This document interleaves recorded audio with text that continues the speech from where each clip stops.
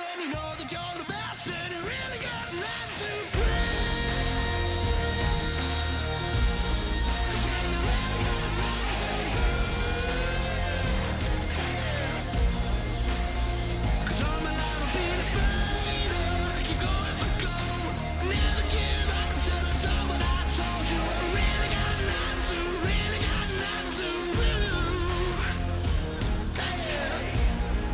Yeah, you really got nothing to prove.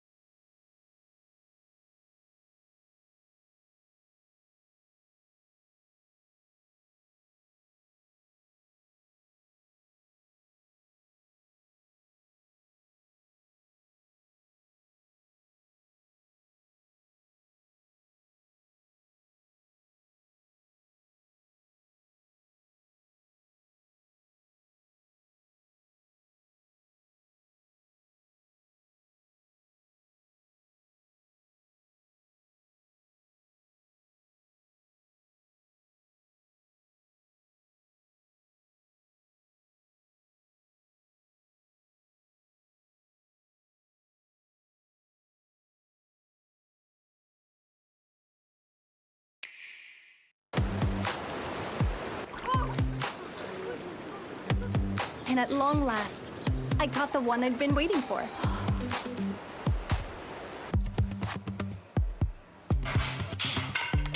With steady hands, I crafted amazing furniture in no time.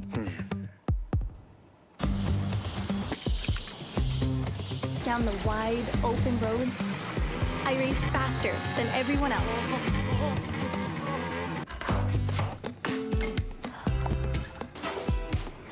For the very first time, I baked the perfect pie. Dinkum, dinkum, dinkum, dinkum. In Dinkum.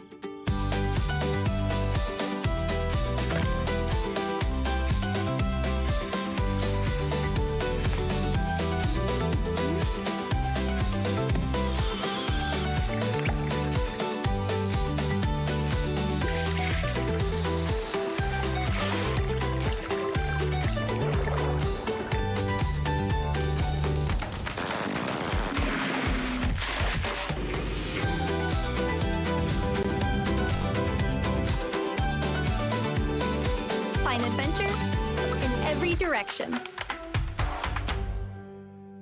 Dinkum.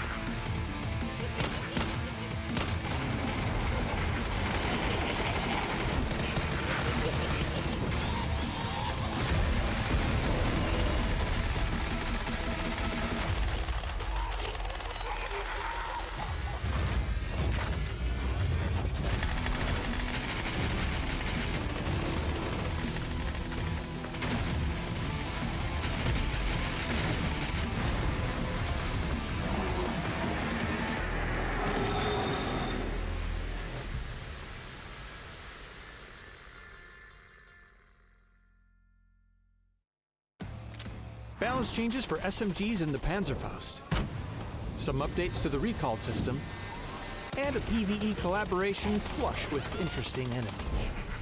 All this and more as we dive into the Update 38.1 patch report.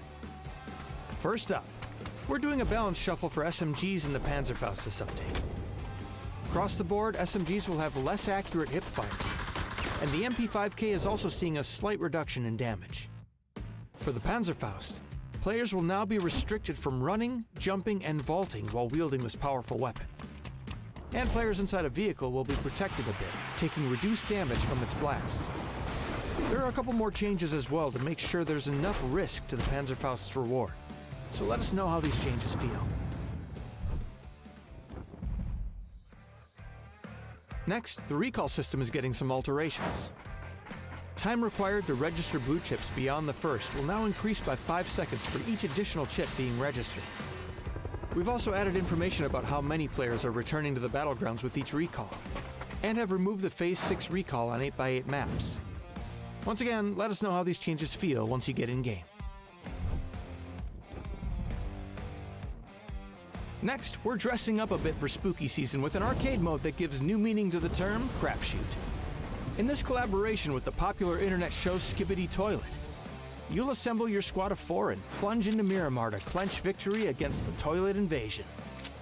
Collect chemical cans to upgrade your weaponry and make flushing your enemy that much easier. Can your squad save Bidet? Or will you get wiped and end up number 2? Will this announcer ever run out of crappy puns? Log in and put a lid on the invasion starting October 22nd on PC and October 30th on console.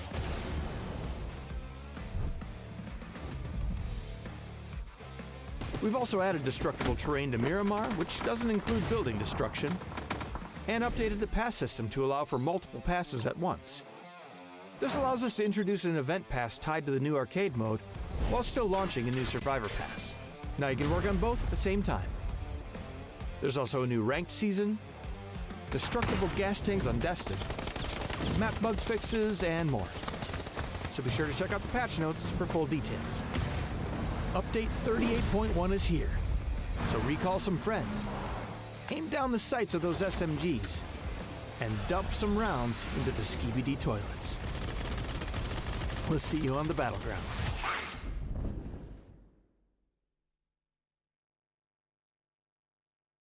In the wings for the connect. 3. Is he going to punch the can? No. 자 여기서 이제 오른쪽 웰컴 수류탄 위치도 자, 괜찮은데요, 배고파! 자 진짜 도망가야 돼요. 쭉 도망가야 돼요. 싹쓸이. 这地方是看不到车的。铁铁拳拳，哥哥铁拳哇1红2，停下来打吗？我还有一个，这是苏泽把12月给炸下来了。在自己还有一发铁拳，苏泽打一个1炮。怎么还有？ You know what? I want to know. I want to know exactly what the devs thought about this. Like, is this a rating for the game? Like, Toffees, is that assault? 이런 대폭발 성공 안 일어났죠. 네. 사커는 위로 올라갔고 여기서 자, 내가 책임진다. 간다. 더블 입장. 이거 어디였어요? 야 파철 피하면서. 이거는 뭐? 자 같이 가자. 와 그게요. Themselves in this position. It has been pretty successful. BWD making a mad dash for it. He goes down. More shots coming in from Lurex. Takes down Spiro. Quizzy, the last remaining one alive, and he gets Slam G here. What a great game for them. How they're sending it in. They want to make sure that this last one doesn't get denied. Him Molotov comes in. And if you're Kilyakai, oh, they're on fire. Oh, they got it as well. 然后我在旁边就抽一个，就抽一个，就来，哎呦，太难受了，机会特别大，哦，就看多少分吃鸡了。哎呀，Spaceman 这里急了一点，但是影响不大。恭喜 JDG。 좀만 기다려줘. 기자님한테 좀 말해줘. 잠깐만. 좀 기다려줘. 잠깐만.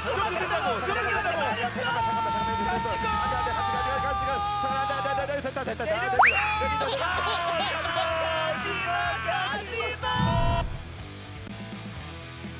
Here pack. Can they get some more out of it? Rock does go down. Explosions just rolling around. Have to come back and commit to this fight. So we go back up. Here comes a set coming into the blue zone. And CJ, he got run over. 1 versus 1 versus Lou. It's gonna be a miss once more. Lou goes for the swing and he gets some headshot. Boostic falls down. But now it's next up. It's Example. Turns into the fight for the circle. Tendon blows, heavyweight fights, no speedo. He might have to go for a desperate attempt. In the wings for the connection though. But it goes back to twist. 3. Is he gonna punch the hand? No. I'm not sure. There you go. 来，直接就撞你这个最好的房子。这一推雷，对方是一个火力车，全是残血。火，这个火真的太好了！哇，苏泽，完美的封住了对方。苏泽1穿4。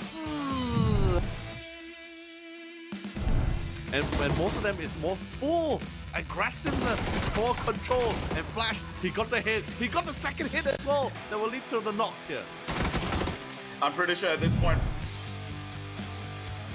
No Aurora actually earned a lot of points here, but real homie on the other hand, this is just one of those few risks. You're dropping it into a spot where there might be a team here, and unfortunately, of all the teams here, it was iconic.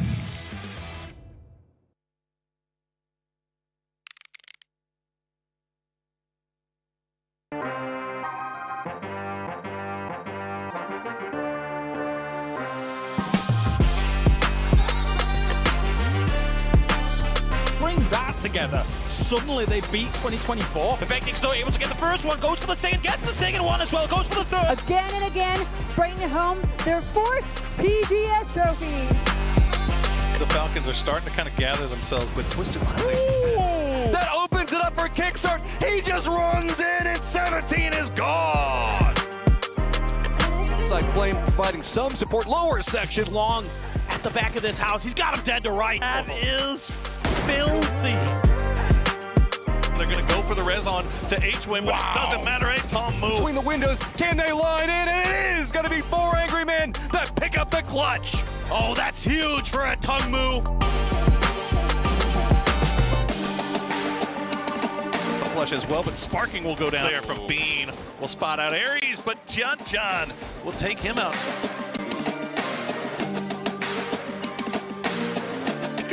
It's going! Oh, it's perfectly placed from Guyon! Oh, there's a spaceman can do something, but it's not gonna happen. Bago Pop, they won't be Tago Pop. Going to change the game, has a problem. Oh! Mission ready and trouble! Oh, is this gonna be support? He's got some kills.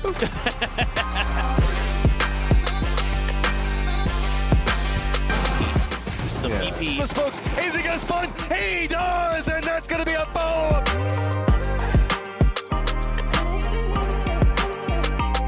And now, oh, Shrimsy had to go somewhere. Yeah. Curdy gets an opening knock onto it. Alo follows up as well. Go for this one, doesn't want to go around too fast.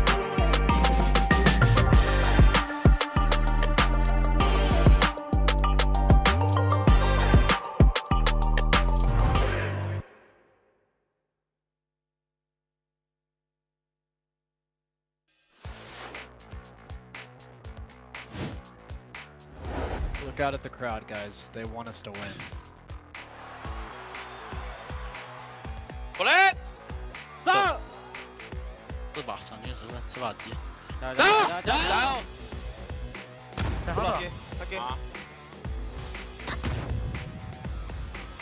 还有進埋嚟嚟到。埋到喺度冇啊！ 오케이. 네, 3번. 아래 선수. 예중 왜 싸우가? 예중 싸우냐? 예중 왜? 딴거 잡히냐? 2층 내려와줘. 네, 2번. 포 하나 갈게. 4번 갈게. 4번에 포 하나 갈게. 아, 그럼 왼쪽 방 나온다. 여기 있다 그대로. 기다려. 한참 깔았어. 나 이거 탭하고 차살했으면 웨포를 나가도 된다. 그 사적 붙었다 나. 3번 쪽 하나. 나 그냥 웨포 나가서 이 4월 생각 할게.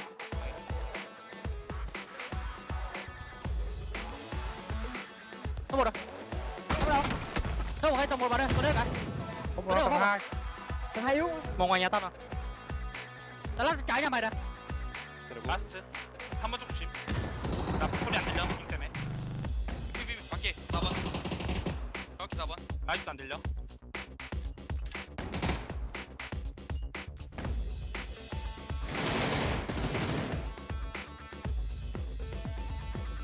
He's chasing. There's a one-man army trying to chase these two players down. Well, Khan's going to bleed out. I mean, obviously, considering it's about a fifth bleed. Oh! Nice spray from him. Duck Juice, can he pull it off? He's down to 1 HP.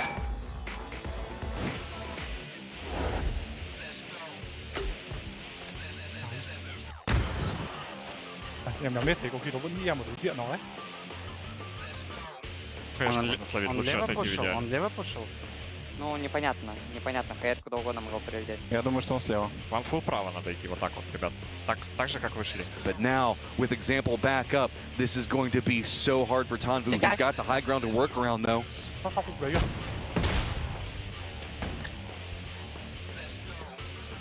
Now has to step away from the angle with the blue zone nade out, the Molotov out. Now he's had to step away. He surrendered the center dot. He has to fight his way back in. Does get the knock on to example. Spots out Batulins. Hasn't gotten the knock yet. Batulins drops down. It's going to be Tanvu chasing.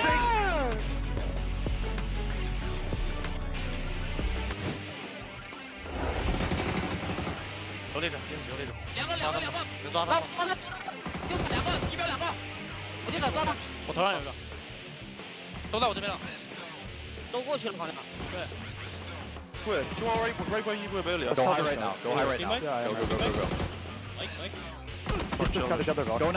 Go now. Run high right. Take green. Yeah, the guys on the rock that was shooting at you earlier, right? Yeah, he's still on Push the me, rock. comes. 左边，靠边，走，就剩下面2个，下面2个。下面2个吗？对，下面2个，下面2个。别漏。压上来一个。别急，不能急。 Shin now has moved into the high ground, flanking around. This could spell the doom for Mission Ready if they do not expect it. 他右下可能会拉，右下可能会拉。我拉左边看位置，这个树可能有一个。 Can you peek with me? Yeah, I'm gonna stun and creep. Yes, Ready on my smoke stun. stocks. That is holding your smokes. I know. 还有伞吗？没了。我把给火打老子身上了，我打一下。打爆的。抓的。没了，打头了。抓这个打头了。这里有一个。 Gats wins a huge battle against Shen there. Still very weak. Not feeling like, or I don't even know, he might not have a first aid at this point. 2个。他不知道你。来看，2个都在，左边踩掉。有听到。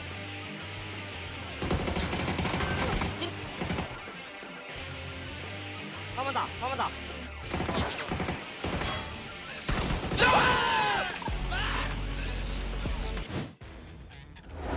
เล่นเลยหาจุดไม่เจอจุดอ่ะถ้าเซตมึงปาตรงไหนมึงก็ปาเลยก็ได้สมองปาขอบอ่ะเพื่อนหาจุดเพื่อนหาไม่เจอเลย One low, one orange. I'm holding that green guy. He's a free kill for me. Nade green. Nade him one, please. I'm not nading. สวยเหลือใต้ตัวนึงเฮ้ยกูบักซ้ายจุดอีกตัวนึงเหรอซ้ายตัวนึงรอได้นะซ้ำค่อยไปทางขวาไปพี่ซ้ายจับไอ้สมองมันขวาให้ไอ้เทลมองขวาซ้าย2ตัวเลยเล่นอะไรเดียวกัน Flash and reset. I'm healing. You have 2 plus 1 next. Makes sense, 2 plus 1. We should play right side together. Yeah. I'm listening it. Yeah. You have any util? No, nothing. Like smokes? I'm just throwing flashes, yeah? Ready? Play right side. แฟนวิ่งได้ไหมแฟนเลย The blue zone is out to clear some space. A rotate here from Full Sense to try to bamboozle, and it works. เล่นกันท้ายขอสมองซ้ายค่อยได้อยู่สบายมันอาจจะรีเพื่อนไว้นะตรงที่มันยิงเลยผมยิงน็อกอ่ะพาไปดูดิ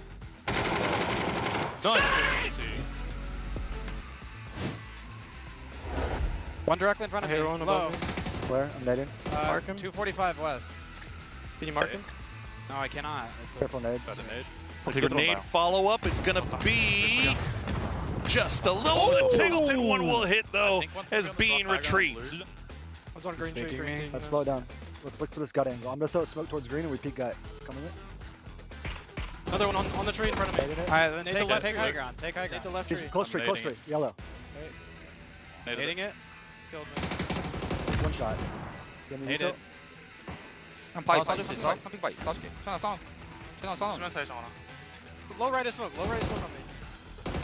You tagged low. He's running left. Last guy anchored. They have the info now. They know exactly where the issue is. They are revealed. He's in the smoke. 떴다 내 거. 야 이거 내쪽 뛰어. 나 너무 패야. 내쪽 너무 패. 나가 내 시 봐봐. 내 시라인 너무 패게. 그럼 막 팔리는 거 조심 장원아. 아니다. 알았어 해볼게. 포기 사이. Where is he gonna be? Can you give us a mark? He's gonna go low right. He can't push high ground. I have a head pick the high ground. He has to go edge. He could be by the tree on blue. He's in green line, guys. You guys can smoke. We're just gonna win from. We'll win from you. Yep. He's on edge. Running up the edge in the wide open. Well done, boys.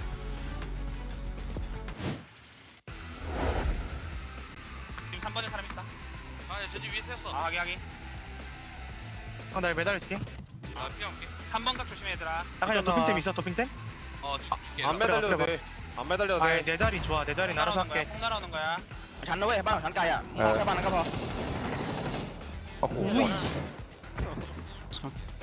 А ты залутал, Питер? Сверху надо челов фармить, который пушит Нави сейчас. 야, 쳐다가 넘길 거야 이거. 나 폭. 천천히 해. 여기가 라스트 빼.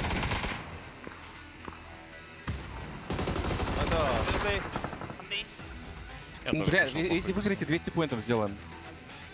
Там, возможно, многие, кстати, чел. 왼쪽 봐봐. 거기 형이 봐봐. On over, they've been sat in this compound all game long. They should have plenty of util to work with. First one down already. Just one more left to be found.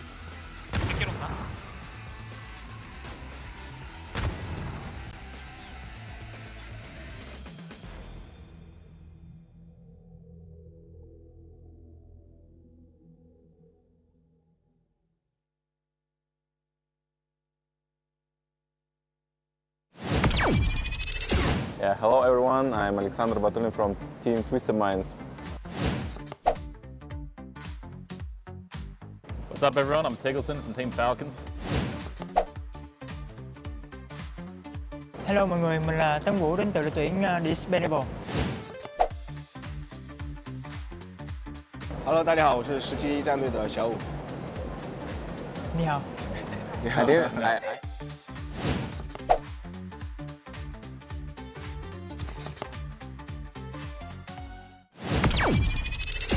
Ready, guys? Yeah. Yeah. Alright, 3, 2, 1. Oh, okay. Alright.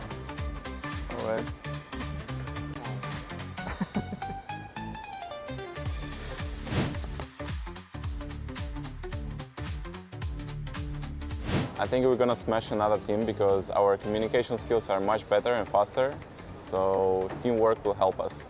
That's just completely wrong. Communication is key, everyone knows this, and I speak perfect Chinese, so Zhao and I are going to take point free.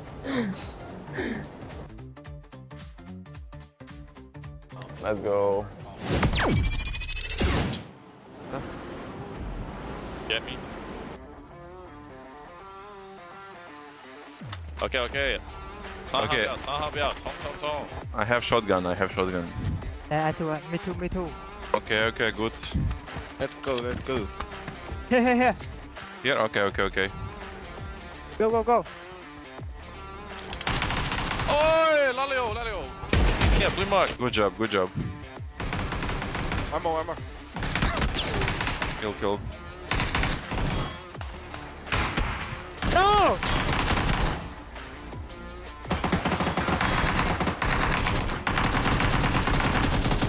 Oh!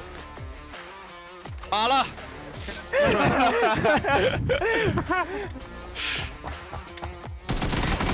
Okay, good job. Now we need to hurry up. Yeah. Oh! Hey, this right? Yeah.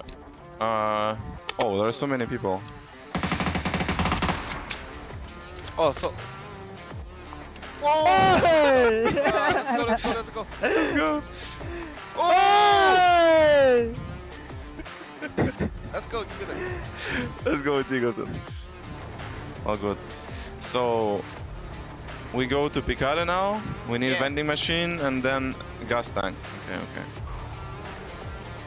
Oh! Go! Go. Oh no, I don't see any. Third floor, lucky. 3 sec. Oh yeah, I found. Let's go. Oh? Okay, nice. I have one. It is the one that you needed. It's the first Yeah. No! Let's go. Tambu, come to me. I know how to finish the last challenge. Wait. Come to my car. Okay. Wait to me, with me. Hey! Fucking hell.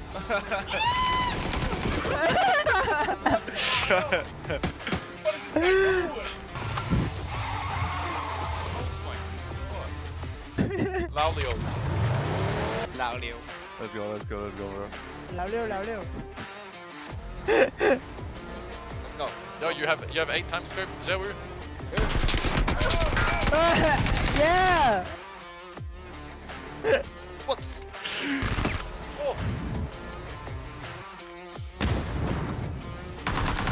Oh, people fighting. Yeah.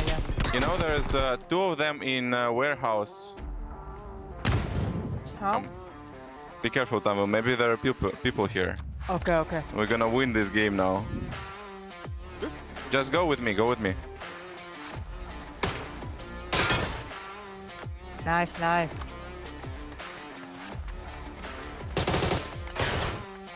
One more. Okay.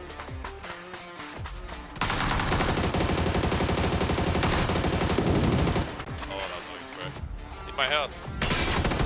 Oh, okay. In this shirt. Wait, where's the last one? Ah, here. In this shirt. Okay. Easy.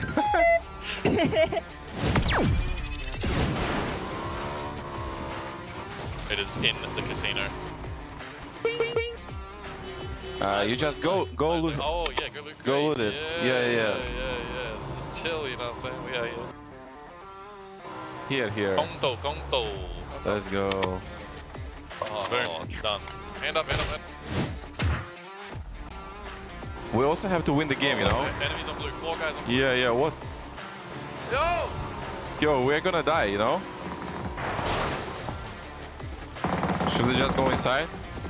Play circle, you know, 2019. Okay. Yeah, Falcons, twist the mines. Let's go. Good. Oh no, guys, don't die. Good job.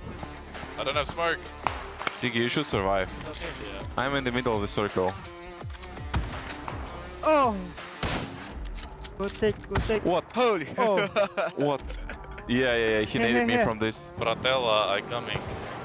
There is a guy coming from blue. Right. Orange, you can kill him. Yes. Thanks for saving my life. Wait, I have C4. Let me do it with a style, you know? Don't kill him. Oh, grenade.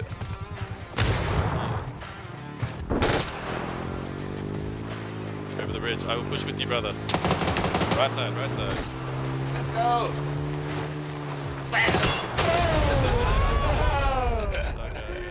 Okay. Nice. Let's go. Yes. Let's go. Yeah. Oh.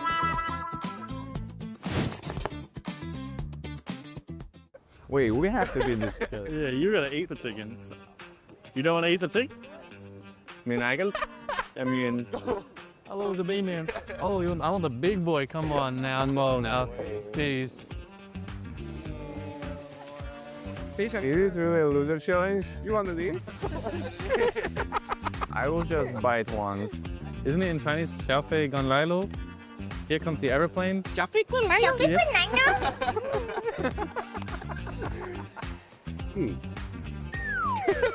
Lão liêu.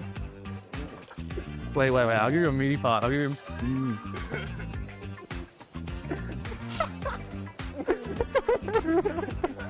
One more.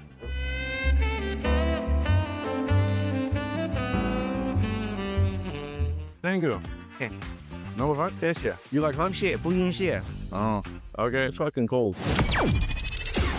I think in terms of like public games didn't change too much. Maybe in terms of competitive gameplay, this sport will be played differently.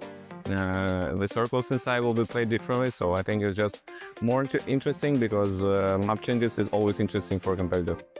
Thì em nghĩ là những cái hòm đồ nó nằm ở giữa đường, mình có thể đem vào trong nhà để mình loot, nó sẽ an toàn hơn.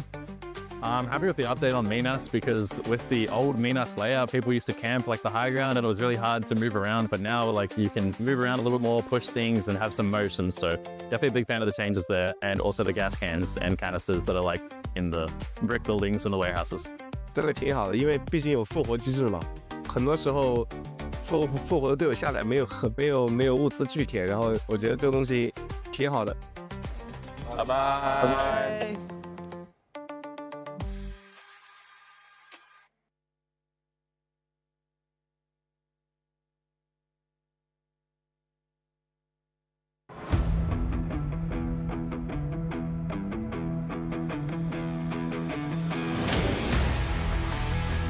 Hold on, this is the PPFS. Oh, Luca, that was disgusting, but this didn't go so good. Could be a whole bunch of other teams starting to take shots into the butts of both of these guys and forcing it down in this lower section.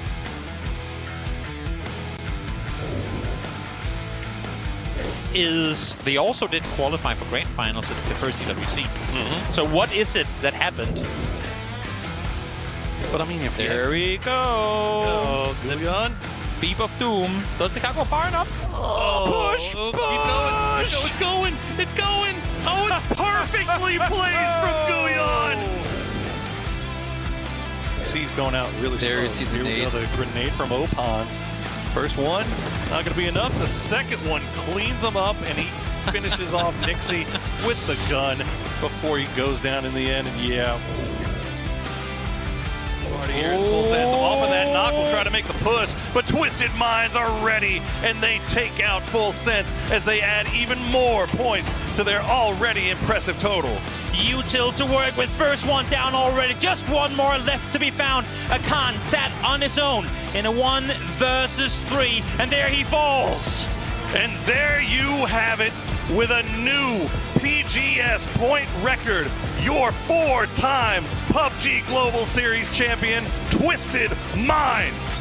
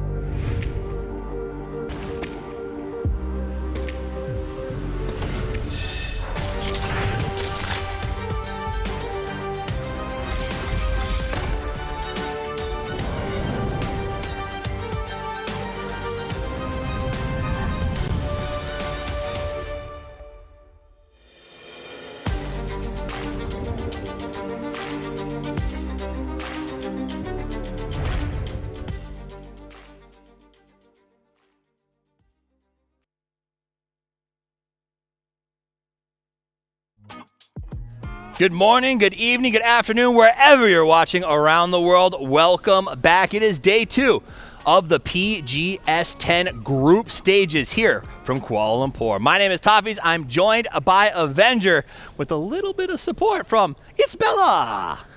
Hey, we're getting ready to start off. Yesterday was a crazy day of play. I know you got to sit home and watch it a little bit. What was your biggest takeaway? I was in Group C, like the teams are here. I'm the first day here as well. True. And you know what?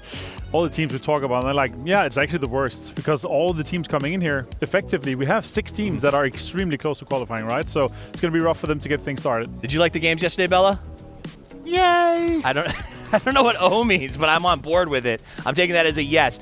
We hope you liked it too, but what I really like is the folks who make this possible. Big shout out to Crafton and Hero Esports for putting this shindig together. And if you like to overpower your game, you got to do it with op.gg, the best way to get your stats. Now, it's not the only things to talk about. We got something cool available to you right now, and it is sprays and drops for PGS10. Those are kind of cool, Martin. What do you think? Yeah, I really like them.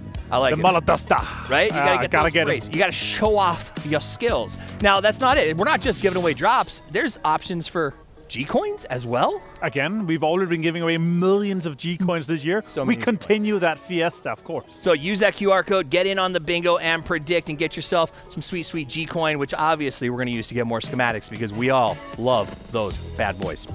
All right, it has been a very interesting tournament so far. Yeah. Martin, I think when we talk about PGS 9, if you were to title that tournament, it would just be Twisted Minds. They didn't start the same way here. No, they have not, and I'm okay with that because we don't really want to see too much of domination and everything. I actually kind of enjoy that, but for me, obviously, it would be insane for them to, now that we're here at the 10th PGS, for them to win 5 of them. So that's obviously their goal, to have said, okay, if we can win half of all PGSs ever done here, that would be insane. That would be legendary status. That would be legendary. Now, there's other teams that want to be legendary. Let's talk about some that I think caught us off guard at PGS 9 and have also turned things around here at PGS 10. SlamG and Bagopod, two very different journeys when we talk about PGS 9. Bagopod makes it to the finals there. SlamG, and this is kind of what I want to talk about right now, is they are a team that I think we expected a lot out of coming into PGS 9. You're from the region. Did you expect them to do better at PGS 9 than they did? I mean, I'll say this straight out. I think 49 points is like little slightly above of where the highest expectations for them were. So I think that's a fantastic day to get things started. And honestly, for me, if they can get in and get into the finals, that'd be insane, right? Obviously, that's a big goal. You're here for 2 events. If you can get into 1 or 2 finals, that'd be amazing for them. They had some great games yesterday. Lurix yesterday, for me, was the big standout. He really stepped up his game, and I think one of the big reasons why they're able to get that many points. I think that's a good point. I think in that PGS 9, a lot of talk revolved around Boostic, this new young gun, and the rest of the team was sort of left on the wayside. Lurix did step up yesterday, had some big plays. Even Art was involved in a couple of those good fights. But for me, it seemed like they changed up their strategy a little bit between the 2 events. At 9, they told me, we're just the best edge team in the world. We're just going to do that and take all the fights and win them. It didn't feel like they were just an edge team yesterday, though. No, for sure. I mean, that's what you have when you have a full week off. You can go back, you can look at the games, and you can analyze. And all these players are great players. But also, if you have that amount of time to analyze and kind of log in and say, okay, guys, let's see what we can improve on. And let's, as a team, see how we can improve and adapt to how this lobby is. And I think that's what they're able to do also. Some of their engagements were great. They had some moments where, the Lurix Boostic show, here's one of them on face. Yeah. And the big one for me is like the small clutches is what matters, right? The one versus one that makes you get that team wipe. And I think PGS 9 can be chalked up to getting your feet under you, learning a little bit, and adapting to what is a very different, international meta is a totally different ballgame if you ask anybody about that. Now, a team that should know the international meta inside and out and let us down at PGS 9 is Freaks. Freaks are like on track to be a PGC champion potentially, but they were different yesterday. They were 22 points on their day 1 in PGS 9, right? And 51 yesterday. A step up. I talked to Gurwin a little bit and he said, with the circles and stuff like that. I don't make those excuses, man. Right. You play with what you get, and you play. Everyone, when we jump out of the plane, everyone is equal. It's your decisions for the time off that you start jumping out of the plane is going to get their angle game where they had the good circles. They got some good kills there. They got some good placement points. They won a game as well. Like some of the games were all for them kind of went their way, but they capitalized on what they got and they maximized and were proactive throughout yesterday. And I'm no math expert, but I think they got double on the first day of what they did the first time around. Now, a team that is the opposite of that is Na'Vi. Na'Vi got, I think they had 54 points at the end of day 1 for PGS 9. Different group. Different sort of combination of that group, I should say. And they came out exactly the same. That is actually really exciting to see that kind of consistency from them. Yeah, I think, again, what we saw yesterday, like also Hackature, obviously, we can't really deny that. There were some crazy moments where there was big clutches from him. He had, 15 or 16 kills yesterday. Some of the pull-ups they did were insane. One of the best 4v1s I've seen in a very long time. 17 gaming and pushing with 8 HP with a FAMAS. Here it is right here. Yeah. So this is that big moment. He's got the FAMAS. He gets the first knock. Now, he's on all of our fantasy teams, right? So you see the first knock, and you're like screaming in the back. You see the second peek, repeek. We get that knock, and then he drops down here. to almost like 8 HP, and everyone's yelling, heal, heal, but not Hakatori. He doesn't care. He just drop shot him. Dropped onto Ovo, threw a nade there. Then he saw, it was less than 8 HP. Yep. And then he sees, and this is what I think is the big one, he see that nade being thrown further, so he's anticipating, okay, they don't think I'm here, I'm just going to push. That's just smart. keep pushing in under the utility, pushing in under it. And then, of course, taking down Boostig and closing that game out. Overall, difficult game yesterday, but still, Soset, man, yesterday too. I was going to say, it wasn't just Hakatori. No. Soset also, I think, had a 5 and a 6 kill game. Almost, I was in one apart or back to back. So this is a Na'Vi that seems like with that pressure of having to qualify for PGC sort of lifted off their shoulders with Twisted Mind's win, they are able to just sort of do whatever they want to. Another 2 HP Hakatori push here onto Starlord. Like, he just continues doing it. It's like the confidence this guy has is just unparalleled. But yeah, they were both Hakatori and Soset actually. On Fantasy yesterday, number 1 and 2 in most points for Fantasy. Like, it was an insane performance for those two guys. So obviously great to see. I hope it continues. I hope we see them kind of step up to it in the finals. But group stage is different. Yeah. Like that mindset of we just need to get into the finals and then we'll play a different game. It is very, very hardcore to play in there. Now you're bringing up something that we want to see. There's something that I've been wanting to see since PGS9 started, and that is legends on the field. There is a legend returning to play today. You still have time to get him on your fantasy team if you want to. It's Ice left, back in the game. Here's my question. So he's got 186 historical matches played at PGSs. Just to be clear, Batu has 312. Tiggleton has about 258. To kind of put in perspective of these big legends. So not as much. Coming in hot, or cold, I should say. Sure. Just flew in. Do you think this is one of those guys with the pedigree and the experience to start out day one? He's worth it on the team. He's going to put up the numbers. Are we talking fantasy here? Or are we talking the value? I think for sure. I mean, 19,000. I think he's a decent value pick. But there's a big chance of him not being kind of ready to. You have to consider these guys have played tons of games already. Some of them have played 5 days, including the finals, right? Some of them has played 6 days, including yesterday, right? So coming in here and playing in Group C is difficult. Like it is hard, and especially with teams that already have a lot of points that you're going up against. But I think his mindset and the way he kind of adapts to the kind of play style and to how the whole lobby basically explained, I think he's just going to come in and smash. So I have him in my fantasy team. I stopped by the Falcons desk and asked them, what do you think? Iceless, is he a good bet? And they said he's already cracked 2 of us in warm-ups today. Funny we should mention the Falcons because as they get warmed up, they take the field. They're the 3rd team we talked about in this segment, and there's a reason for that. It seems like it has become a curse for them. It should be every time. Like we talk about 2 things before we talk about Falcons, every single segment, and there's a reason for that. Let's not talk too much about it, but their final stage performance for PGS9. I have a problem with that. Here's my beef with this. What happened to the world, okay? There was a time that if you got a bronze medal at a world championship, everyone said, that's awesome. You're one of the top 3 teams in the world. And here, when they get 3rd, the whole fan base is like, bleh, Falcons. The problem for that is that 2nd and 3rd is just participation medals, right? Like, everyone wants to win, man. Everyone has grown up and pushed towards that. Yeah, I agree. I think their performance this year is absolutely outstanding. It puts them in the conversation for favorites for PGC. It puts them in the conversation for can they actually grab one this year? Because last year they did it. Now, you saw those final stats. They looked very, very good. I think the problem, to sort of your point, is that Twisted Minds has been here too. It's one of those things where some of these heralded teams are struggling because Twisted Minds has been so much stronger. The good news is they're not playing today. This is Group B. This is Group C. What do you think about these groups? Is C as stacked as everyone says it is? C's decent. I don't think it's by far the most stacked one. I think for Gen G has stepped up. They had one fantastic showing in Esports World Cup. Falcon's been extremely consistent. Expendables are PGC reigning champions, but I think the way that the group is combined, I think the other groups are actually, I think they're very equal. Again, the seeding is as of our most recent tournament, right? True. So it should be fair. But I thought it'd be crazier. I agree. But for me, C is difficult for the sole reason that they're not playing day one, right? Right. The insane advantage you have, you come in, the 8 other teams already have a lot of points. And in our case, the Group B teams that played yesterday, a lot of them have a lot of points. Basically, half of them already qualified with just 10 or 20 points here. You need a bad day to qualify.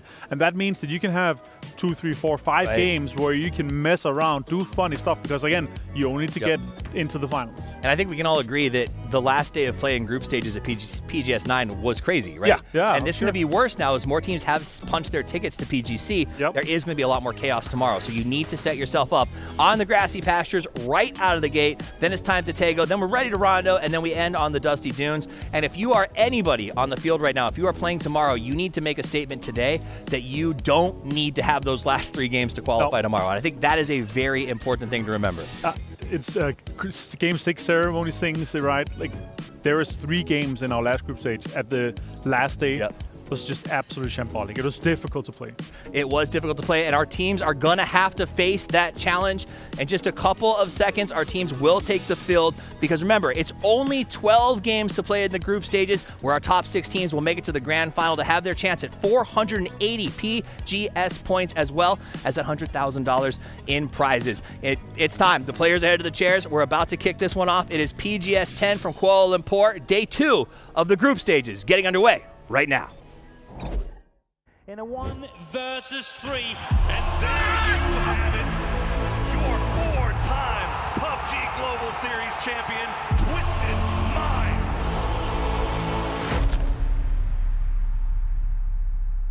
We used to make fun of Twisted for always getting 3rd, and we used to just kind of laugh at them even though we were worse than them regardless.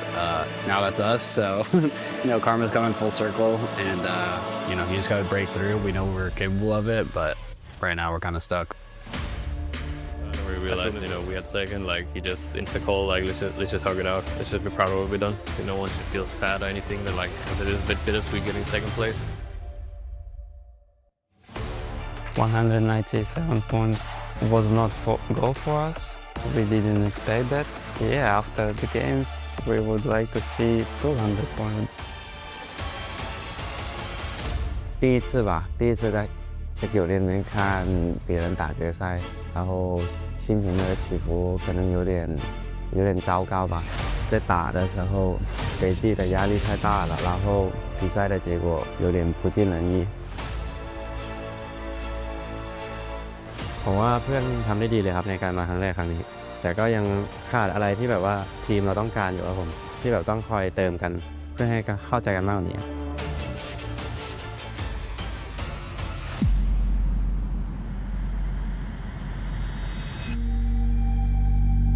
心情有点跌宕起伏吧，就能拿到第5名挺意外的。就是我觉得我们4个人的心态还是比较好的，就不管第一天打得有多烂，就第2天还是能调整过来。 还是我们挺相信自己的。 일단 되게 저희가 잘하는 모습을 보여드리려고 노력을 할 거고 저희 FM 포천이 얼만큼 잘 준비해왔고 세계 무대에서도 먹힌다라는 걸 꼭 증명해드리겠습니다. แน่นอนอยู่แล้วครับว่าต้องการเป็นที่1ในประเทศไทยแล้วก็ในระดับที่สูงขึ้นต้องแต่รอทามมิ่งหรือว่าจังหวะที่แบบผิดพลาดให้น้อยที่สุดครับก็คิดว่าน่าจะเป็นแชมป์ได้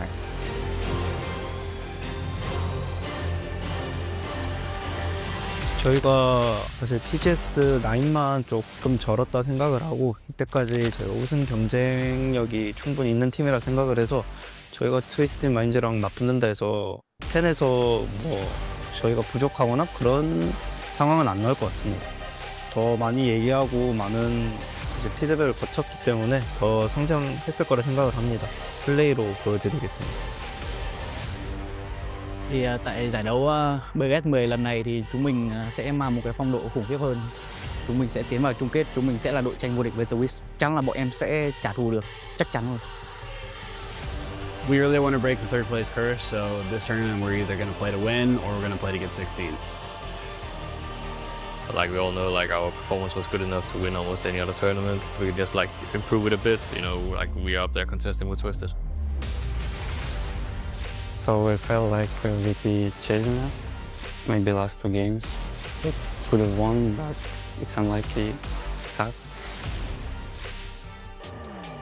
I'm happy if someone wants to take revenge on us.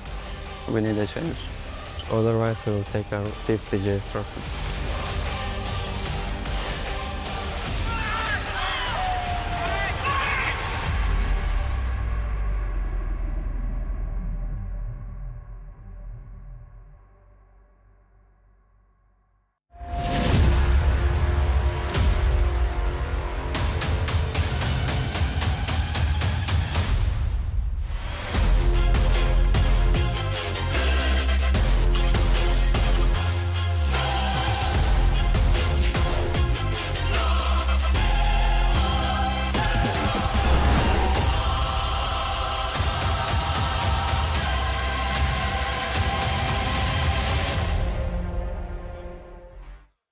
It is time. PGS 10, day number 2, getting started off. It is Matchroom and Paper Thin taking you through all of the fun and a lot of action today. We've got some change-ups, new groups, of course, but also some new/old face coming back with Aches left. That's right. Very excited to see him back. Of course, you know, one of the best in the business. You know that at any given moment he's want to pop the heck off. So very excited for him to be back. The Falcons are going to be joining us. Very excited to see them back in the lobby. Hoping to do a little bit better than third. And look, Tig's actually like properly dressed now. If you guys didn't know, there was a bet about PGS 9 over who would get the most kills between him and Shrimsy and could pick out a shirt for the other one. Earlier he was wearing a fur-lined something as all a vest, I guess you could call it. Yeah. Yeah, sure. See my vest, see my vest. But we're already bringing the big unk energy. Yeah, but I mean, you know, and Tiggleton not escaping the caveman allegations there with that thing. Oh, that is true. Yeah. That is true. Yeah. But it is bright pink fur, so I don't know. We'll see. Mission Ready, trying to get themselves ready today, as this is a squad that a bit of a struggle in PGS 9, but has some upward. A lot of these squads that we're looking at whenever we're looking at the groups today, this is a chance to kind of right the ship after 9, I can see. You know, like we can see with Petrichor Road coming in, making some changes. JDG, we know that is going to be making some commitments to try to appeal to fans and going for some maybe some hotter drops. Yeah, there seems to be some rumblings, we'll say, of a few hot drops here and there. The JDG Al-Qadsiya thing could still be a potential issue. We just kind of have to wait and see. The other thing that I'm kind of curious about is there is some kind of random ones here and there with E-Arena, who seems to be kind of threatening at the very least that they're going to be interested in some hot drops. After not the greatest performance in 9, you're kind of like, well, you know, maybe this isn't the best idea, but they might just be kind of saying stuff that's not true. It's E-Arena too. Like, we haven't seen them necessarily going for a lot of hot and spicy at the start. Right. But maybe that's what you need, right? If things aren't working out for you, maybe be a bit more, I guess, gamblery in your approach. Go, okay, hey, maybe just a couple of hot drops to see if that works. Maybe start the engine going, finding those kills early, getting some funk off of the mindset. Yeah, I have nothing wrong with that. I mean, look, if your thought is that, then I'd be like, sure, go for it, whatever. But I'm a little bit worried for them. I don't think they're fully qualified for PGC, so I think there still needs to be some level of try-hardness there as well. So I'm a little bit kind of up in the air about the whole situation. Right. We got to ask the question, right? PGS 9, good performance for Gen G. Yeah. Is that an overperformance in your opinion? No. Or should we be looking at that again in this? I would expect similar results considering they've done it in back-to-back events. If you go back to EWC, come here for 9. Now the expectations are, hey, this Gen G team is for real. But it's Gen G. I always get so nervous. I do too. And I'll be one of the ones to admit, didn't have the biggest of hopes for that squad in their current iteration, but man, have they proven me wrong. Okay, well, it is time for game number 1 of the day. Plane path up in the air. We're going to be going over Zarky at the start. Players getting loud and excited. Ending around Novo. All right. Now, most likely, Erangel should be pretty quiet in the beginning parts of the game outside of a few alt drops that could have a couple teams maybe scuffling for those locations.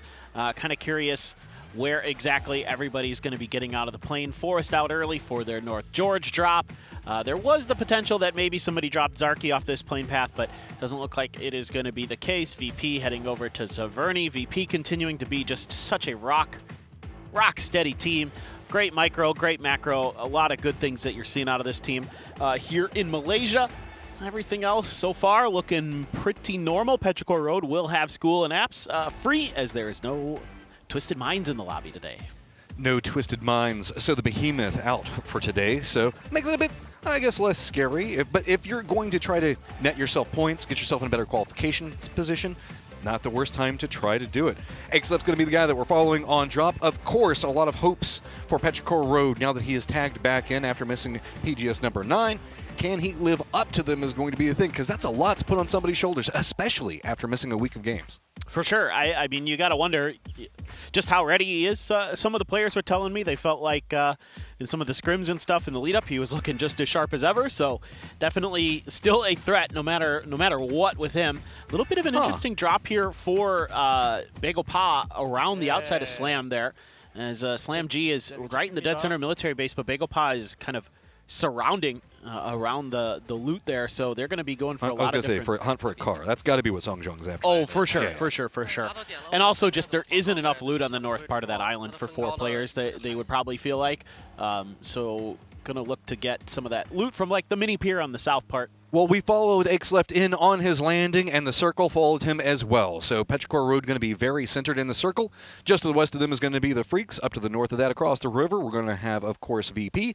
Falcons down next to Pachinki. Navi very far down to the south. And then over there to the east, we're going to have Burom around Yasnaya for Angry Men. So that's the way the circle is set right now. But, of course, that does mean that Petrichor Road and Freaks are pretty close to each other. And it doesn't look like this has gotten too spicy yet. Yeah, this is something that the Freaks have been pretty adamant about this event, the last couple events, I should say, is making sure that they control this compound for a variety of reasons. I mean, it's a power compound. You get like a whole bunch of crossroads control, a bridge that's going to be just to the north of it. Exactly. There's a lot of Vehicle different factors. spawn. Yeah, I mean, a good way to defend vehicles with the outer walls. This is a ridiculously strong compound, but salute, being patient pays off. And that's going to be AZ down and probably flushed in just a second. Yep.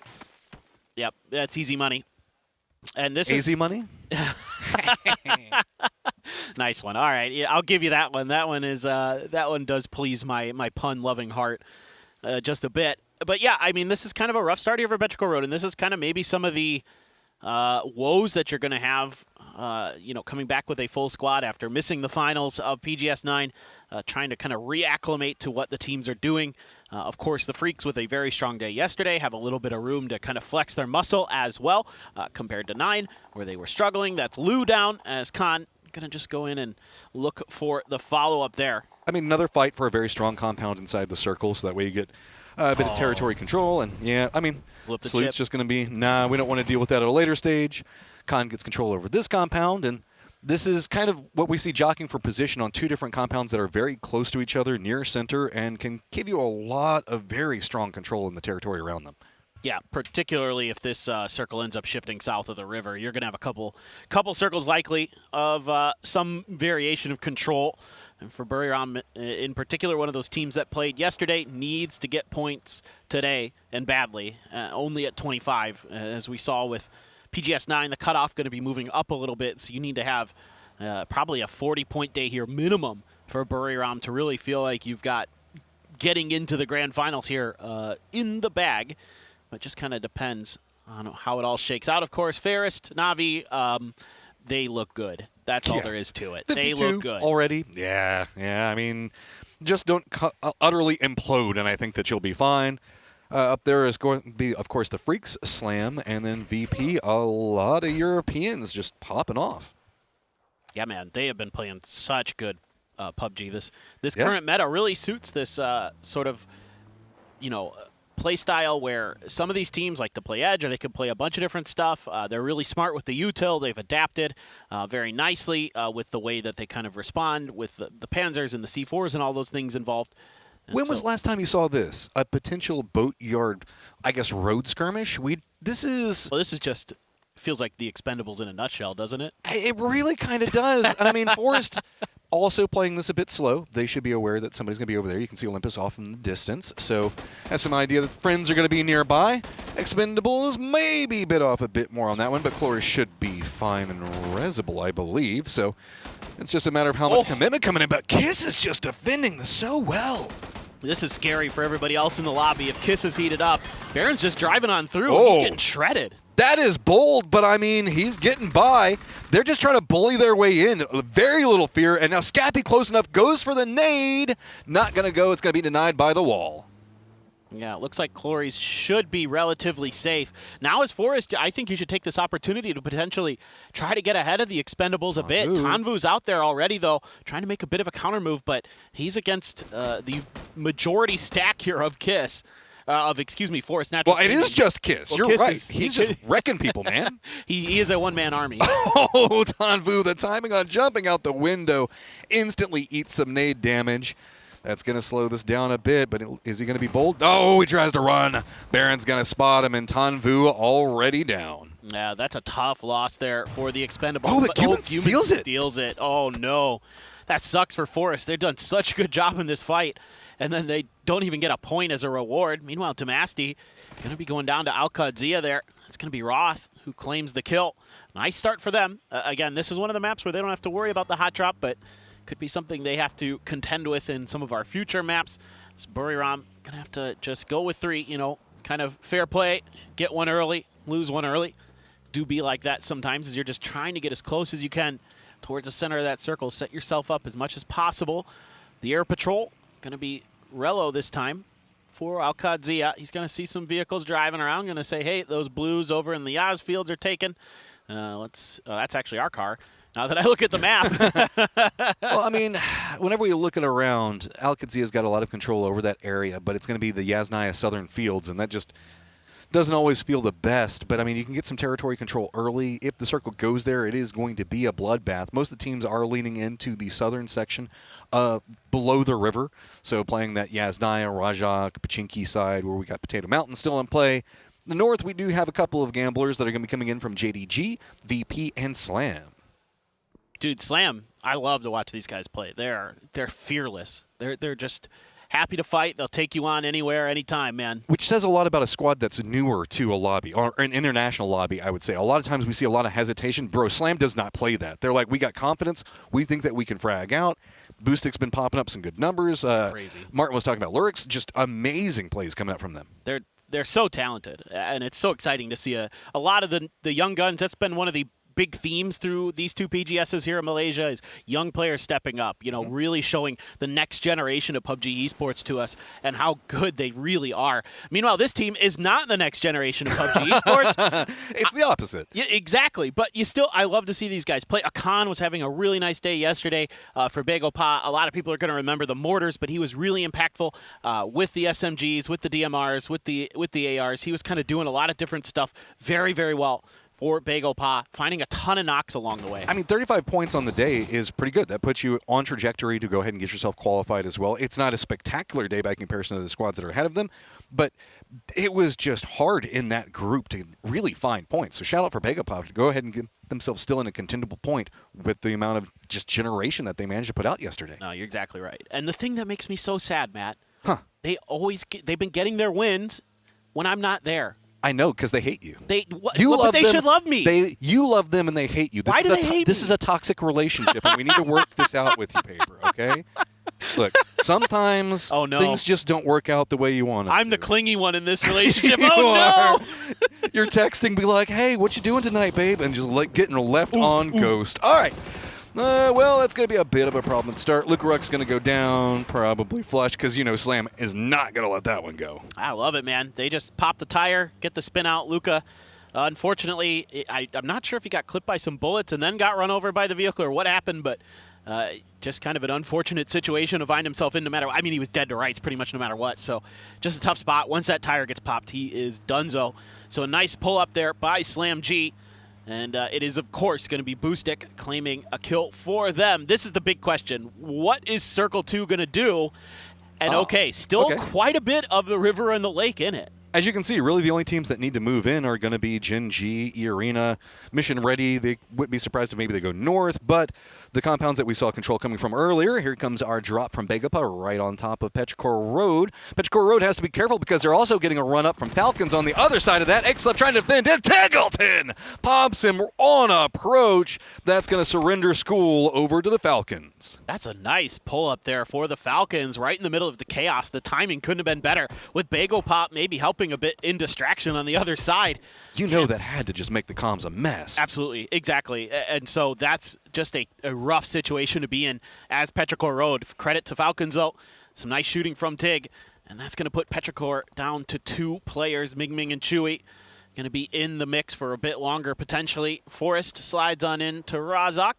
Lots of open room up here, actually, around Raz. There's still the hill with the warehouse to the north. That's got some availability if a team that's north. Still on the other side of the river, which are a couple. There's JDG, a little bit of VP and Slam. Well, in this circle, I actually do really enjoy playing the southern section of Raz, right? Because you can use the hill to get away from the other 2 squads while I say kind of two squads. There's a couple of members for VP as well as Freaks that are going to be to the north of the position. You can see the duo that we're looking at with VP down on the mini-map. It's going to be the Freaks just to the east of this. But instead of having to contend with them and deal with the road, you just cross the hillside back behind you. You get a kind of a defensive barrier. Nobody else is playing in the Badlands right now because you have to assume, as we are in phase number 2, we're probably looking a bit south to southeast of this location. Yeah, I mean, this might be a school ending, right? Like that's be. where, when you look at the map, that's the way it feels. But who knows? Could go anywhere. I mean, every once in a while you get those crazy circles that end right by the river. Did Tombu get called back in? He got called back in. Yep. Nice. Let's go. Get the PNC MVP back in this lobby, please. Slow land back in there. He should be fine. It's just going to be Bean that's taking some shots. Well, actually, now Forrest has spotted him as well, but it's going to be pretty hard to hit from there for Baron. Well, they're tagging a little. Navi's helping. Somebody that's got a yellow marker is helping. We got JDG. And now, I mean, if 5 people start shooting, it'll be enough to make it scary, but he lands. I think it was Gen G, actually, that was helping there a little bit. Yeah, no, Bean was down there taking shots at him as well. There we go. Gen G there. So much control on that southwestern side.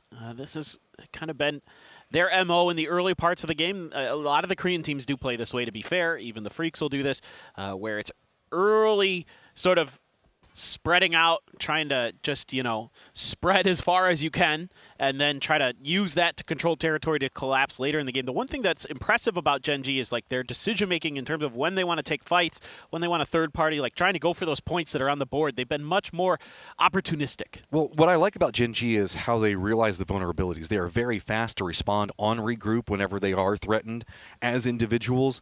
That always feels like that's been the weak point in communication for a lot of the squads that do run that very wide separated control area kind of technique, is that a 4-man squad runs up there and your solo just has to survive and long enough to get the support.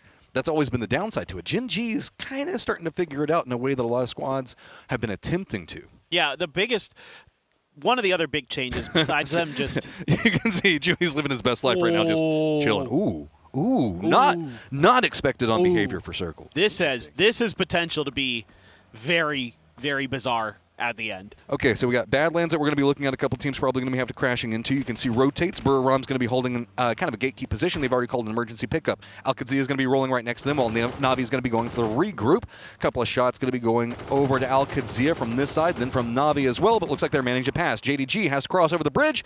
They're getting some of that harassment that we saw just a moment ago. Nixie taking a shot in the backside of them. Gen G regrouping down to the south. E-Arena making a big wrap, but up into the north, we also have 4 Angry Men and Slam that are all going for the bridge at roughly the same time. Yeah, you're losing a player in transition here for Alcadzia. This hard shift quite away from the eastern side of the circle that they were locking down. So a tough rotation, but the top of the mountain there, 2 kills instantly for Bootstick.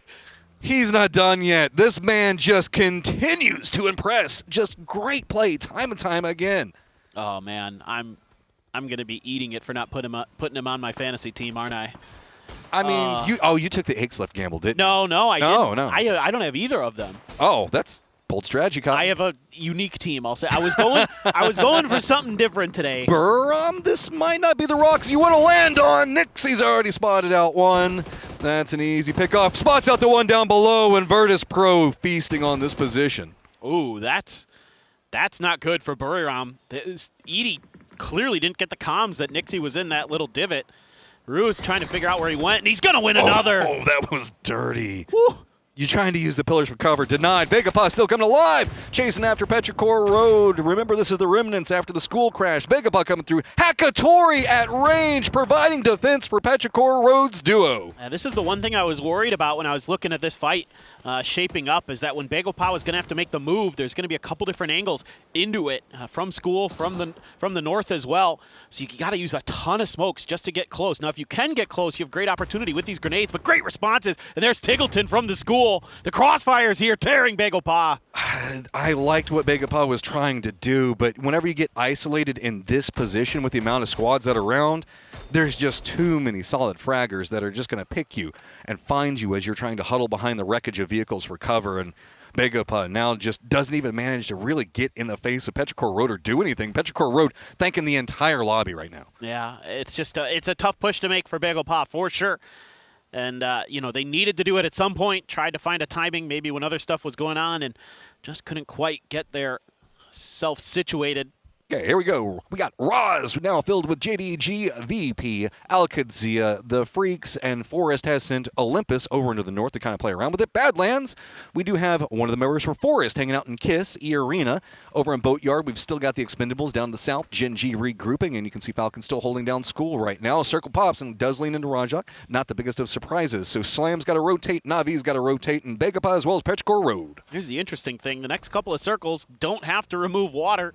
So you could just keep shifting towards Razak potentially, but we'll have to see. This is a great opportunity for Gen G, who I was a little bit worried about after that previous circle. If for some reason it went north or something like that, they were going to have some really tricky rotations to make. You know, Falcon's going to have the School on lockdown, just have to gatekeep the remnants of Petrichor Road and Bagel Pot. It looks like, and there's Boostic. Oh, they get softened up on the way by his teammates, and he's right there to collect.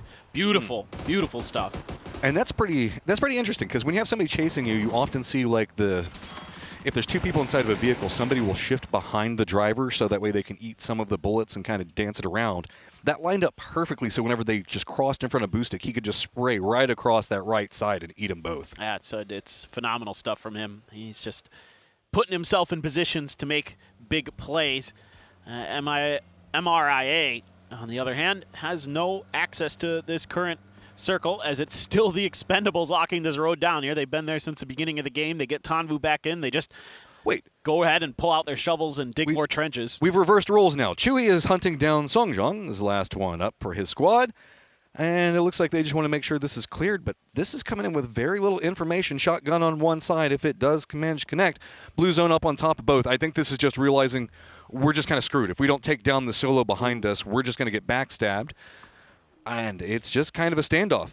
Blue zone eating it up. This is still only phase number 4, but neither one of these teams able to move just due to the positioning of the circle. Yeah, and for Petrichor Road, you're basically out of this particular map. Like, and same for Songjong and Bagel Pa. So that's why you're just looking for the point. You just want to at least get something out of this for both of them. But, you know, Chewy did close that door. Songjong should have heard it.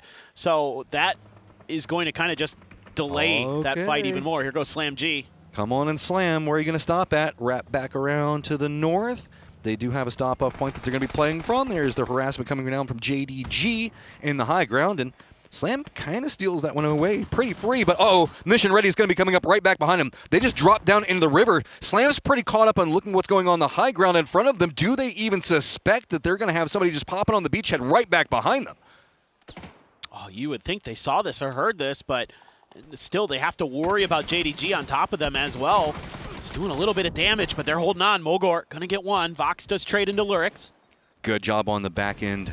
You can see two members from Slam doing a great job on the defense. The other members from Mission Ready having to see if they can navigate. JDG just enjoying the fact that this has got a lot more complicated for the people that were just trying to encroach in their area, and they just have beautiful sight lines on top of Mission Ready. So I believe Gats just kind of all by his lonesome right on the coastline. Yeah, I love this from JDG. Taking this position when they did has proved very valuable, and now you can gatekeep the heck out of a couple different teams, rake in some kills. Should be quite a few, most likely, depending on what happens with Slam. Gats, I'm sorry, my friend. You are in no man's land. That rock is not the best cover, and that grenade from Lurix as they get the res back through to Tim immediately capitalizes. And we have JDG now gonna just turn their attention fully towards Slam.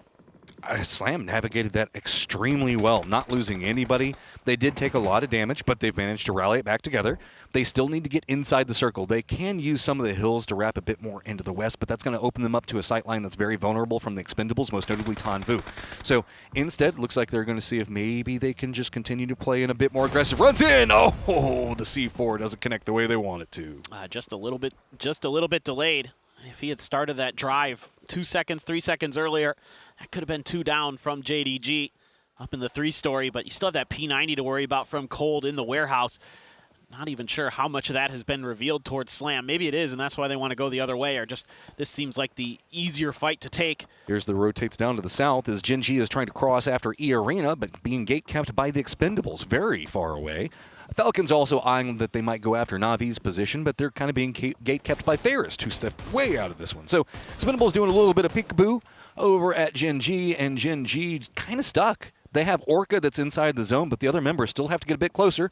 Navi and their defense are starting to take the shots at Falcons, while Slam's still playing this a bit slow. Yeah, the tough part of rotating of that area that's in between Boatyard and School up towards the north is there's going to be a lot of different teams that could have angles on you. The good news for Gen G is that Falcons is busy fighting Na'Vi, trying to sled their way up a rough slope, and it's going to be Na'Vi who's set up on defense, looking to just put the hurt down on top of the Falcons, but a lot of smokes here, buying them a little bit of time.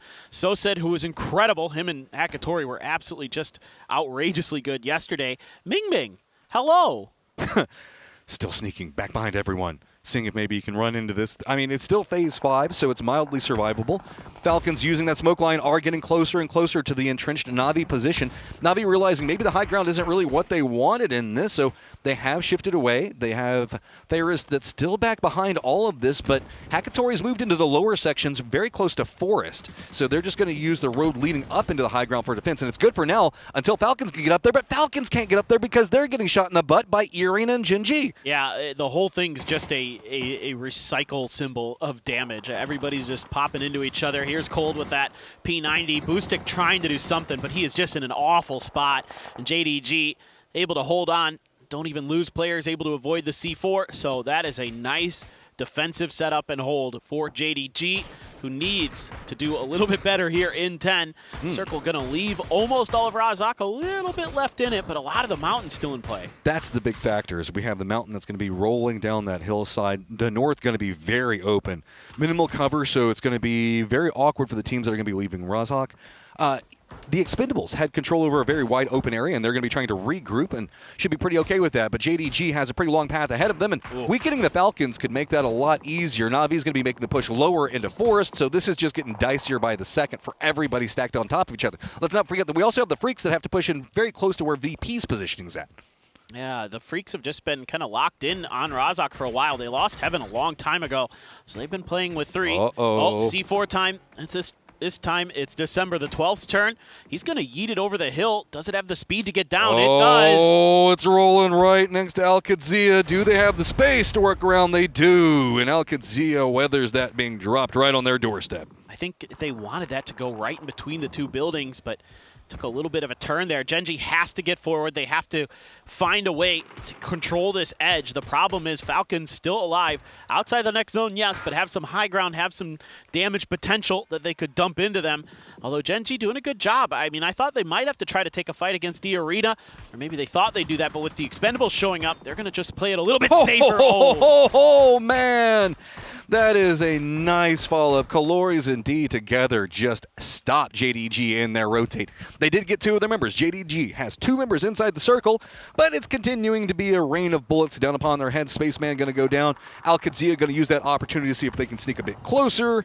And that's going to be all she wrote for JDG. Back behind Al-Qadsia, though, they have to be careful. 4 Angry Men still alive with Shin chasing, nipping at their heels. But now Al-Qadsia can look down into VP. This is the firefight now going on with Falcons, who've managed to backstab right on top of Na'Vi, who are just trying to rally. I mean, Na'Vi just keeps getting knock after knock thrown at them, and they're surviving. Yeah, they're just really on point with their shooting, their decision-making. Meanwhile, Genji also on point against the Arena, knocking players out left and right. A bunch of them getting involved. Orca, Flame, Tosi, all getting into the mix. And Al-Qadsia is like, that's our go signal. Arena's falling apart. They're on the other side of this mountain. Let's see if we can get ahead of this. Oh, but the Expendables, they've been so strong for so long. Delwyn goes down. It's going to be Beamy at range. Good bounce on the nade. Gets some damage. But here's the follow-up. That's a big problem. Colores takes them all down. Beautiful. Beautiful from the Expendables.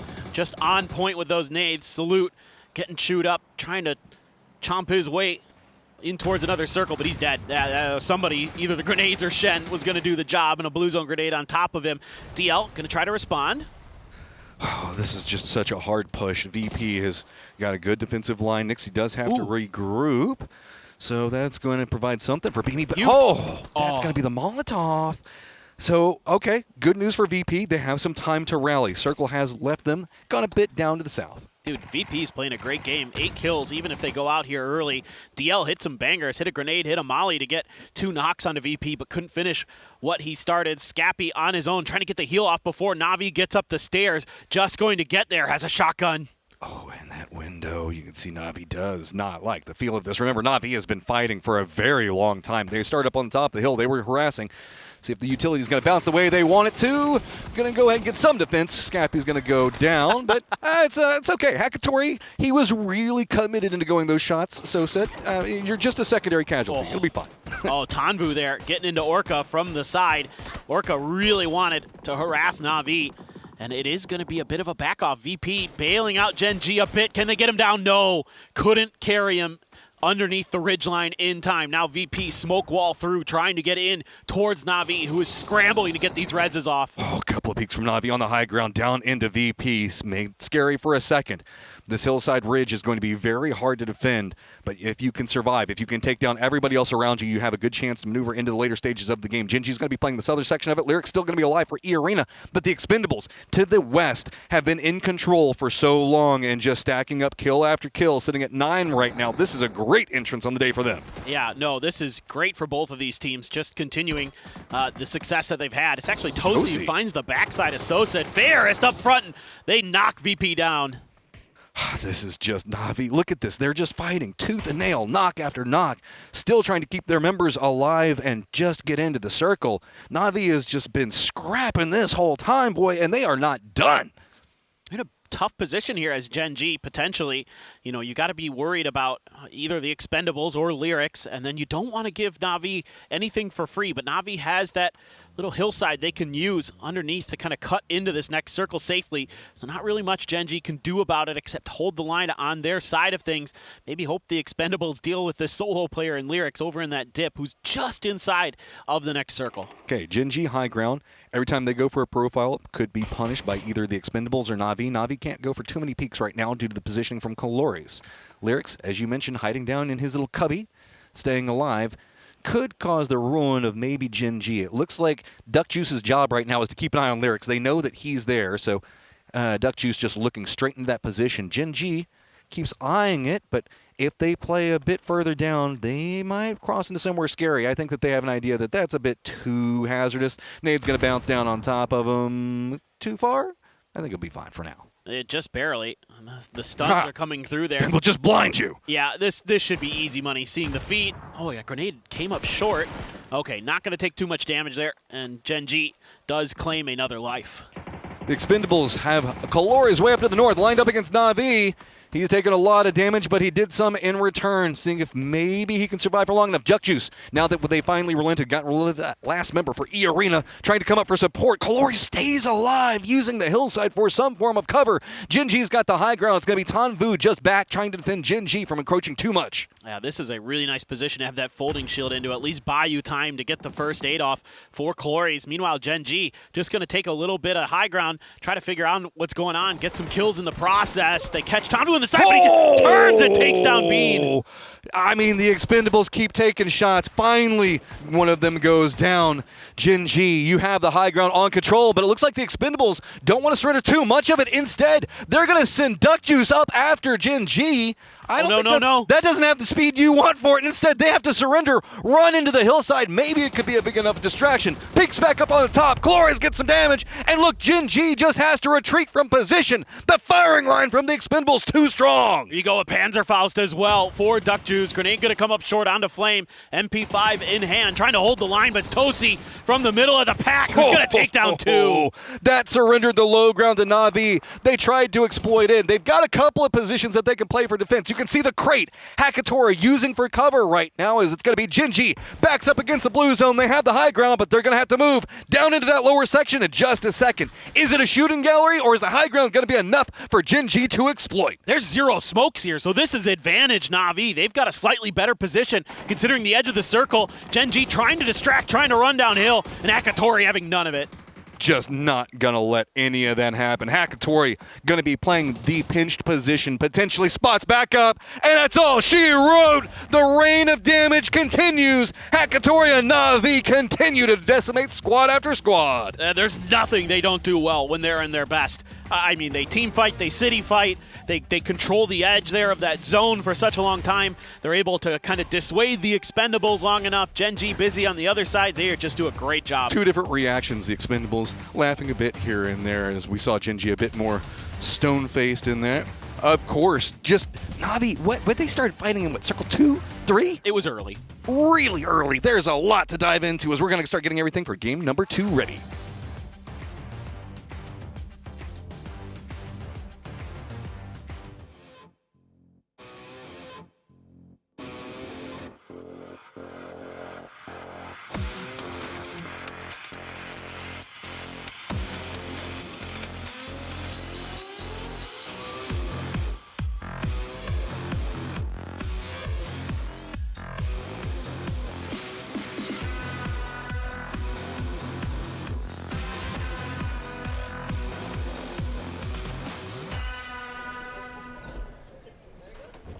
We started the day by talking about how consistent Na'Vi has been on day 1s and now on game 1s. They seem dominant here on day 2. Great game from them and a very tough one coming out of Razak, Martin. Yeah, it's difficult, and honestly, the way they took control, both defending from the north, taking the ridge away from Virtus Pro, and locking everything down here.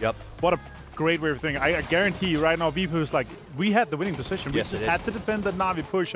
But this means Na'Vi, man, and this means Na'Vi is in the finals. That was enough points to put them in the finals. So they have now 5 games, Toughies, to play whatever game they want. That is kind of scary for the other teams. Especially because it seems like they're doing a lot of sort of like running drills, practicing their placements. Yeah. Seeing like Hakatori, we've known he's so good, right? But he seems like he's just gotten stronger and stronger as the tournament's advanced, to see the other guys also stepping up.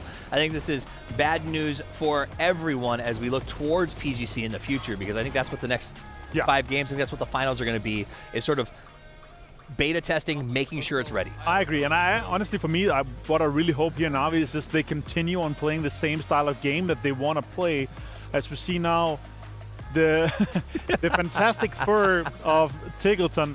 I heard he lost a bet though, so. Oh, that's why he's doing it. Okay, that makes no. He's just fashionable. Fashion. He's the fashion of the hunter. The fashionista. The fashionista himself. So that it was. Falcons is going to have not the best game there. It was a tough one. I think this does come down to when we see that circle go towards Razak. There's a few teams out in the field, but everyone inside sort of goes, you know what? This is the finals here. This is where our fight has to be, and they go for the most kills you can get. But also, when you come out of school, you have to have some sort of entry point or leave 1 or 2 anchors to make sure the guys that are pushing taking some of the control of the hill, but they're just getting held out. Like there are 3 guys on the top hill, then they got pushed up upon, and like it's a game where, especially here, this is pretty close to school. Like this is an ending where you actually have a pretty decent fighting line all the way to where at least the top 4. But yeah, unfortunate for them to have him here. But Na'Vi closing this one out here is massive. That's a good chunk of points for them. Yep, I think it was a nice placement by them. And again, they just had a lot of teams that had to push in, and they were able to defensively take all of them on. They walk away with 9 kills and 2,000 damage, as well as that chicken dinner. Another team that is worth mentioning, Expendables, has just entered the fray, Martin, and they come in a big way. And on top of that, Gen G, this is that team that not long ago, everyone's going, what's going on with these guys? And here they are again, putting in numbers right out of the gate. Yeah, the PGC 2024 MVP Cloris had an insane nade. And good amount of kills, good amount of damage here. I will say this though, did you expect Gen G to kind of close this one out? Tosi had a fantastic 2-piece. That's true. They had a C4. They decided to jump out of it and say, okay, we're not going to do that. But yeah, here Cloris, top damage and top kills, but 7 knockouts for Hakatori. He could have had more kills than he had, man.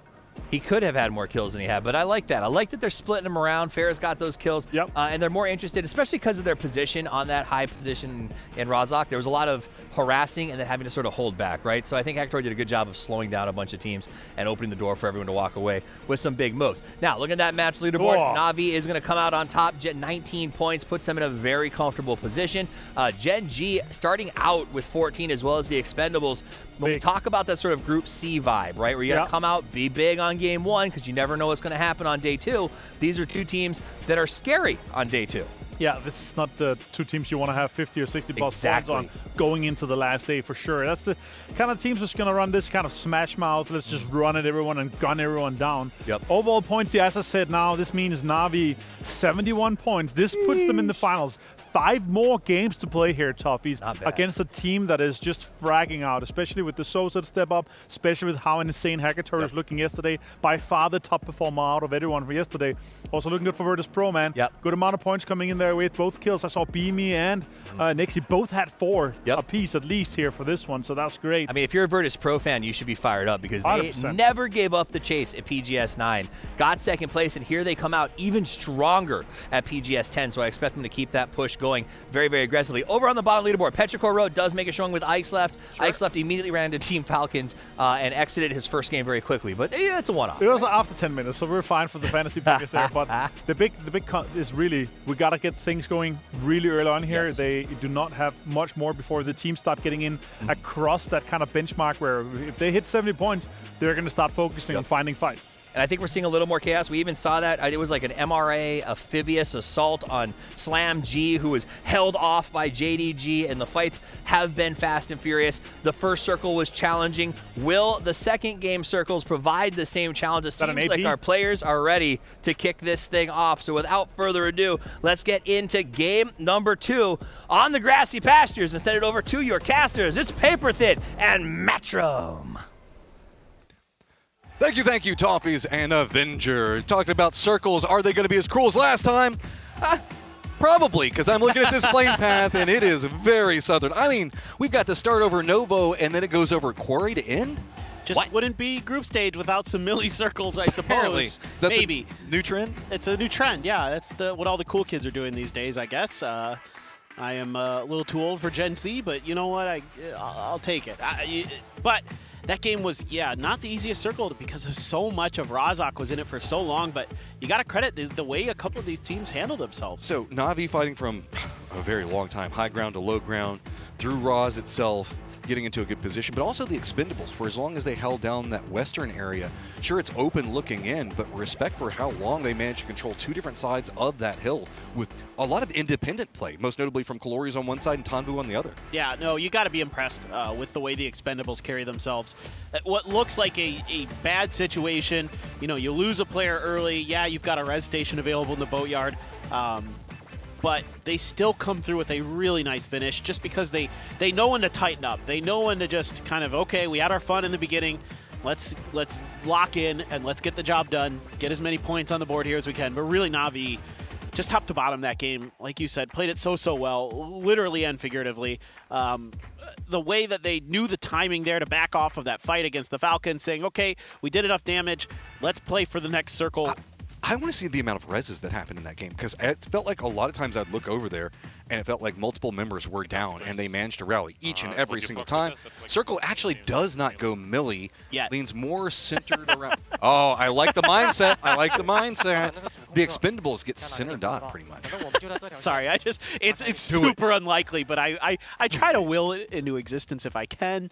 But no, for sure, this should be, you would think, somewhere in the fields maybe, or in that vicinity or near Pachinki. I know. Boo. I agree with you. I agree with you on that. But it just may be the way that the whole thing shakes out. And Hakatori continues to just be one of the best. Ferris has been really, really good at, Sosid continues to put out the damage. So this is Na'Vi in their element. I mean, hard to imagine that these guys are not going to be a threat in the finals. They struggled in the PGS 9 finals, but it seems like the ideas that they're talking about, where they had a little bit of a role swap in the team, seems to be helping with some of their micro fighting in particular, because they took every fight so well. And their macro was so good in there. Yeah. They realized the vulnerabilities of high ground in that circle. Is it great? Can you maybe survive? But every single one of your peaks were going to get so punished. To surrender that high ground, instead move into the urban environment where you knew that there was a lot of people going to be stacked up. That's just a crazy situation. So let's hear it from Soset himself. There was a lot of mistakes, individual mistakes and some macro mistakes, and it was like a snowball, and we just playing very bad. We make a reset, adjust our roles a little bit, and logged in from the first game in the group stage. We'll do our best, but our main goal is prepare to PGC. Love that squad because they'll be that direct with you. No, we just did not play well. We made some modifications, but instead of, like, you see a lot of times they answer around, we still played our best, or teams will say this stuff. No, Navi's like, we played not the way we wanted to play here. We failed. We'll fix it. Yeah. It's one of the things I've always loved about PUBG Esports is how a lot of the teams will just be straightforward. They'll be like, we could have played better. And that's one of the beautiful things about the game is there's always room for improvement. Like there's always something you could have done better. You know, whether it be taking a peek at a certain time or throwing a smoke at a certain time, like even little things that can be adjusted or thought about. Yeah. But in terms of Na'Vi, they're like, yeah, we made some role adjustments where things maybe weren't going their way. Now, we haven't been told what those role adjustments are directly other than they exist. So trying to kind of piece together what they're doing. We can just now make any assumption we want. That's right? true. I can just say, well, I think Hakatori's IGL now. Yeah, sure. I don't know. It's probably not true. I don't know. Let Hakatori do whatever he wants. Just let him off the lead. Dude, yeah, dude, I'm all about that. Hakatori could do anything. He's proven himself to be one of the best fraggers on the planet. So if he wants to do it, I am all about it. A couple of teams now kind of jockeying for position along that southern Pachinki hillside. Na'Vi going to be rolling right up alongside one of the members for the Falcons, while the Expendables encroaching on the other side of it. See a couple of teams rotating pretty close to each other, and Al-Qadsiya and Buriram. Al-Qadsiya is cutting north right now because they have spotted out Buriram. They have to be careful that Begapa is going to be to their east in a bit of card jockeying. Ruse just shuts down Roth, and just as easy as that. Okay, I was going to say, they better get Ruse. They'd better get him for that because he was very, very weak. Demasti, he's committing. He's jumping out of the vehicle. Does he think he can backstab this or secure the point? Or maybe blue chip. Oh, here comes the rest of Buriram. I mean, this is a squad we know. If you mess with them early, they will come for you. Do they have the angles to get what they want out of it, though, as it looks like Al-Qadsiya is reading where the fence could be coming from, and slam! Runs right into 4 Angry Men, and a quick exchange. 2 down on one side, 4 Angry Men on the high ground with a bit of control, but a good knock, of course! It's going to be followed up, Boostic. Man, 2 great players there, Shen and Boostic, showing what they can do in very different situations, but 4AM trying to get the reinforcements here, and Boostic just goes for more. Oh my, finally a Tongmu steps up against Boostic, gets the knock. This is just leaving both squads tattered along the hillside. A Tongmu on one side while the rallying trying to happen for Slam on the other. Couple of nades go long. Tongmu reads it. He's trying to get pretty close. Looks like he's trying to pick up something from Shin that's been dropped over for him. Boostic creeping down. Going to be Arctic up on top trying to defend, and it's just going to be a bit of a rally on each side and a race to see who can res fastest. And Slam G trying to figure out where 4AM is going to be going for these reses. They guess incorrectly. Tongmu on point. It's shut down by Mogor. 4 Angry Men down to just Shin again after the res. So, nades going. Where you got? Do you have the read on it? Looks like he can hear the footsteps. Goes for the expectation. Shin does drop the nade right on top. And this fight not over yet, is just the res fiesta continues. You're getting help on the backside here from the Expendables. A good grenade again from Mogor, who's going to secure at least points no matter how this goes, as he's the last one alive for Slam. Shaolu up. Grenade doesn't find any damage to Renok. Smoke's going down into fence. Just full rally, playing around the utility. Are they going to try to commit into the res? The flashes are going out. Boostic still alive, a bit further away from this one. Oh, that nade goes a bit far, but still commits. Sticks it, does get his member back up. So is he just going to commit into trying to go for the heels in the thick of that? That is bold, but he gets away with it by shots. Come out, 4 Angry Men, picking around the outside of the smoke, steps out, and in the end, it is going to be 4 Angry Men with 2 still up. Dude, despite Shen getting a whole bunch of knocks in there, he only comes away with 1 kill. As 4AM, you're going to feel JDG. a little bit bad. Yeah, now to make things worse. Do you get out in time? Trying to sneak away. Oh, December 12th's already in a position to read it. Looks like they might be able to escape. No, Cold is going to take down Lou, and 4 Angry Men down to just Shin as he runs for the hills. I wonder who had the chips. Not sure which player was able to grab him. If Shen has the other 2 chips, he could find the revives there. There's plenty of open space out on that western side, I believe. He's just sitting at quarry right now. I assume he's got them. I'm just going to take a wild guess. I don't know. It looks like he's just maybe going for full defend up. Yeah, no, he's sitting straight for it. So maybe he's the guy that's got it. He was the lead man. That's usually the way you want to do it, right? Because most people tend to shoot at the tail. So guy that's going to be leading the path is going to be the one that most likely has the blue chips. So salute. He's got himself a plan. Is that plan going to work, depending on how Gen G stays focused on their bridge camp? So something I was curious about in the previous game as well, if Gen G was going to commit to a bridge camp because of their Fairy Pier drop. This time it might be the Freaks who have to figure out a way to get through, as Gen G is really dug in compared to the previous one. So just a difference in game plan, but at least for the Freaks, they're doing a decent job of trying to figure that out. Well, it's awkward, right? Because Salute's the only one over there for Gen G, and Gen G is committed into the bridge camp. The other 3 members of the Freaks are on the other side of this. So Salute can maybe open up a path, but all around pretty awkward, and Al-Qadzia getting caught in rotation yet again.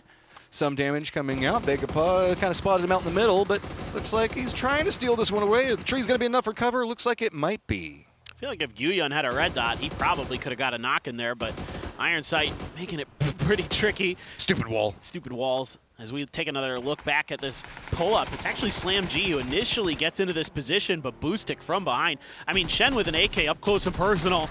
There is not any player on the planet that I'd least like to go against in a situation like that. Shen is so good up close and personal. So is Boostic, though. Tons of damage done both ways, but a Tungmu in time.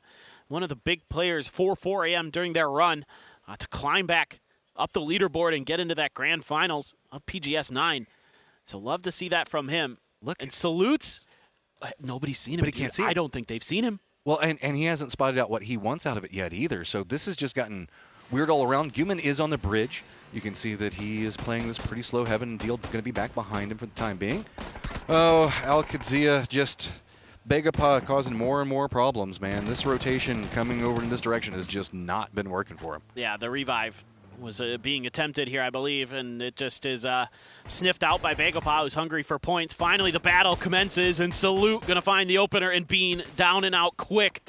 Salute looks for more. It's actually Na'Vi. Found the headshot there. Hakatori getting involved in this. Orca down below. Guman coming in for some reinforcements. The rest of the Freaks going to be tailing in right back behind him. The circle has gone down the way you were talking about. Maybe we could see some fun happening over here, as this is still going to be inside the circle and pretty close to center, so Na'Vi going to be rewarded. Gen G also has Flame all the way across from this. Tosi tries to run out. Heaven, you might not want to chase after that one, as Hakatori, he's going to light you up.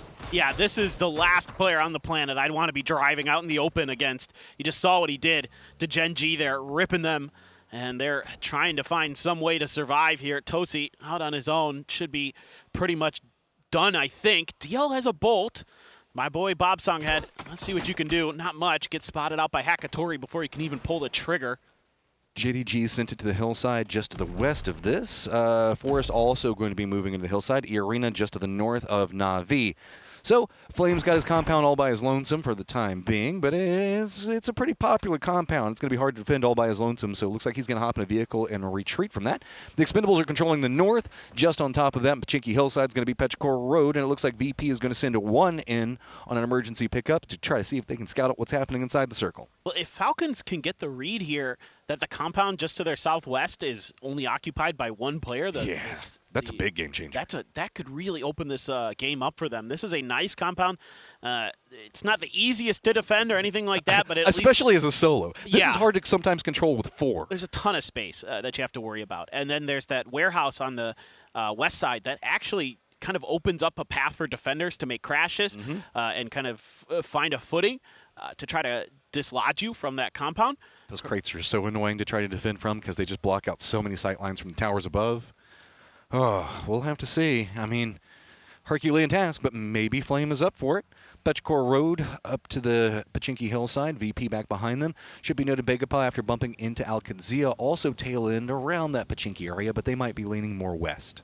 Yeah, I think Begapa is looking for a wider wrap is my guess. That would be, you're going to be assuming that a lot of teams are going to be going dead center here to try to have access to the Skinny Tree Forest, which is potentially where this is going to end up after everything is said and done. So that's, if you're playing probability, that might be what you're considering.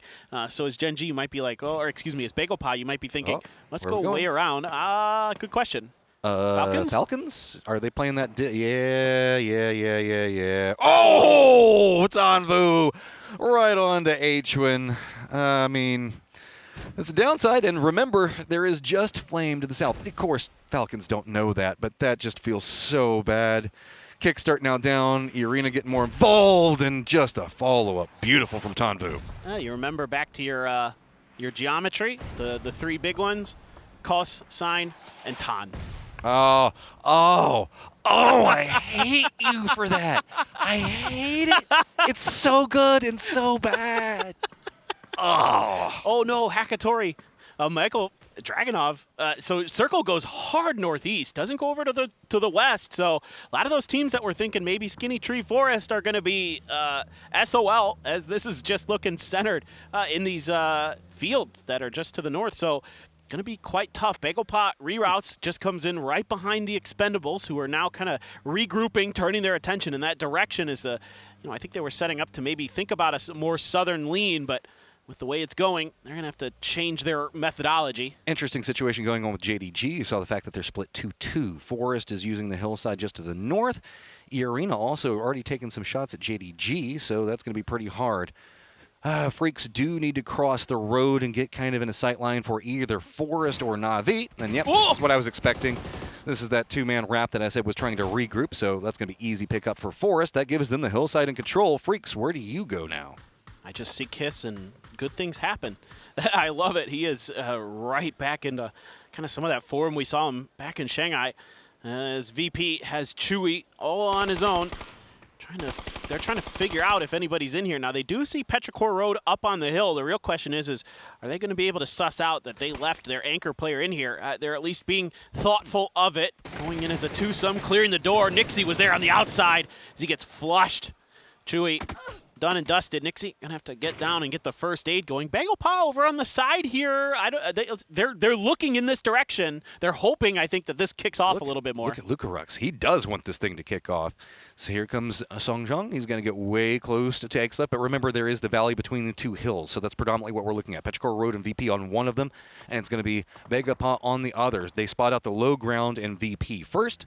That's going to be where they send some of their bullets. So the Expendables, they do hear this as well. They're very wide separated. Calorius is going to be very close to Begapub, but Delwyn is kind of sending it off into the blue. This is the Curious to see what he's it's like he's trying to see if he can backstab Begapub, but he wants to go around the hill. What is happening? I think you're exactly right, man. I think that's what he's doing. He's a madman. That's what I love about Delwyn and Expendables. He's lined up and he's spotted out a con and he's shooting them. They shifted entirely onto the blue. Expendables does the weirdest stuff that's so fun. It's only phase 3. The real question here is the Freaks.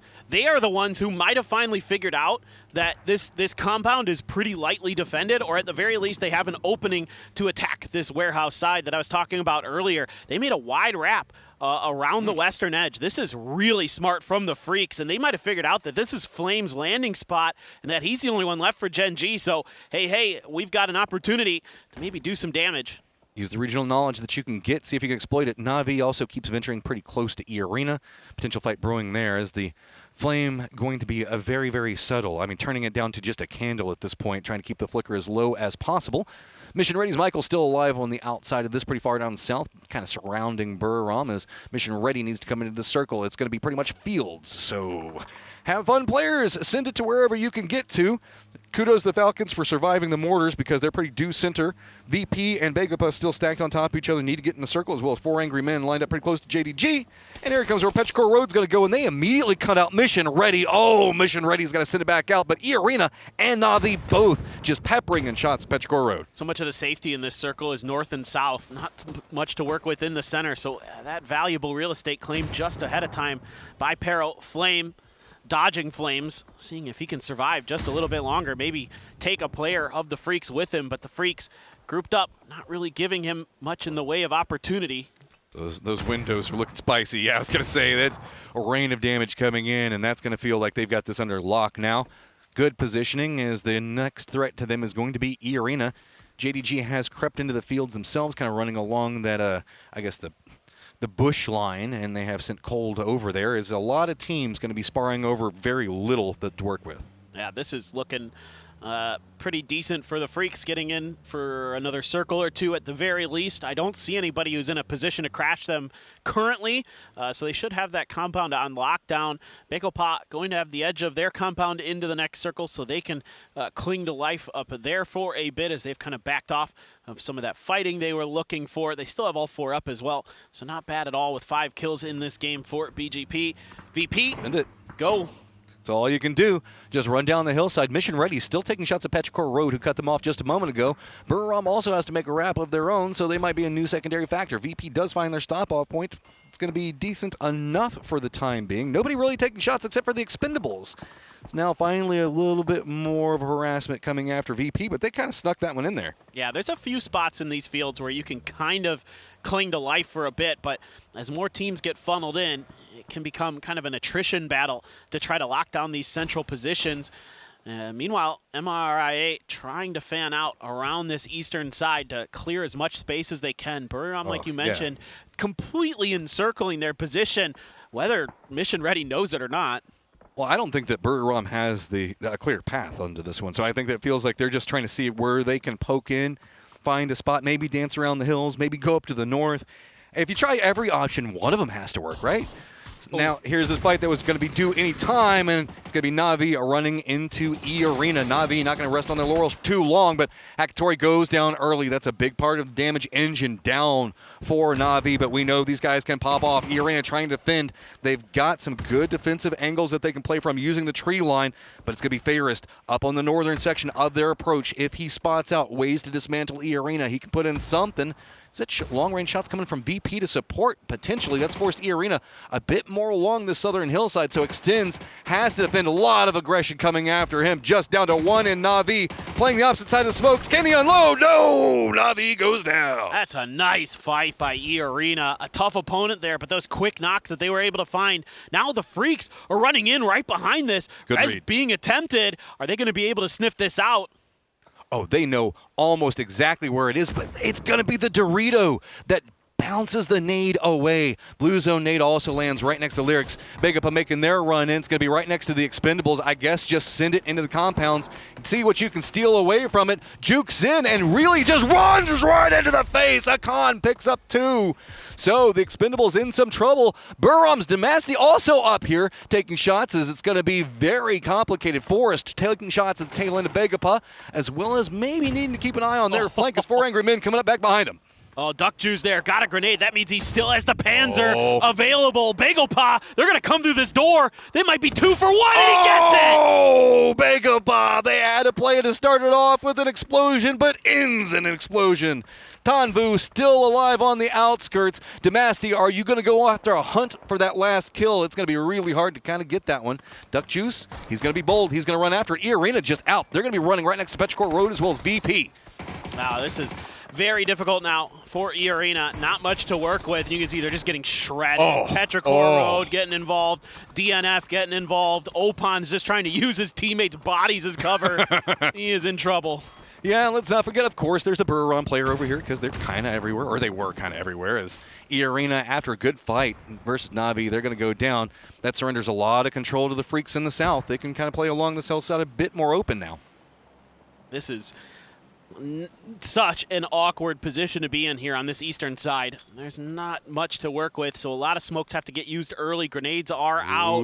But yeah, you have the safety of the inside of this thing. Hakeslip can't get there in time. It's actually the vehicle that gets him knocked, but the res just came through on a Ming Ming.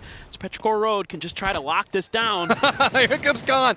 What can he steal? He wants to see what he can get, and he does manage to pick up some, but it's going to be instantly punished. Heaven spots him out. Mission Ready, who put in a lot of the work on that one, just going to go ahead and flee to the north. Dude, this back and forth here for Mission Ready is really nice. Their ability to stay alive over here and only lose one player, find their moments to do some damage. Now, they're getting tagged up a bit by the Freaks at long range, but the fact that they are where they are and they've gotten a couple kills, not bad at all, I'd say, for Mission Ready, as the Freaks are going to fan out on this southern edge. Last team that's really entrenched here on the deep south. It's 4 a.m. starting to take some damage. They are tucked in just a little bit of a hillside and some hay bales to work with, and that's going to be removed by the next circle. VP very focused in on Salute there for a second. A bit nervous of his angle of approach. Mission Ready, as you talked about, has been doing such a great job on staying alive in a very hard situation. Now has to figure out how they're going to cross another set of fields to get into the circle while VP is going to be defending. Up to the north, the Expendables also need to leave their compound. Finally, send it down into the open fields as there is nothing to work with in the circle. You're looking at pretty much the entirety of it right here. It's just hills, a couple of hay bales, some bushes to work with. The way that you use the hillsides to stay alive is going to be predominant That's it. That's the only thing you got. And that's exactly what Mission Ready is trying to do. I was going to say, if Mission Ready had a C4, they have a really good opportunity here to do some serious damage to VP to try to take them over in that spot.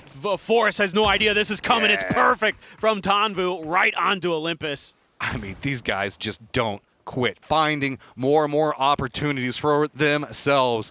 The Expendables sitting at 6 kills already, no done yet in them, as it looks like 4 Angry Men going to be a lot more passive just to the southeast of this and allow the Expendables to try to find these angles to see if they can encroach.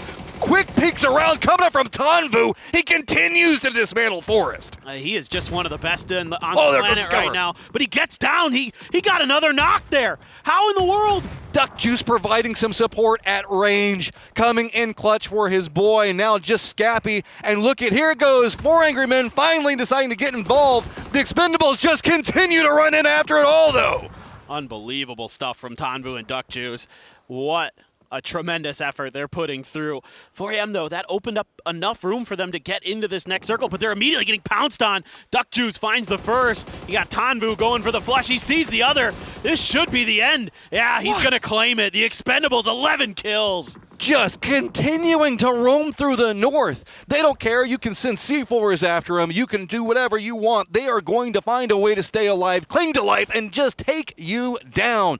New targets. Looks like it's going to be JDG at range. VP very close to the edge of the circle. Has to be careful. Falcons hunkered down in the center for so long. No cover to work with, really, except for their vehicles and this little bit of a lip. But they've been surviving, holding on, and it's paying off something for them, but they can't get any kills from it. Every peak that they go for gets punished. Yeah, I thought the Falcons were just going to be wiped out of this game, especially with those mortars being dialed in on their position.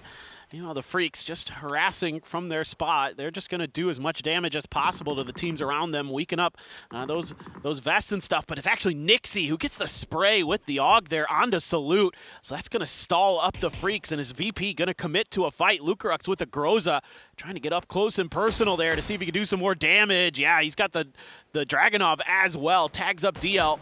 Back they go, but here comes the Expendables. Of course, it's the Expendables. They are the X factor in every single fight that's going on. VP starts to get momentum on the Freaks who have been so strong to the south, and the Expendables backstab at the perfect moment.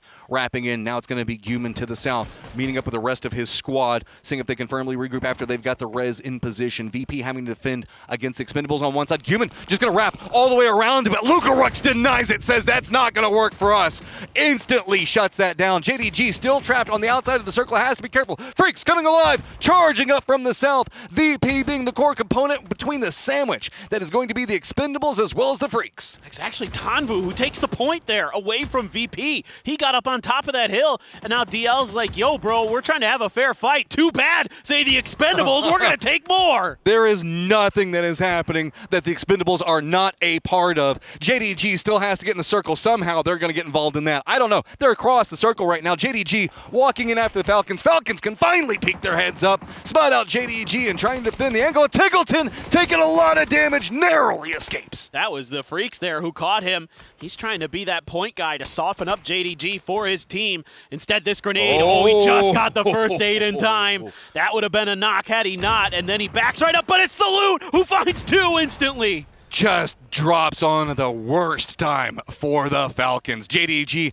a bit more of a path into the circle, but Salute wrapping down to the south, not meeting up with the rest of his squad, might have an angle onto JDG at any given moment. Dude, he's unbelievable. A great grenade from Cold there, right on top of Kickstart's head to knock the Falcons out. Hang on for quite a while there. Do the Falcons get some points out of the game at the very least, even though there's no kills. Placements will be nice, all things considered. But yeah, JDG under a shooting squad here of the Freaks players. Cold down, Suze at half. Maybe thinking about the res. Salute's not interested in that. Just shuts down. More and more kills stacking up between the two. It's going to be Tanvu, spots out Salute, gets him low, finally gets the last tap in. This is the Expendables with some circle control now down into a 2v2. Can the Expendables fight this one out, or can we see the Freaks with the control that they've had in the south, firefighting their way across the bridge, take the victory? 1,000 damage for Tanvu in this game already, looking to do more. DL Gonna just quietly sneak in towards the middle of the circle, try to lock down this positioning. He's got a little bit of a hillside there in front of him, so the Expendables may have to cross in front of that to get some vision. Heaven down on the other side, so one player from the Expendables, Tanvu, does have to make a move. Are the Freaks gonna be able to punish him when he does, and is Duck-Juice gonna be able to respond? Those are kind of the big questions I have going right now. I mean, Heaven knows exactly where Duck-Juice is. Look at how slow he's creeping up over there. Duck-Juice, does he know where DL is? Bob Sang head can pop up and instantly pop his head at any moment. Tanvu, not even in the safe zone yet, has to figure out how he wants to do this. Everybody in the Freaks down on their bellies, and he's trying to see if he can use this little bit of high ground, but just the way that we can see the Freaks creeping in, they're using some small dips on the hillside, denying anything for Tanvu to spot. That should be advantage Freaks in a fight. You know, they should be able to be the ones who see it first. It just depends. Backpacks off. Makes a ton of sense here. With the grass, it is going to reduce the ability for the Expendables to see this. Tanvu going to be making his move. I think he's got a few hay bales up here he can get to. It's just a matter of does DL hear this, and is he able to do anything about it? Tanvu getting aggressive. He was looking for info using that. That was a nice jump there. Got a decent peek. I'm not sure if he saw DL. Now, he was looking to the right the moment we saw DL's head shift in, and Tanvu creeps back out. Now he's going to drop down, and it is still just anyone's game. Duck-Juice, the only man standing. Well, I say that Tanvu's now up and active again. This is a very active Expendables on the hunt for snakes. Can we spot out DL? Peeks around, and oh, it's going to be DL that spots out Tanvu. It is a 2v1. Now, what can you do, Duck-Juice? It's going to be DL with the center spot. Haven on a pincer point around you. You've got to fight this one out. It's going to be hard. Does spot out DL, gets him down to about half. He reveals his position, though. DL's going to respond. Does a ton of damage. Heaven trying to push in. Heaven claims the win here for the DN Freaks. That is an absolutely insane game. I mean, we saw these two squads just scrapping from the get-go, and of course, just racking up so many kills. That is one of the highest kill count games for the last two squads I've seen in a while. Dude, that was an absolute banger for both of those teams, but the Expendables, that duo of Duck-Juice and Tanvu, were unreal that game. They should have been dead like 10 times and somehow found a way to navigate some of the craziest circles that we've seen. Just nothing to work with. These guys jumping around, being proactive, could have been what cost him, but at the same time, that's just the way the Expendables play. Freaks, victory strong.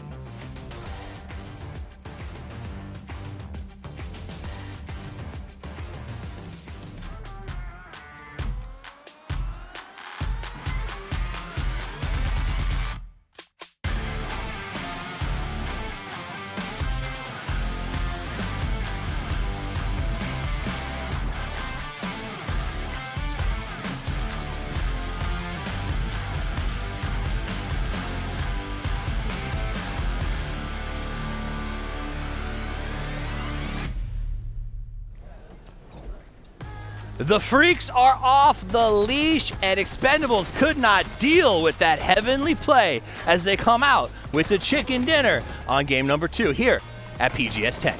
Yeah, they had the compound, but they also got out and got control, but damn, did Duck-Juice and... That's rewind. They tried, man. They tried to stop it. Tanvu looked good, Duck-Juice looked good. Insane amount of kills to come in to get that going. Difficult game, though. Yep. They lost 2 players. This is where the run started for Expendables, though. This hold against that C4 crash was absolutely beautiful. I don't know. There was a lot of confidence for Duck-Juice to be able to hold that. He got the grenade stop, the Panzerfaust. Come on up here. In fact, I think we got Duck-Juice here. Welcome, my friend. That was an awesome game. So let's start with that crash that you held by yourself when Begopa came in. That grenade was perfect. Tell me what was going through your mind during that fight. Like when Begopa just do the C4 on us, and then I was thinking like, oh shit, we're dead. Like, we're totally dead. And then they flash in our house. No, my house. Yeah. They flash in my house, and I was on the Panzer. I was like 1, 2, boom! Yeah, and then double kill, man. It was awesome to watch. And then we get to the end game. You've got this crazy fight in the field. Can you walk me through sort of the end of that match? DNF is too good. Like, they got a sneak, sneak. Yeah, they were too good. It was deal sort of locked down there in the grass. For sure. You cleared up most of the mid game.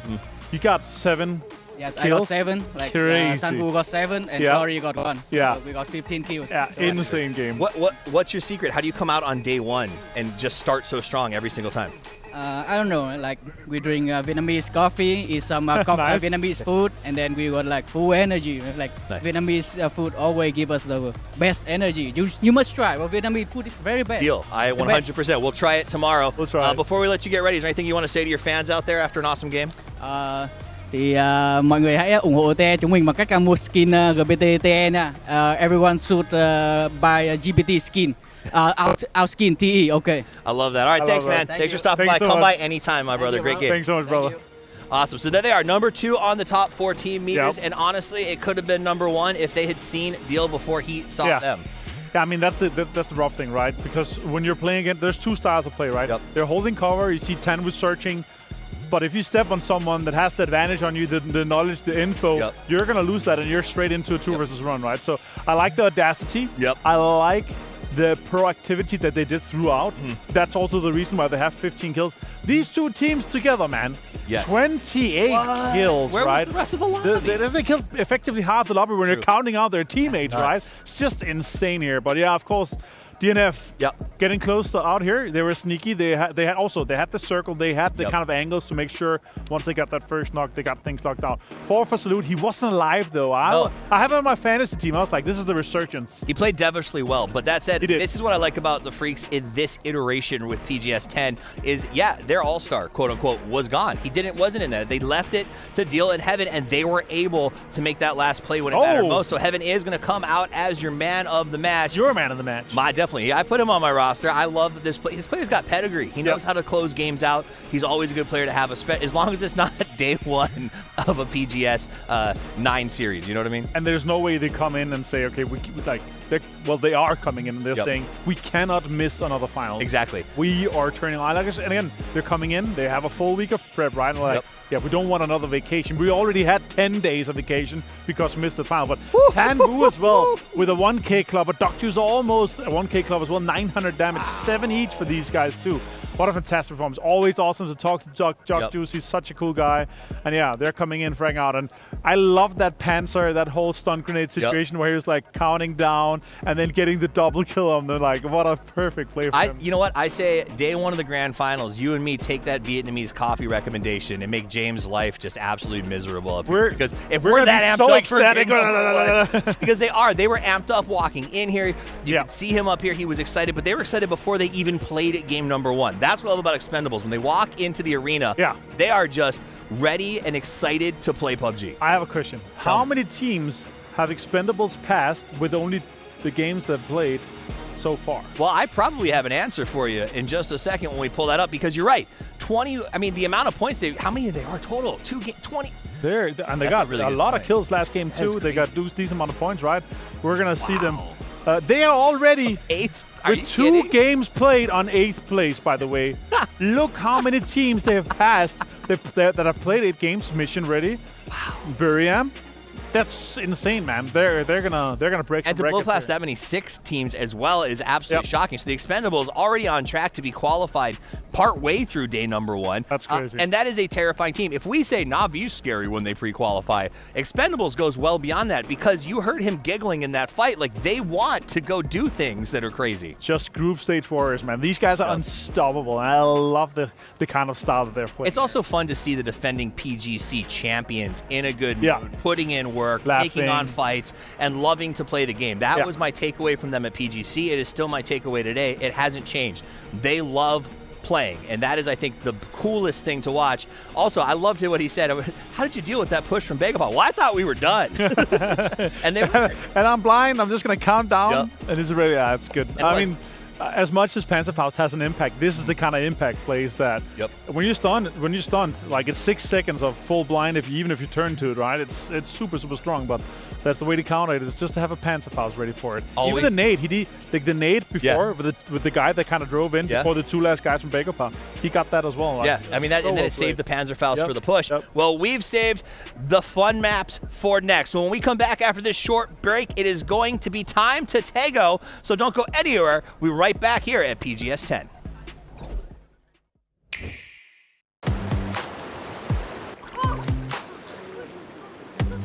And at long last, I caught the one I'd been waiting for.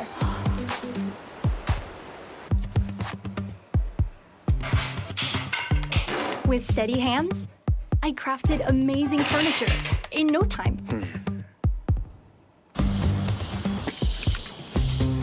Down the wide, open road, I raced faster than everyone else.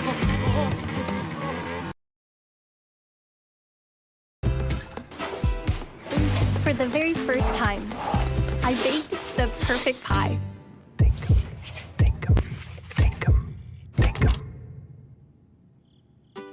In Dinkum.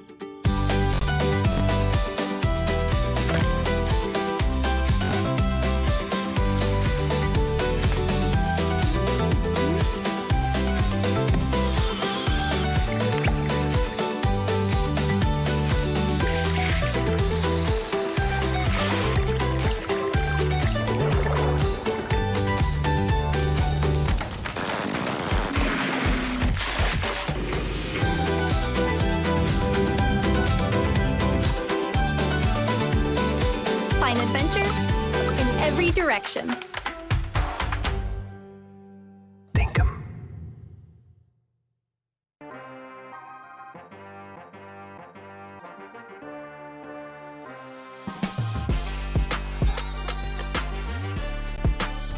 Bring that together. Suddenly they beat 2024. Perfecting still able to get the first one, goes for the second, gets the second one as well, goes for the third. Again and again, bringing home their fourth PGS trophy. The Falcons are starting to kind of gather themselves, but Twisted Mind. That opens it up for a kickstart. He just runs in and 17 is gone. Side Flame providing some support, lower section. Longs at the back of this house. He's got him dead to right. That is filthy. They're going to go for the res on to H-Win, but it doesn't matter. Tom move. Between the windows, can they line in? And it is going to be 4 angry men that pick up the clutch. Oh, that's huge for a tongue move. The flush as well, but Sparking will go down there from Bean. Will spot out Aries, but John will take him out.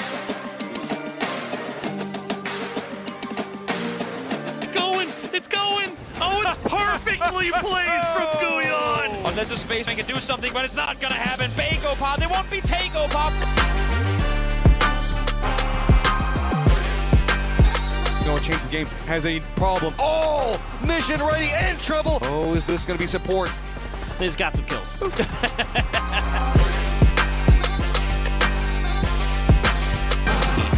is the PP. The spokes, is he going to spun? He does, and that's going to be a follow-up.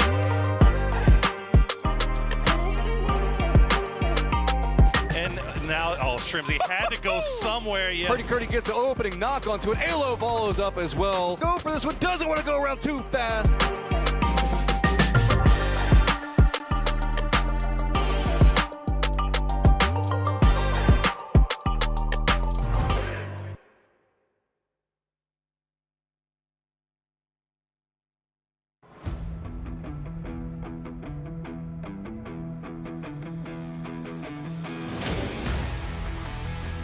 Hold on, this is the PPFS. Oh, Luca, that was disgusting, but this didn't go so good. Could be a whole bunch of other teams starting to take shots into the butts of both of these guys and forcing it down in this lower section.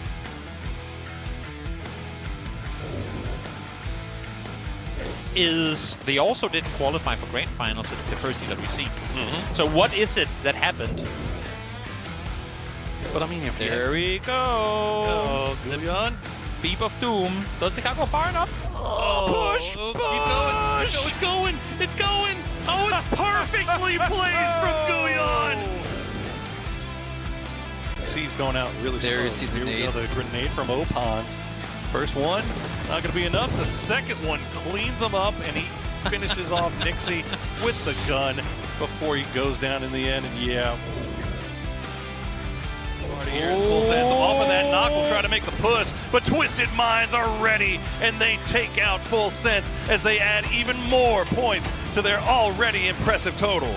Util to work with, first one down already, just one more left to be found. Akan sat on his own in a 1 versus 3, and there he falls.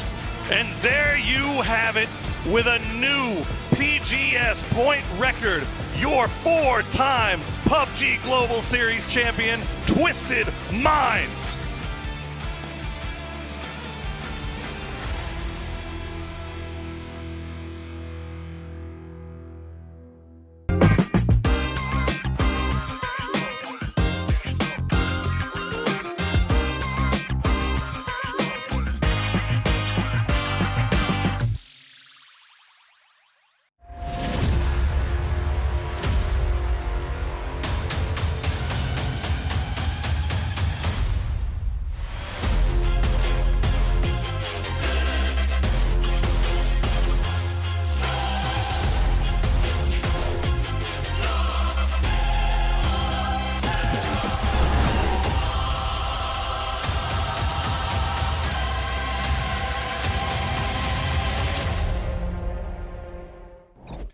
please, PUBG, continue to give me bangers like the last two we got because, man, those were fun. Those were fun games. Just cinema. Just, oh my God, that was so fun. I love the Expendables, man. Like, they're just the best team, dude. But that's the thing is, it's like the most Expendables thing is they'll either go down super early because of what they're doing and put on a show, or they'll make it all the way to the end with 2 and pull off some crazy shenanigans. And no matter what, you're getting entertainment. That's the Expendables way. And what up, freaks? Good to see you. Hey, yeah, man. Look, they continue to just find success. I mean, really, that game came down to 2 big moments for them where, getting underneath Genji's noses without them really realizing it. Yeah. Okay. Oh, whoa. He's got control over both eyebrows. All right, enough of that. Okay, it's time to get into game number 3. I do want to give a shout out, though.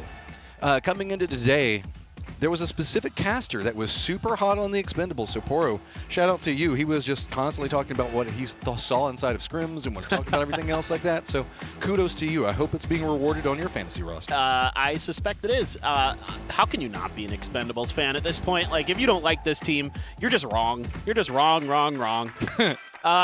No, look, to real quick, just talk about the Freaks there. 2 things they did in that game from a macro decision in terms of getting underneath Genji without Genji really realizing it. That was all on Salute there. Great job by him and a great setup. And then that wide wrap to the west when the circle shifted away from the bridge.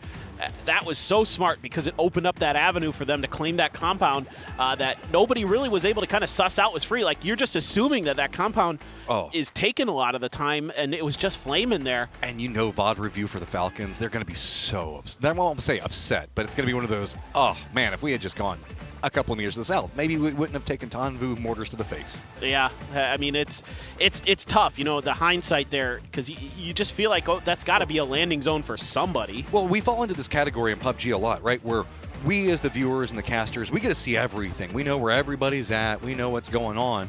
And sometimes you can see like a team do something. You're like, oh, well, why didn't they just do this? Right. Well, they didn't have all of the information that we have. And that's kind of where the Falcons fell into that. You have to assume that somebody's already gone. Somebody who's taking shots at you on your approach from the hillside. Oh, obviously that compound's taken, right? Exactly. It's not an easy situation to be in. Now, this for the Falcons looks like it could be a good start potentially for them as they like to go more east on Tego. Genji going to have full control over the terminal space. Nobody within spitting distance of them as Petrichor Road goes to Buksanza on this map. There's no Twisted, there's no 17 here. So this is a really nice start potentially for Genji. We'll have to see if they can recover from not the best game. We'll just have to see if they can continue to have some success. Like the first game looked great, 14 points, and then they kind of bottom out there in the second game. So this also is not going to happen. I was kind of curious about this Palace fight, but Al-Qadsia actually went Songam. So going down to the city whose name means Pine Tree Rock. That's what Songam means, in case you were curious. I learned this. You just shut down my brain because now I'm trying to figure out where's the rock. Where's the pine trees? Where are the pine trees? I don't know. Why have you done this to me? This is when I was going over all of the names of stuff on this map with my Korean teacher because I just wanted to know, and I was like thinking about that, and I was like, are there pine trees down there? There must be some. There's got to be something, right? Now it's just gonna. Okay. It bothered me too, for what it's worth. I'm not surprised that Al-Qadsia is not going to any committed hot drops. The first couple of games, not the best, but it's a squad that we know that rallied very well during the group stage. We might be able to see that happen. But I want to know about what's going on with the Freaks right now. Heaven, what you got for me? Hi guys, it's Bella. I'm standing with DM Freaks' Heaven. Well, you had to cut your PGS9 journey short, but things are looking better here already. What was it that you guys decided to do differently this time? Was it the mentality or was it a break that you needed? PGS9 여정을 좀 아쉽게 빨리 끝냈지만 이번에는 훨씬 더 편안하게 좀 분위기 전환에 성공하셨어요. 이번 대회에서는 좀 어떻게 차별점을 두고 경기를 풀었는지 좀 멘탈이었을까요? 아니면 그냥 휴식이 좀 필요했던 걸까요? 일단 휴식이 필요했던 것도 맞고 저희가 이번에 9을 떨어지면서 좀 경각심을 가지고 하게 돼서 그 부분이 제일 크게 작용했던 것 같아요. I mean, like a break was very much needed, but it was that we didn't make it to the finals for PGS9. It kind of woke us up, and I think that's been paying off for us. All right, thank you. 감사합니다. 감사합니다. Best of luck to DN Freaks in the finals. 안녕. 안녕.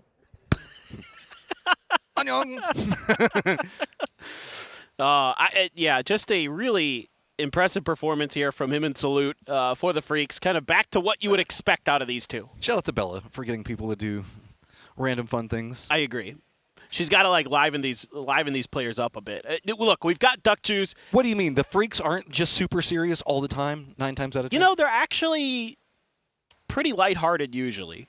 But the vibe was weird during 9 when I would talk to them. Something was off with them, and obviously they didn't qualify. Even before they didn't qualify for the grand finals for 9, something was just a little bit off. So it seems like the reset has worked a treat. They're right back to what you would expect from the Freaks. Okay, some circle updates for you guys. It is going to be Na'Vi spotting out Petrichor Road, just a bit southwest of center.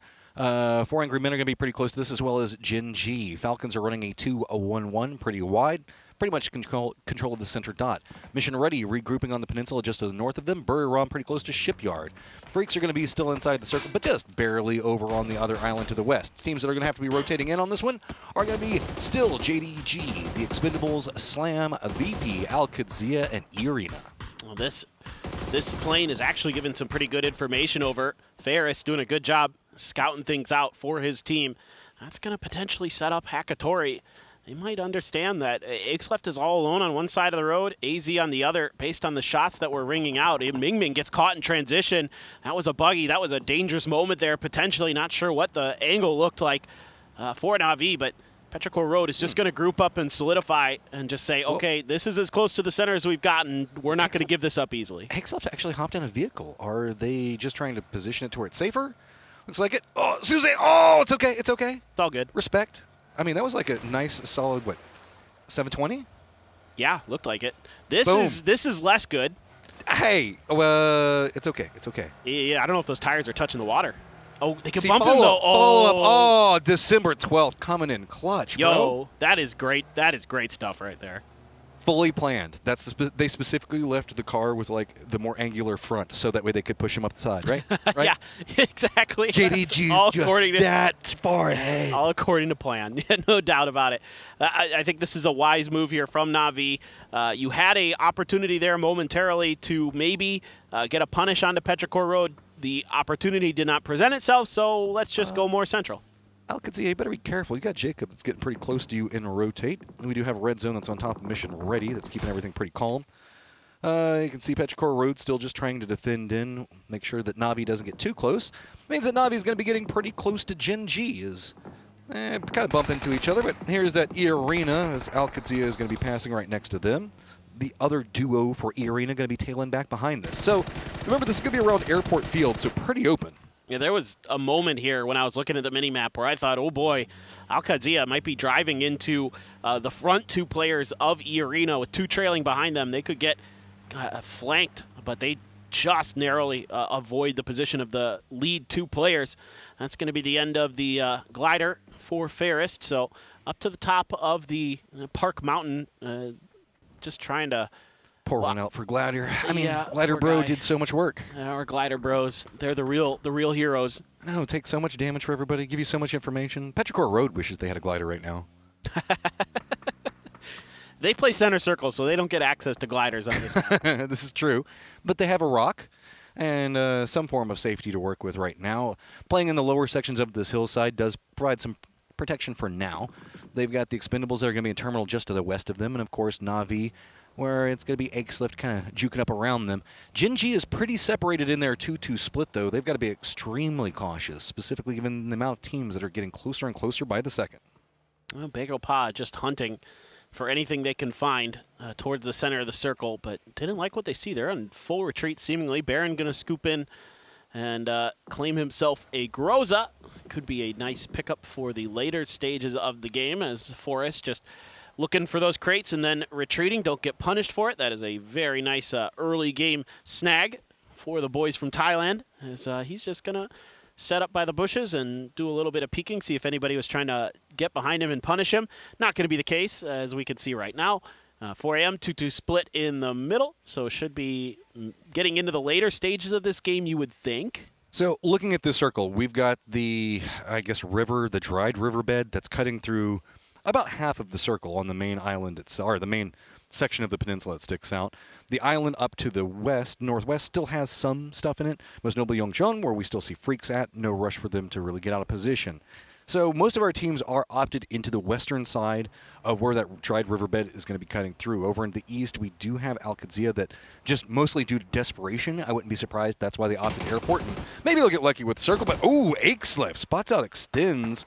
A bit extended away from the rest of his squad right now. Well, he had gotten his position replaced by Sosa there. That's easy money for Akeslef, but Akeslef has been out here for a while. Not sure if they just didn't spot him or what happened, but first kill of the match is going to go over towards the superstar from China who makes his reappearance at PGS. And that is a nice pickup for Petrichor Road, who had a rough Erangel, to say the least. Well, most notably, it weakens Na'Vi, who is one of their closest threats. And we know Na'Vi has just been wrecking people around them right now. So anything you can do to weaken them up, it's going to be geometry favoring the squads that did play on that western side of the dried out riverbed. So our teams that are going to be wrapping in most likely are going to be, of course, Freaks up into the north. They don't have to go just quite yet. Burram to the northeast. We've still got Al-Qadsia, Begapa, E-Arena, and Slam. Slam's going to be following in right back behind Forest as VP very close to Petrichor Road's tail end. Remember, we saw the duo up to the north. Well, VP squeezed in on the other ones, and it's going to be a regroup coming up from Petrichor Road, but is the timing going to be good enough? Yeah, it just seems like any space that Petrichor Road wants to take early center circle is getting picked apart and punished. Akeslef, they wanted to drive in, try to see what they could do to bail out their teammate, but they are denied. So Virtus Pro just says, no thanks, we're good. We're going to take this point and you're going to leave. And just a nice little pickup here for VP on the southern edge. VP just doing such a great job on scouting and gathering information. They know when to exploit, but they've got to be careful. They got some friends wrapping in behind them. Of course, Orca down. We saw that in the kill feed just a moment ago. 4 Angry Men going to be seeing if they can swoop in, while Bean's going to be headed to the hills. And this is another team getting punished for early splits. Center circle. Bean just has to leave. Was just looking to see if there was any opportunity to maybe get a punish in, but 4AM not going to offer. As they are very happy with their spot, and Atungmu's like, yeah, I don't want to take any damage on the way down, so I'm going to jump on the roofs. Not that I think he would anyway, but it's a little bit of a battle over the small creek. This is a very strong compound. The arena's opted into it very early, so there is some strengths to be had with it. But the problem is it's very hard to defend all the different points on it. You can see that the way that the buildings kind of curve around there's kind of 2 compounds combined into one in this position. Arena playing a bit of both. Begapa is crossing over the dried riverbed on one side, so it looks like they're trying to encroach. A Slam coming in from the southern section of it. Forest, though, they've got their eyes set on Terminal, and that's going to put them right in the sightlines of the Expendables. Yeah, this is going to be a circle that ends kind of near that tall, flat mountain where we saw Na'Vi earlier. They've already gotten down off the top of it. Red zone going to be near Genji territory, western focused on the Terminal as well, but Genji should be A-okay. Another kind of change in direction here. It's a long wrap. Yeah, they're going to have to make another long wrap. Al-Qadsia just trying to find some way to get into this next circle. No hot drop this time around and trying to play it a bit more safe. Talking to Roth a little bit before the matches today, he said he wants to really get in some good practice, getting ready for PGC, especially with these new players. They just want to play out some games. Weren't super, interested in the hot drop necessarily. Well, it sucks because we did see that Al-Qadsia was starting off a very good steamroll when they're in their first couple of games. If colds, random other things can happen, and slowed it down a bit. But we haven't seen them kind of come in with that same gusto that we saw. Of course, securing a lot of points in the very first game of your first group stage feels good, and that's what Al-Qadsia was using with momentum. Now we're going to have to watch and see how Al-Qadsia can play from behind, and that's always so much harder. Exactly, especially with 2 young players, trying to get them in the right mentality to keep it on, keep the energy high, keep the mechanics warmed up, all that stuff. Easy to keep mental strong when you're like fragging everybody, but now when you're having to chase, keeping that mental strong is so much more difficult. Exactly. Well, we'll see what Al-Qadsia's got for us. They did find quite a bit of space on the southern edge of the circle. The current circle is phase 2 about to end. Phase 3 sets its sights on the east. Ping pong's back over. So it's that tall, flat mountain and the edges around it that's going to make up the majority of this circle. Falcon's already trying to set up a 2-2, but being on top of this mountain early is pretty challenging because if other teams get around the edges of it, they can get angles onto you from unexpected positions. Was it EWC that we saw an ending right on top of this hillside, or pretty close to it? Forrest gets a good sight line on to Aches left. Tries to juke between it, but he's going to go down. Remember, this is just going to be south of Terminal, so this is not going to be inside the zone. VP is going to be wrapping right back behind Petrichor Road, making it even more problematic. So Forrest not going to be resting on really anything for too long. I think that they're going to use this opportunity. Are they just going to go to the top of the hill and continue forward? If they continue on their rampage around that corner, Nixie could spot them out. Nope, they're going to stop, go for the high ground, see if they can secure some of those kills. But it's going to be hard to kind of juke the bullets in between those two rocks. Yeah, and you've got Virtus Pro, who's able to put some damage down as they try to go for these peaks, so might need a smoke to make that angle to go. Meanwhile, Al-Qadsia drives up to one of the parts of this park, and they've at least got a foothold underneath the revive station where the Falcons have planted themselves quite firmly. Oh, and look who it is. It's the Expendables. They're finding Nox. Navi getting involved on the Forest. And poor Ming Ming, he's just left behind. Spots Akesliff just running. It's like, hey, just res, bro. What's going on? Scappy not going to let it go. Forrest sees an opportunity, and they just instantly pounce on it. Are we going to see VP go for it as well? Because they are so close. Correxy has spied out. Kiss gets the knock onto him, and this is just turning into a problem for everybody. VP already has a foothold inside the circle, so if they can secure taking a lot of damage onto these other squads, it's going to be big. Nixie peeking around, but no, Barry gets the drop, goes for the peek around, and do manage to take down and flush him. And Nixie there did quite a bit of damage despite the level 3 gear and level 3 gun for Baron. But Baron had the confidence to go for the repeat. Nixie was thinking about a retreat, paid the price. That vehicle not in good shape there. So Ming Ming for Petrichor Road stuck in a very, very awkward, dire position. Not sure what more he can do. But Forrest has hopped in their vehicles. They're rolling right into VP. They know that they don't have a ton of options, so they're just sending it right into the face of VP. This is very interesting secondary firefight as the other sections for both VP and Forrest are right on top of each other. Feels like Forrest does have some momentum in this. Ming Ming kind of beneficiary off of this. That's going to be VP now having to focus in, keep an eye on him, while also dealing with the other section of Forrest up to the north. Scappy down for the time being, but are we going to see reinforcements? Looks like maybe Kiss might go for him. Don't forget about the Expendables in the terminal. They could still pounce onto this fight potentially. Virtus Pro trying to see if they could get in towards Forrest and punish them a little bit, but Forrest has just chosen violence this game. I like it. A little bit of a talk seemingly during our extended break to say, hey, we're doing good with the fragging. Let's just go for that a bit, especially if we're on edge. Ming Ming just stuck in the blue. Circle again. Hard shifts down to the south, so 4AM's compound going to be really nice. Al-Qadsia in a tricky position if they end up having to go down that hill. It's quite a awkward spot to be in, especially if your vehicles are not in the best of shape. Gen G going wide west. I mean, this is going to be hard. So Death Funnel could potentially be happening up to the north around where we see Tiggleton's position at. Mission Ready being a bit more brazen up on this hill.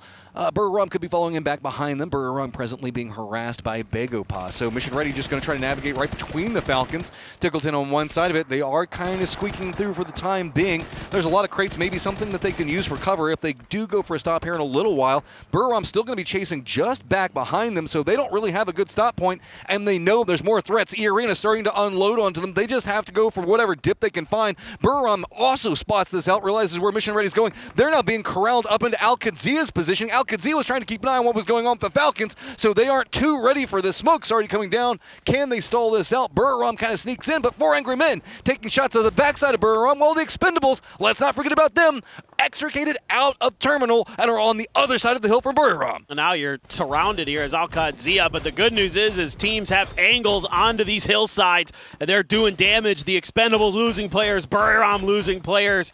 This is a really tough rotate that these teams have to make. So much of these hillsides are exposed to the southern part of the circle because it's such a long, flat mountain, and the hillsides aren't that steep. It doesn't offer you a ton of cover in some places.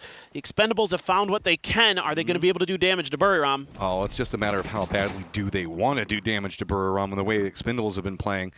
They know that somebody's high ground above them, so they don't want to go too ham on this one. We still got a couple of outlier squads that are keeping an eye on. Of course, VP and Forrest still fighting, not yet inside the circle, but not too many options that either one of those squads can work with. Begopa still trying to regroup, and Freaks still need to get in the circle. This is awkward here. Yeah. Lucarux has been taken out. It's actually going to be Gen G who claims that point. Beamy out in the open. Olympus going to want that spray back a bit, and he's just reloading and going for the finish. Has it. And that is nice for Forrest. 6 kills in this game. Nearly you know, doubling their point total in this one just with kills alone, but down to just Olympus, who's trying to figure out what the hell he can do and saying, hey, are there more meds out here? I'd love those, and maybe a helmet would be nice too. He could wrap maybe to where we saw VP playing from a little while ago. Freaks, they're trying to get in the zone. It's going to be JDG and Falcons that are going to be making their life a bit more problematic. JDG, no, they got to be dodging some nades. Rolls right in. Heaven drops it on top of him. Spaceman cold down. Heaven's got the angle. Guman instantly rolling right up next to this shack. And it's going to be punished a bit on the approach. Suze does manage to take down DL, but JDG goes down. Guman goes down. It's going to be Al-Qadsia as well as the Falcons. Double up firing line right on top of the Freaks. Yeah, just not much left for the Freaks to work with on this western edge, so had to go for the points where they could. And good news for them is they found quite a few in terms of the kills.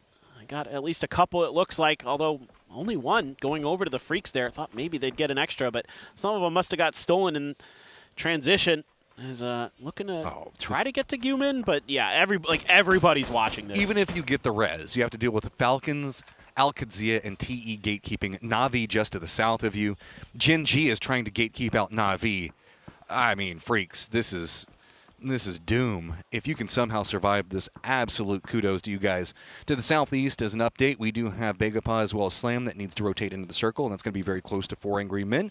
Gen G also looks like they're getting up pretty close to the Expendables. That could be its own firefight about to brew.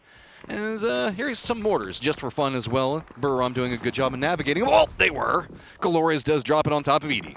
That is crazy close range for those mortars. That might be min-range.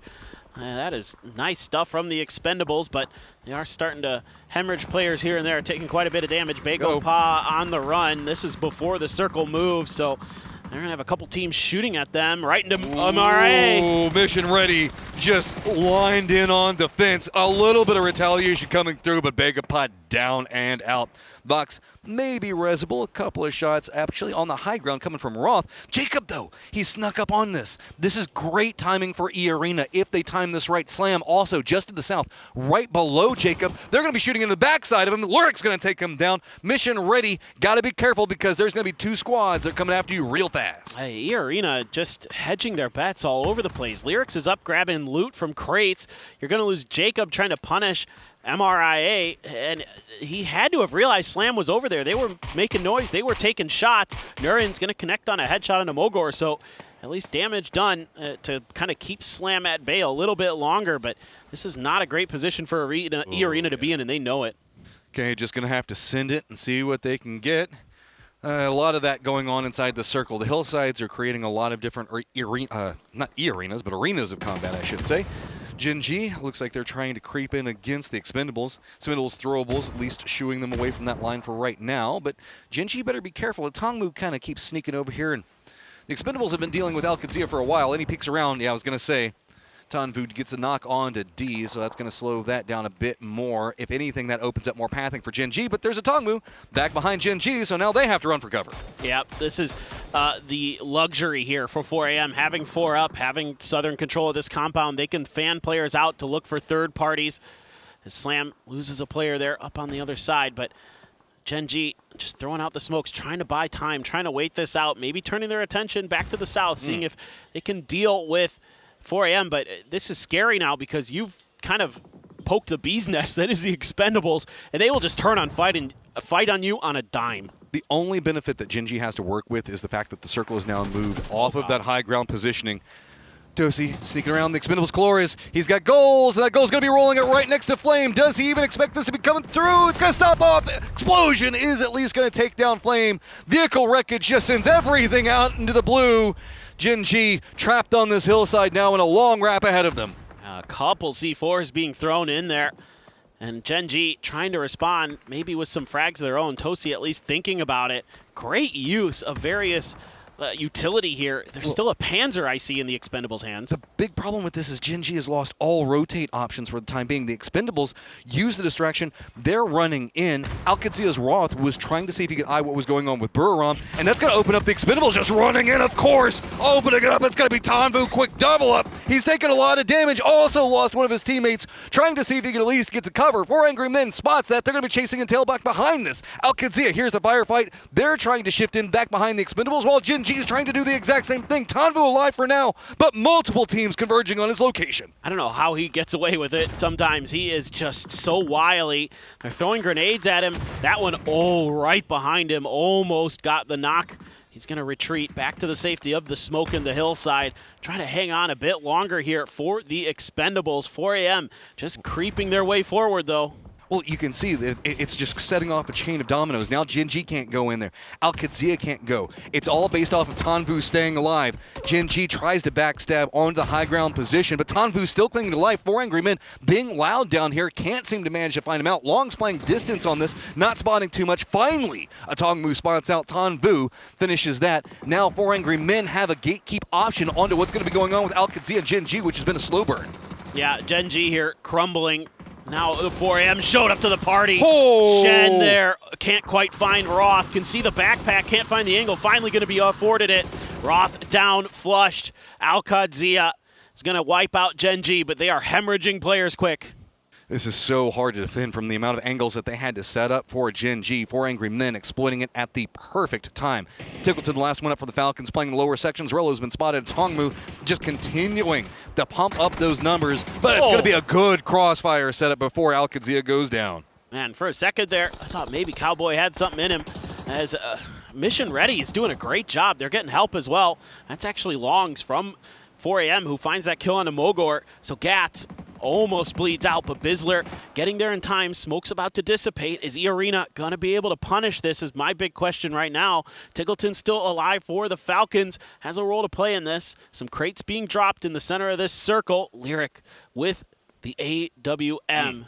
Just looking for any heads to pop. Look, respect to Mission Ready. They were playing a pretty open dip and getting harassed by a lot of different angles, and they've been holding down for a long time.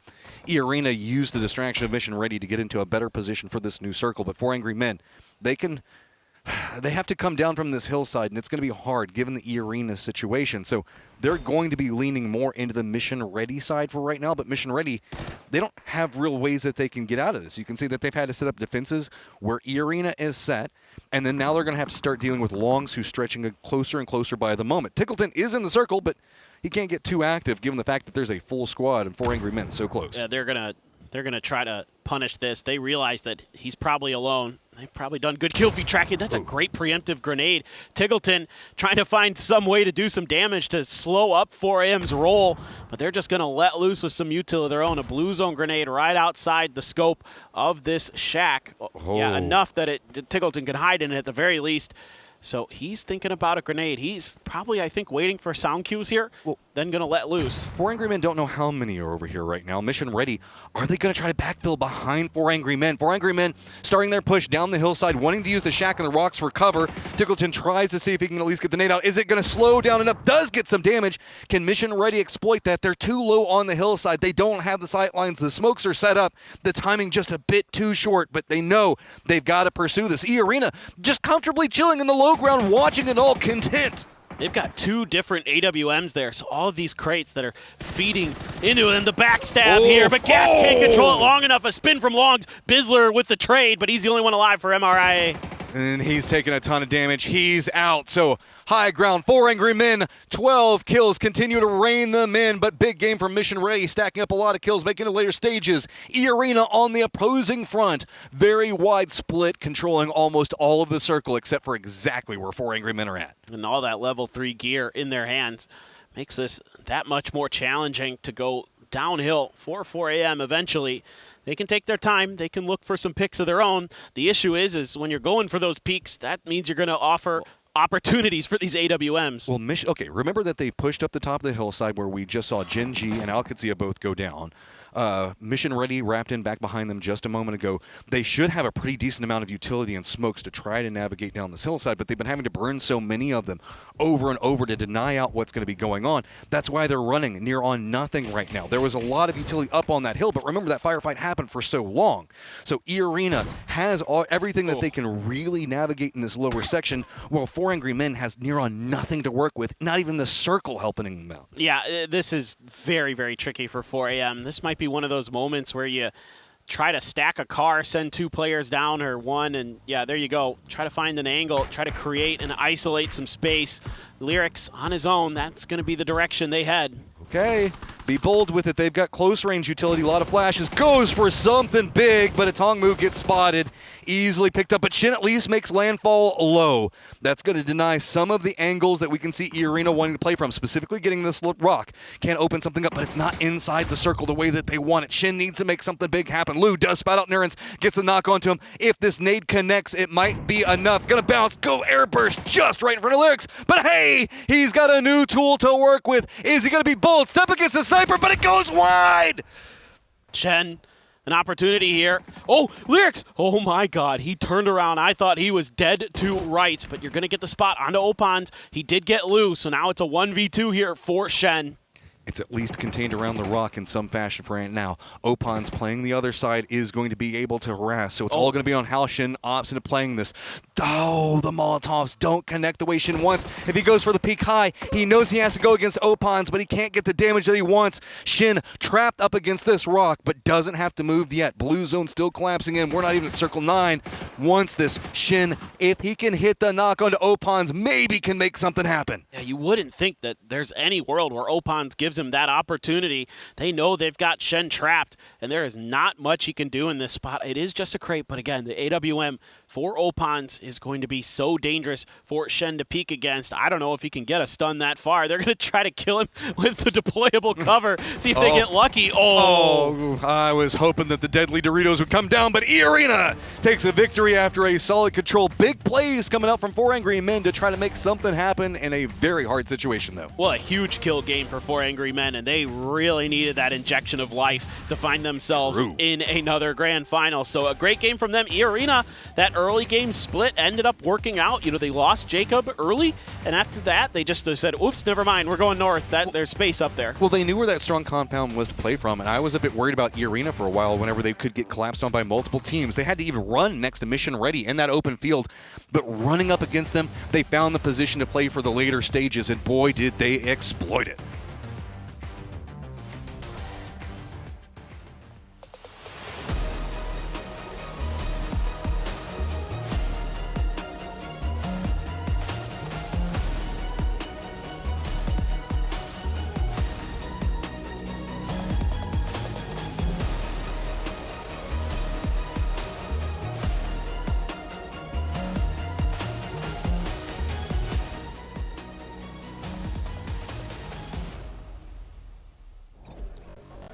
It's time to follow the White Rabbit as they walk away with a chicken dinner for E-Arena.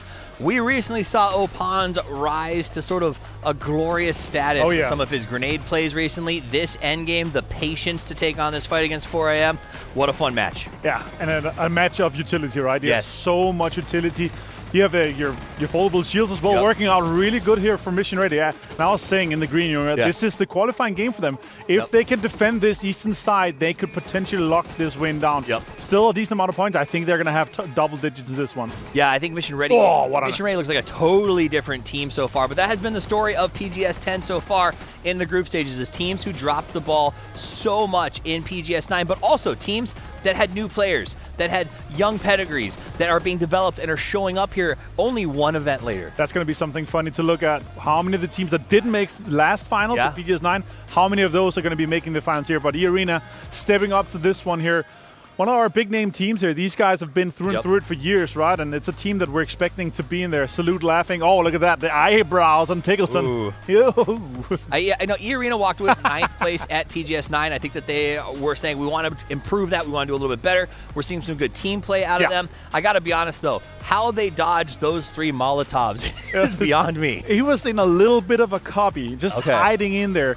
36 yards range out of there. Got to get the castles out of it. Oh, so this has been a bit of a disappointment for the fans, I think, to see Ike's left landing, coming into play, and Petrichor you can kind of see the way they're talking to each other right now. It feels like they just aren't on pace and can't quite get their feet under them. Yeah. Unlike these guys. Yeah. Mission Ready International Alliance, the longest name ever. Right, but a quick qualification for the grand finals. But I mean, the scent down there in the middle, like we're like, okay, they actually have a small path in between all the teams. They got into that a little bit quite early on here. But I guarantee you, if you talk to them right now, they're going to be like, we could have gotten so much out of it. They could have held, in my perspective, they could have been in a situation where they could have pushed Slam T or got that kind of finished earlier and not lost as many guys. They were down to a 2-man. Vox got knocked by the arm. Yeah. If they had a 3-man, they had been potentially alive for longer here. But 13 kills for 4AM, man. They were just insane. This is a big change for 4AM, right? So when you kind of track their year, right? This is a big event. No God V here. They're sort of trying out this new roster. Sure. They struggled to make the grand finals at PGS 9. They just barely made the cutoff. Then we get to the actual grand finals. They end up fighting into the top 5, and now they're getting these consistent performances with kills and damage. Yeah, it's looking really good. Yeah, it's Roth though for Alcacia. 5 kills, man. I'm super happy to see him in here. Yep. They need the points. They need to get in there. We need to see them in that finals again.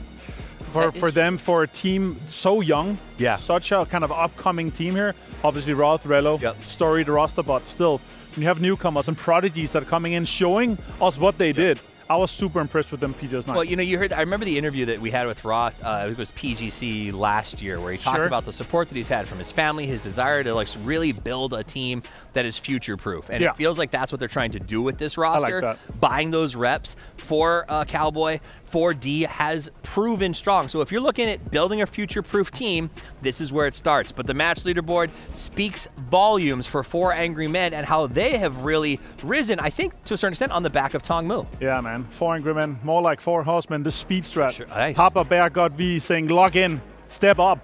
The 4 And horsemen. they have.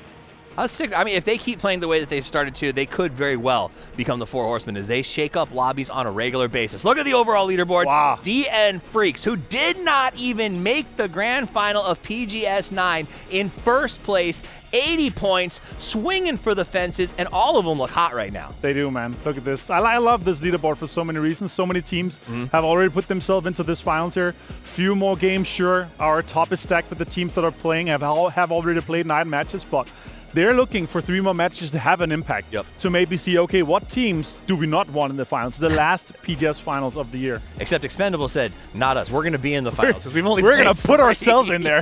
It's obscene. 3 games, and they've already passed teams with 8. So very, very cool to see. Looking at the right side of the leaderboard, obviously 12 games is the qualification number for those of you who may be just joining us. Some of those teams with 6 played are going to be very disappointed. You saw Liquid there on the right side already.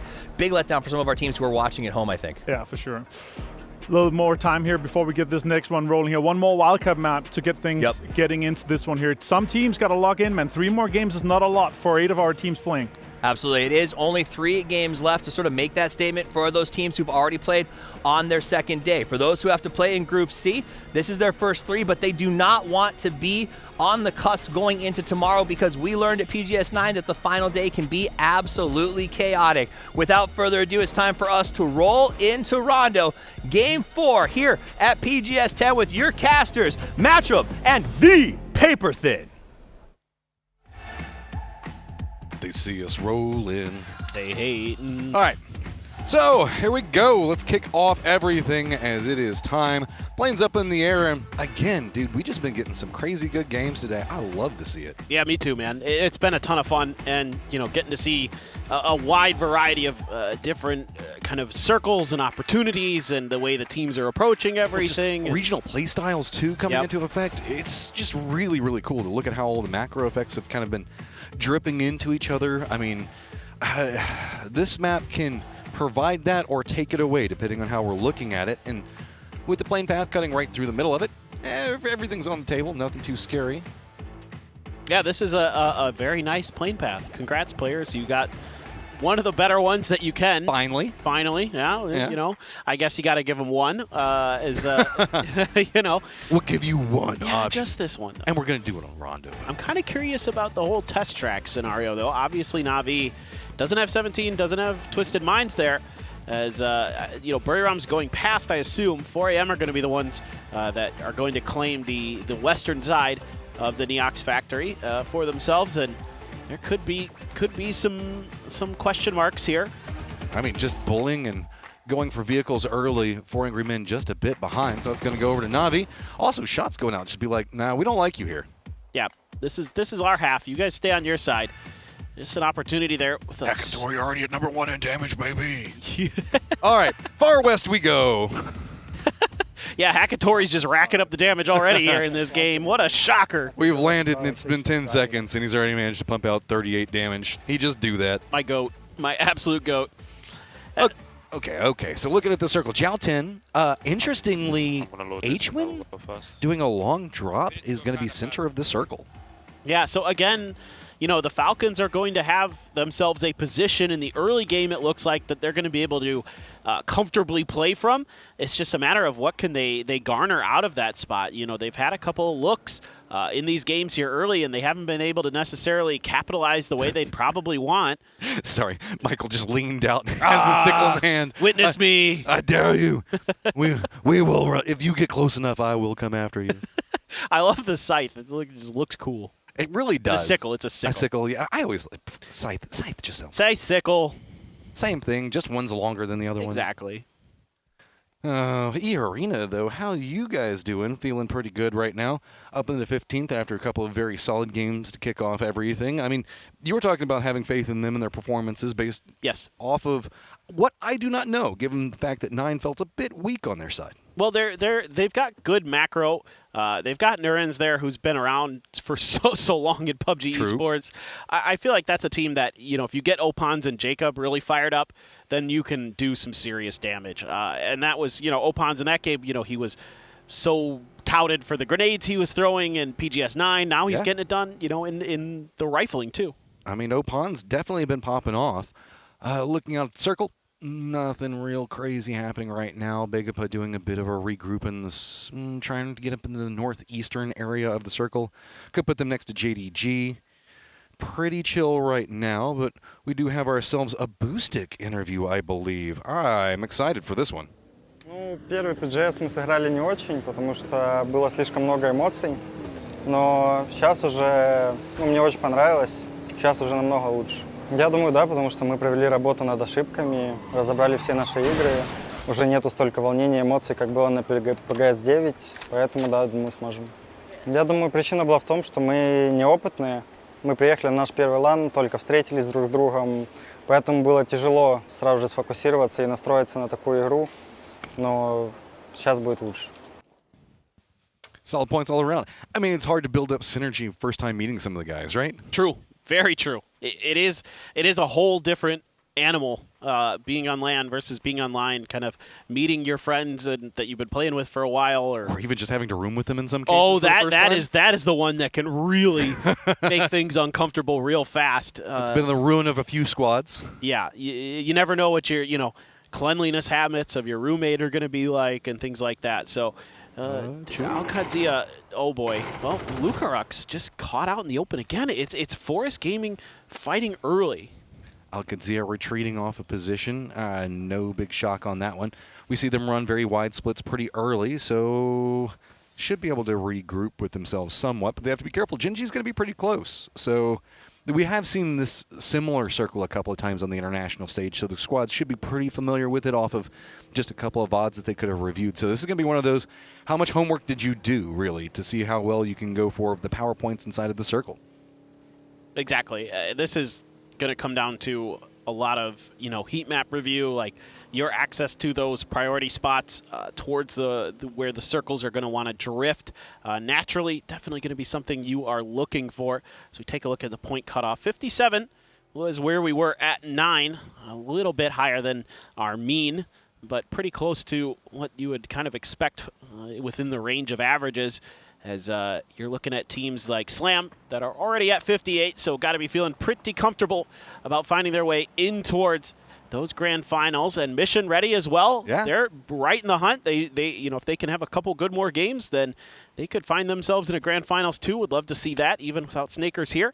That team is playing some pretty nice stuff. I like going back to that game on Erangel in the fields. I thought they played that well, even though they didn't do a ton in terms of like kills and placements. They still got what they could out of a bad situation, and that just shows like the leadership that Michael has there and their understanding of the game.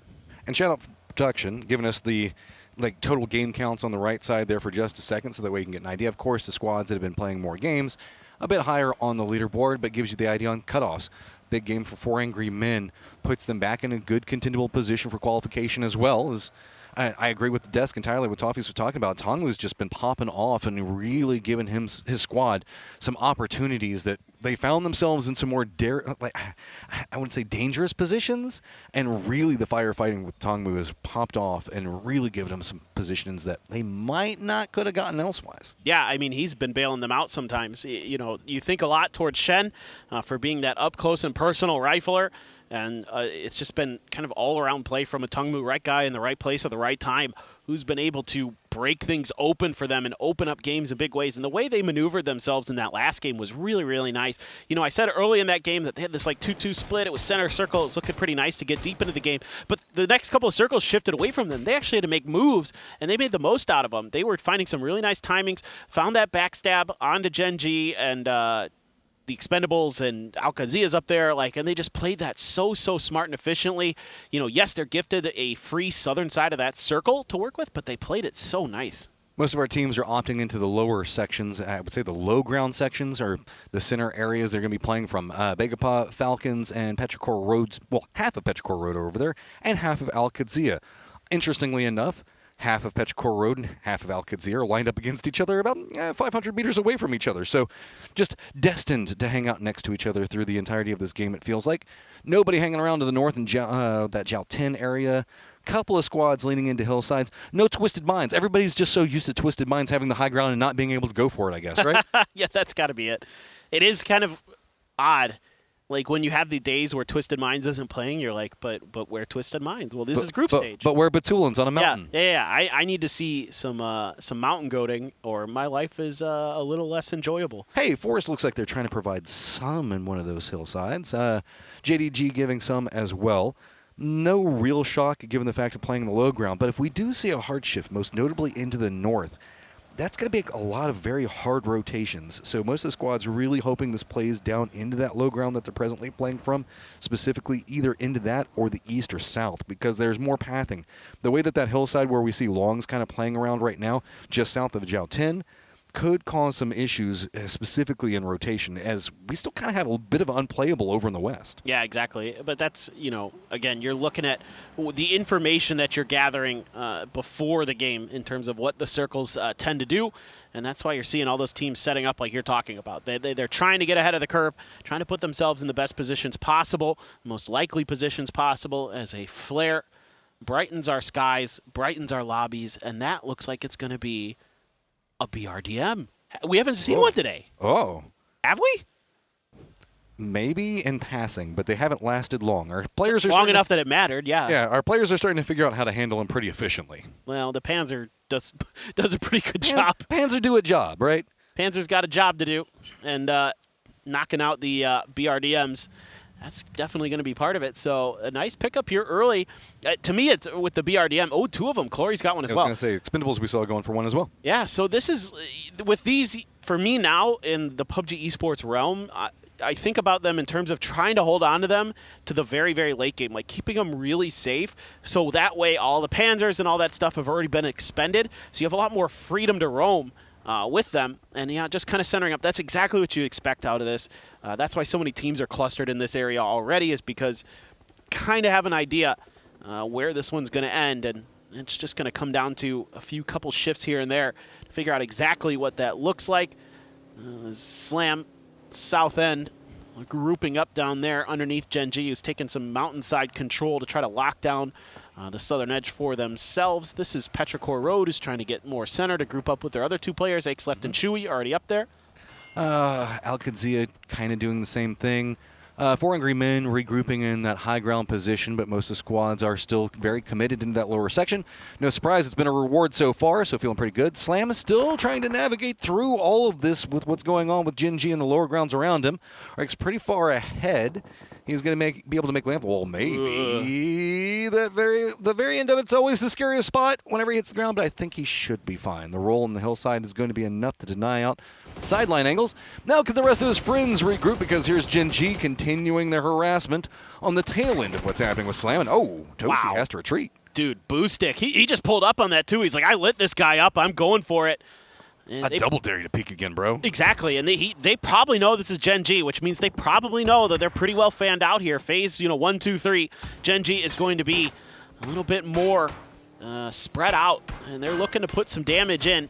Good for Tosi that he's able to get out of there, but man, Boostic just hit some nasty, nasty shots. They're still driving in. They want to try to claim whatever points they can, and Flame, I think, wise to be in a vehicle and be ready to move, because at any moment, if Slam gets an inkling that he's up here on his own, they might just turn. Tail end shots right on the Rex, but he should be fine. Slam not quite content with just control over the northern side of this cliff facing.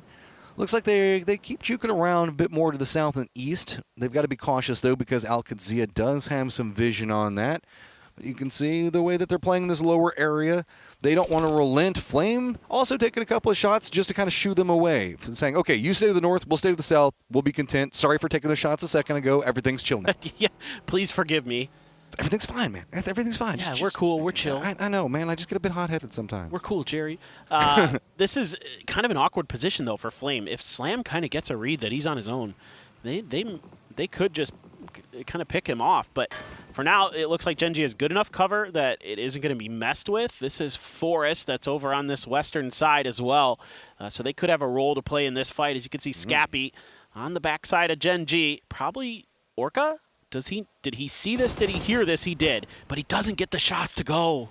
Both sides seem pretty aware of each other, so good retreat from the car, realizing it's going to be naded most likely. Gen.G's got to be a bit cautious, as if this goes too loud, Slam might decide that there's something going on that they want a piece of. This is a squad that we do know can be pretty active in the earlier stages. Yeah, and I think Slam has a little bit more breathing room because they're already above the PGS 9-point threshold. So if Slam wanted to, I think they could turn their attention to Gen.G, who is, needs to start garnering a few more points. They're not doing too bad right now, but definitely not on pace to get the points that they would kind of be expecting after doing so well in the groups of PGS 9. Well, it's hard right now because we haven't had much kill feed for these squads to work with. We do go a bit north, still keeping in that high ground that 4 Angry Men's going to be playing from. So low ground positioning for Falcons. Petrichor Road, Begapa, very strong. Slam's going to go ahead and go a bit more centered. There are some hills and some dips that you can play from, but this is kind of the approach into the circle. You can see it flattens out pretty heavy, pretty fast. And Slam, what's your options? As it is going to be VP flying up above it all. I'm worried for VP. They're going to have a lot of teams that are going to see this emergency drop. So how do you get down? Looks like they're fast. So far, so good. Actually, this is okay. They got down quick enough. They just straight nosedive down into this point, and it is going to be pretty rewarded. This is 2 small hills, so the vulnerabilities to it are going to be from the east and the west, and nobody's really playing those right now, so maybe Forest could be a problem for them in the near future, but for the time being, it's at least enough to work from. Yeah, they got down there so quick. That was really nice from VP. Well executed, and this is going to be one of those positions where they just have to prone it out and try to hold the line and hope that everybody else around them beats each other up and they can get deep into the game. See if it pays off. Arena near JDG. JDG very spread out. Cold right underneath Jacob. Jacob, he's got the spot. They're doing damage from somewhere, so he's got a read on the positioning, and he's doing more. Oh, Neuron's on the other side. Spots out. Easy pickup on December 12th, and this is why we saw JDG having to hunker down. Go ahead and flesh out the last guy. Can't let that information get fed over. Cold, we know, can pop off, and this is the issue. Slam rolls right down into VP, and big pop off. But VP, before they go down with their last breath, Nixie takes down 2. Yeah, Slam just said, well, we don't have great positions. We don't want to fight a lot over on this southern edge. Let's see what we can do against VP. We know they dropped in there. Nurin's getting chunked up by a Molotov. Prone's down, throws out the smoke. Spaceman holding the line. Yeah, Suze going for that wrap, looking for the flank angle. Nurin's, I don't know how aware of it is. He's not even turning. Look at this. We got the glider back behind this. Opan's already scouted it out. They know it's just about making sure that they can keep Cold as contained as possible, keep Jacob alive, deny out any angles, and wait for Opan to backstab. Nurin's going to go ahead and do it himself, though. Cold now down. Spaceman does spot out Nurin's. Lyric spots out Suze. Opan's finally spots out Spaceman, and it's just a run down into the smokes. That's going to be enough. Opan's clutches it up when he needs to. Just brilliant maneuvering here from E-Arena. Playing off of each other so well. You know, everyone's got the extra angle covered, so JDG could never find any purchase in that fight. Delwyn does get taken down here by Na'Vi out in the blue, so Extends going to be watching to see if there's any more expendables around this. You never know with them. Sometimes it's just Delwyn by himself, sometimes it's not. So you got to be pretty diligent, and they're reinforcing that northern edge, trying to cut off the rest of TE. See, that's the thing about expendables. I made the joke in the past that like they get stronger the less of them there are. But really it's just the fact that they go, okay, well, now we're just on a damage control game. If you kill one or two of them, suddenly they have those big pop-offs where it's like, okay, we just got to kill everything around us, and that's whenever it gets scary, and it can be quite unruly to be next to them. Burram's going to be next to them to the north. To the south, of course, Na'Vi that we were just looking at a moment ago. The circle does lean into the south. Al-Qazi is going to be on the tail end of it all the way down the south. Genji's going to have a couple of members in. Petrichor Road as well. Burram taking those harassing shots into Duck Juice. Duck Juice does have his vehicle. He's very low on life, tries to juke it, see if maybe he can use the trees for cover, but now a couple other people are going to start spotting him out, most notably Na'Vi. Where is he going to go? Oh, I don't know. Yeah, I was going to say, I think it's pretty unlikely he gets too far. It's too easy for these players. And now, oh, that poor BRDM is the perfect gun to have against it is the M249 in a situation like that. Did you just say poor BRDM? Maybe. Look. I mean, it's taking some damage. It's starting to smoke, and they wanted to use it for cover to go for a res. Instead, they just got to go crates. Yeah, they realize that right now going for Duck Juice, probably not the best play in terms of maximizing points in this one. You know, they're having a phenomenal day, no doubt about it. Ooh, look at that. Vox grabs an MG3. The arena right on the backside of Genji. Orca primed with the Panzer. Outside the safe zone, Orca pops down Nuren's. Easy angle on it. Flame jumps out on the other side, though. Picks up one. Also goes for the flush. Peek's going a bit awry, though, but it's going to be fine. He peeks it back around, finds another one. Flame just doing work with Orca. Yeah, great hold here from these two players. The Panzer, perfect. Then the follow-up from Flame on the off angle, not expected by E-Arena. Shifting over to the north, this is 4AM and Buriram trying to contest for this northeastern edge. Not much to work with as you go towards the west, as Bagelpot already claiming the real estate further ahead. So they need to fight this out. It seems like, you know, Buriram trying to play this edge game, trying to play for points. 4AM looking for an entry into the circle, letting a Tongmu hold the line as best as possible. Just not enough space for this many players, so it's time to start fighting and get what you can get. See, Slam had to deal with Mission Ready, who rolled up pretty close to them, and this is going to be around the center. Genji is going to use this opportunity to regroup into the north. Buriram, 4 Angry Men lining up against each other. Freaks have also gotten very close to the Falcons, who do have a compound inside the circle. So Buriram not going to go too hot and heavy with it yet, but 4 Angry Men coming off a pretty solid last game might have an idea on exactly where he's at. Nade goes a bit long, so Tongmu's going to have to retreat. Yeah, but Khan's got the cover fire from the rest of his team, so 4 Angry Men can't fully commit to that fight, despite they know exactly where Khan is prone.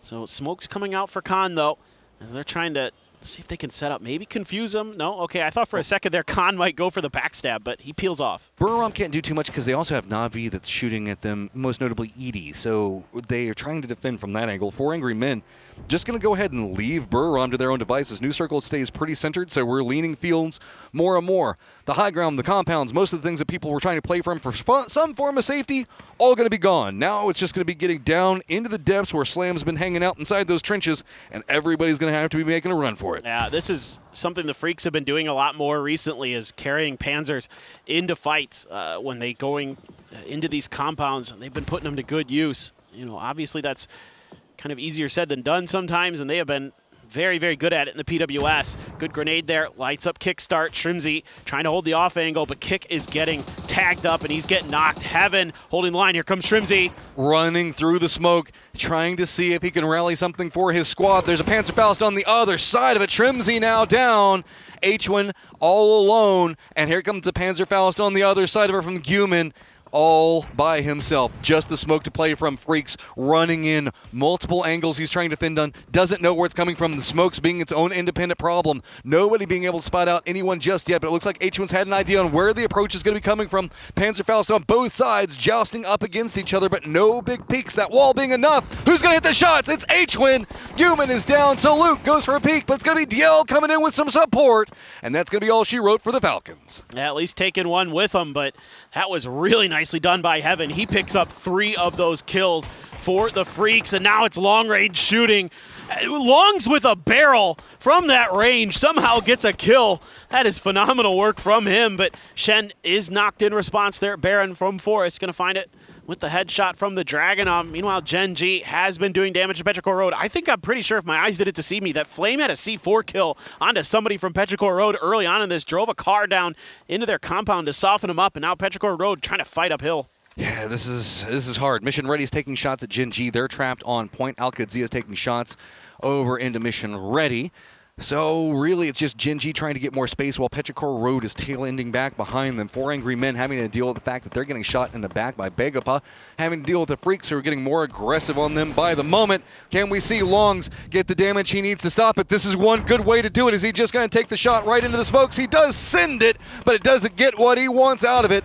The rock is going to be enough to provide cover for now, but the nades are starting to bounce closer and closer. Longs just clinging to life. New nade's going to bounce, still somehow alive. Longs does have one down NDL. Gonna start going for the peaks. The tree gonna be enough, but there's nothing to be had. Just some utility. Begapa comes up from back behind. Absolutely putting in the work. Oh, this is so difficult for Longs, but he has done a phenomenal job. It's actually Begapa who takes down Salute here.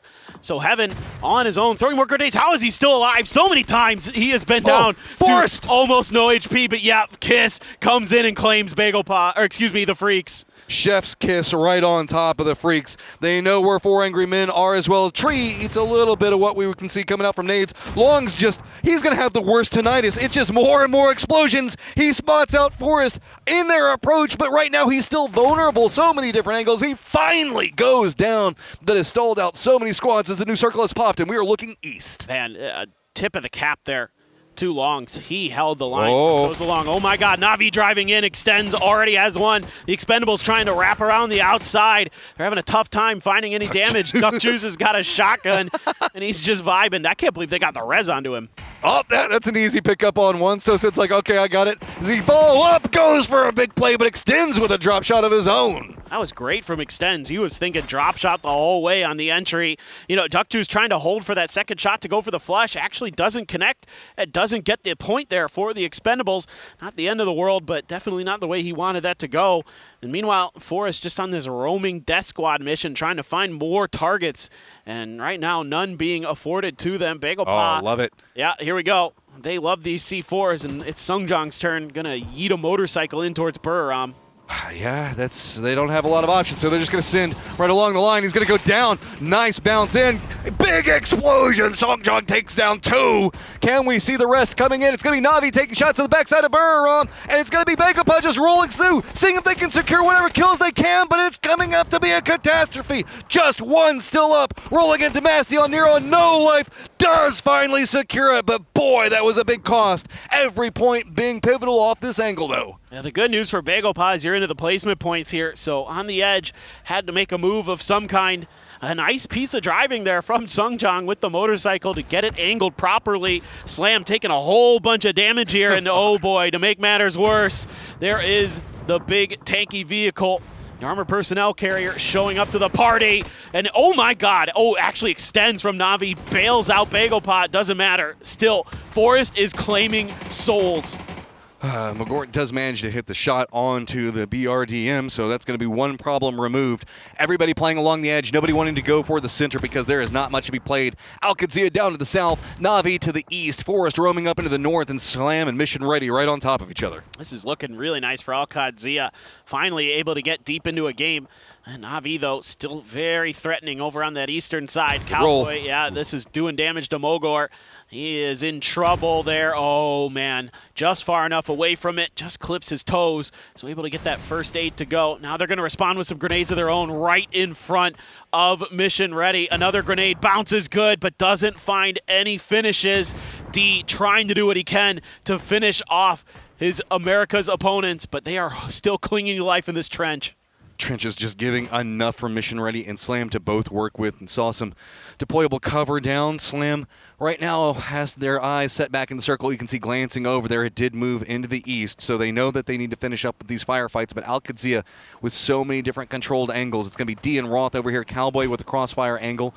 Forrest Kiss still very close, very far up into the north, going to have some positioning that they can keep an eye on with what's happening with Slam. So really, Mission Ready and Slam both trapped right next to each other. Oct-2 has a tough decision to make here, but I think the better choice is to just lock out these teams on the west and then try to maneuver your way in away from Navi's position. Maybe hope that Kiss can do some damage to them. Stick. Meanwhile, Slam's like, we need points. Let's go.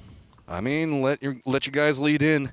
Going for those peaks around the side. Looks like they have an idea on where the nade should go, but Michael, low down, is going to get spotted, and of course it's going to be Boostic that goes for the peek around. Beneficial for Cowboy, as it is going to be him that picks up the flush on Arctics. Yeah, now the stuns are coming through, so Gats trying to use Michael as a bit of cover here. Gonna just prone it out. If Michael had been looking to his right there with that MG3, he might have been able to get another kill or two. As Boostic does claim Michael, but is taking damage as he tries to go for the reaggress here. Does Gats? Oh my God. All right. It's going to be dicey. It's going to be hard with this angle.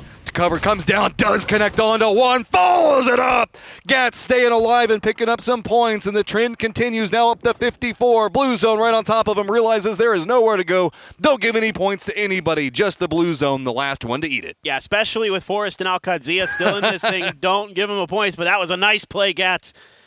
You deserve a nice round of applause for that one. Meanwhile, Oct-2 can use this hill line in the center of the circle now that everything on their west is clear to try and knock down Na'Vi, try to keep them on the other half of this thing, can keep Kiss over there. Really, Rello, point man, him and Cowboy need to play for their lives. Don't give Na'Vi any opportunities. Fairest wants Kiss out of this, wants to take that fair 4v4.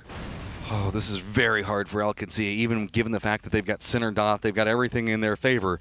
The problem is Na'Vi still has 4 up, and really, Oct-2 is hoping that maybe Forrest and Kiss, the last one up, could be a distraction. I mean, D does spot out Sosa. That's going to make it a bit easier if they can find these 1v1s off to the side that can give them something more to work with. But Na'Vi has been on a tear of their own. Look at Roth. He's charging in. This is a bold, up-in-the-face strategy right up next to Cowboy. Hakatori being the point man for Na'Vi on the other side. If he goes down, it's going to be hard for Na'Vi to find regroup positions. He's got an AWM right in front of him. He might spring to life if Roth goes for a shot onto one of Hakatori's teammates. Hakatori, that is not the player you would want to have up close and personal with you, but too bad, so sad, potentially. We'll see if Hakatori can go nuts here. Going sneaky, creeping up. I don't know if Oct-2 has any idea this is going to happen. Starting to do the bounce arounds, some deployable cover coming down. That could be a problem for Hakatori. Provides something for Roth to work from for the time being. Fairest and Extends kind of trapped, isolated out in their cover. You can see a rock and a tree between them. Yeah, they're pretty big, but they're not inside the safe zone. D playing pretty far back, has some high ground, seeing if he can exploit. Cowboy being the low man in this position. Down into the south, trying to see if he can keep it contained. But Rello, Roth, Hakatori, so danger close. They don't know where Hakatori is. That's why Roth is looking around behind him. They have no idea that he's gotten this close. So they're like, where the hell could he be? Is he going for a wrap, or is there something we missed behind us?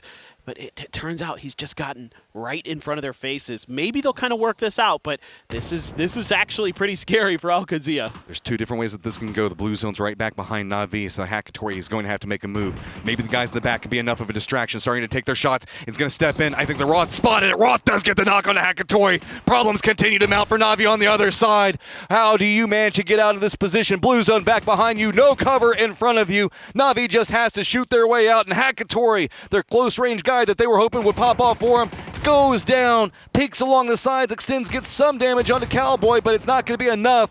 I think it's just going to be surrender it to the blue zone, but Cowboy does get the nade close enough. Thayer is the last one up, does get the knock onto Cowboy. Charge comes out, Oct-2 being bold with it. Do manage to take him down. Oct-2 find the victory. Finally, Oct-2 coming alive here in the group stages. A big win for them. The combined squad of veterans and young guns showing us some more good stuff here at PGS. Man, that team is fun to watch sometimes. Oh, and that was a needed one. We were talking about how they came into the group stage in 9. Very, very strong, and how they could maybe play from behind. Well, looks like they can find it. That was very, very scary as Hakatori that close. Just what, 5-10 meters away? That's a terrifying prospect. That's all you're thinking about in that situation is, oh my God, where's Hakatori? Please, God, can we deal with him? When is he going to pop up? And when, oh when, are Toffees and Martin going to pop up for us?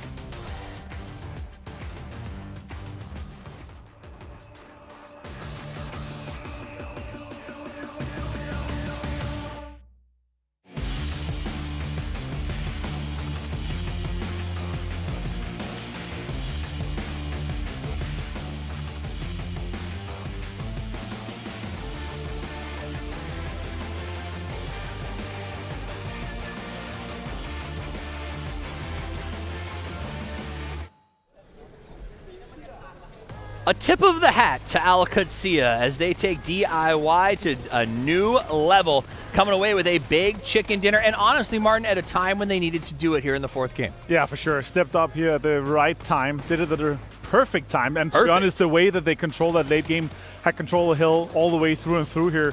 Super well executed by them. I really like that, to be honest. And also, again, deflected the Hackatory sneak up. That was the biggest and most important time to do so. No sneaks for you. So they had a really good game, and they come away with that victory. Another team that has had a very strong showing here today is Mission Ready International Alliance. I would say it's pretty safe to say that they have secured their spot potentially going into the grand final. Okay, not yet. Well, we'll ask Michael. We've got Michael, PNC champion, here to chat with us a little bit. What do you think? Do you think you guys are qualified now? What's the strategy the rest of the day? Nah, I think we need another at least 10 points. I just don't want to be in that last day when that makes sense. You want to be 70 plus. You're just like clenching butt and you're like, nah, I don't want to be right here right now. Like we need some more points, but we fixed a lot of our macro and stuff. It's walk us through from PGS 9. What happened the week off? Like, how did you guys prepare for this event here? We went through. We matched our comms up with the map stream. So when we were like, to be honest, our macro is always good. Vox is really good IGL. It was just our like sticking together as a unit. It was just like, one guy just doesn't come and he just runs in solo, and then the other guy's like, oh no, he ran in solo. I need to just make up the difference, and then he runs in solo. It's like, now we just fall over. Play together team, essentially. Yeah, it was really costing us so many points. It's been looking good so far. You've been tied as a team here. You're getting points where you're not supposed to. This one, it shifted away from you. Gat still had a clutch though. Yeah, no, I don't think we've ever been that loud. We just screamed as soon as we killed Slam. And the funny thing is they're right above us in the booth as well. So they're just feeling head and hands moment. We're just loving it. So Kylara sometimes calls you the traitor, because you're playing over the Americas. What's it been like playing in that region compared to sort of what you're used to over in EMEA? Yeah, I mean, I've been kind of in and out of teams for a long time. Like, a lot of people just kind of, I want to say overlooked. I don't want to sound egotistical, but I just never really got a big chance. But yeah, I think the team's really great that I'm playing on now. I'm loving it. And yeah, Kalaris, he's literally lived in Poland forever, bro. He's the biggest trainer. He left the UK long ago. Bro. Yeah. He left long ago, but I'll tell you what, we are glad to have you over on our rosters. It's been wonderful watching you play. Keep up the good work. We're going to let you get to the team and get ready for the next game. Have a nice day. Thanks, Michael. You too. Good luck for the next games. All right, top 4 teams coming out of that one. It is Al Qudsiya with 7 kills, but for me, it's that walkaway. Forest Natural Gaming, 11 kills, big game for them. Yeah, huge game for them. Obviously able to stand up and get the position that was required for them to be enabled here. And as I was saying before, Al Qudsiya here in a situation where they had the control, they had the riches, they deflected the Hackatory push here in this case here. He managed to get 3, not a lot of kills, but still, when you get the chicken dinner, that's what's important. You're looking at a 17-point game here. That's fantastic for them to get things rolling. The thing I'm loving about D, and so it's D and Cowboy, obviously the new young guns, right? The ones that are getting their LAN chops cut under them. This is now their second official LAN when PGS 9 was their first. But D has been a rock for this team. If Cowboy has been a rock star in some big moments, D feels like he is consistently in a really good position, winning really strong fights when he's anchored, and has been I really like the way that they're playing this. Yeah, I like the structure and the team so far. I'm super excited to see what they're going to be able to do for the rest of the day, of course. This is such an important day. Some of the teams are playing their last games. Other teams are playing their first games to set themselves up for victory towards the late game here. Now, while we did see QAD come away with the win, we did see a lot of other teams come away with those kill numbers. Na'Vi in particular, despite being on the top of the leaderboard, despite being pretty much through to the grand finals, despite being on the way to PGC, is still here saying, you know what, we want to actually qualify on our own and show the world that we are as good as we have said we are. It's true. I mean, in this case here again, like, once we're done with match 4, this is the time for the teams to log in, right? The 2 Miramar games, it's like, okay, this is the time. Like, we're playing to back-to-back. We're going to be able to go in and get our potential 2 last games. 17 points here, as I said, for Al Qudsiya is massive. Forest Natural Gaming, the 11 kills here is huge for them. 4 teams on double digits here. That's massive for the team. Na'Vi already through. SlamG, I would say now, already through here. They're in there. Are they going to end on 68, 69, or are they going to be early 70s here? I would say safe points. Like, if you don't have to worry about tomorrow, 70 plus. I will also say, again, SlamG and Mission Ready International Alliance, 2 teams that did not qualify to the grand finals last time, showing up again big in another game and putting up good numbers. Total leaderboard, Na'Vi still holding the top at 87. DN Freaks did not make the grand final last time, and here they are in second with 84. Slam G did not make the grand final last time, and here they are in third with 68. Mission Ready doing the same thing as well. I love this week off. It has been a seismic shift in how these teams have approached and performed. For sure. Two teams that's obviously jumping in is great there for Slam G. Slam G's now, they're safe. Freaks, safe. But teams on the bottom, we're looking at Foreign Men. They need to step up. Bagopar, they need to step up. It's their last game. Bury them here. Yeah. 33 points only. Goodness. It's looking very dire for them if they don't get things rolling already. Yeah, they're not going to be able to see a future for them if they can't make the big pushes right now with those only 2 games left to play. It'll be interesting to see how it falls out. Are there any other teams as you look at this leaderboard that you're thinking, I don't like where they are, or you're kind of shocked to see them struggling over on this side? I mean, first natural game with the amount of points they got just now. Yeah, like they were so far behind with the obviously first 4 games so far, Irina also, but still 2 more games today. If they manage to get another double-digit point here for the 2 more games remaining, they're going to be in the 40s. And like if you're in the 40s, we're looking at only 25 points to get across that 70-point mark. I think JDG Esports with another slow start for me, despite maybe some of the coolest driving moves I've ever seen. When you go back to Tego, that said, it has been a very, very slow start for them and really frustrating for a team of that pedigree. Yeah, Petrocor wrote as well, only 8 points in 4 games. That's 2 points per game average. That's not high enough for you to make it into the finals, especially with your champion and legend here in Ixlef. They should be able to turn things around, but still, they've got tomorrow too. Well, legends rise when the tide is against them, and they have 2 games left to prove it. When we come back, we're headed to the Dusty Dunes here at PGS 10, so don't go anywhere.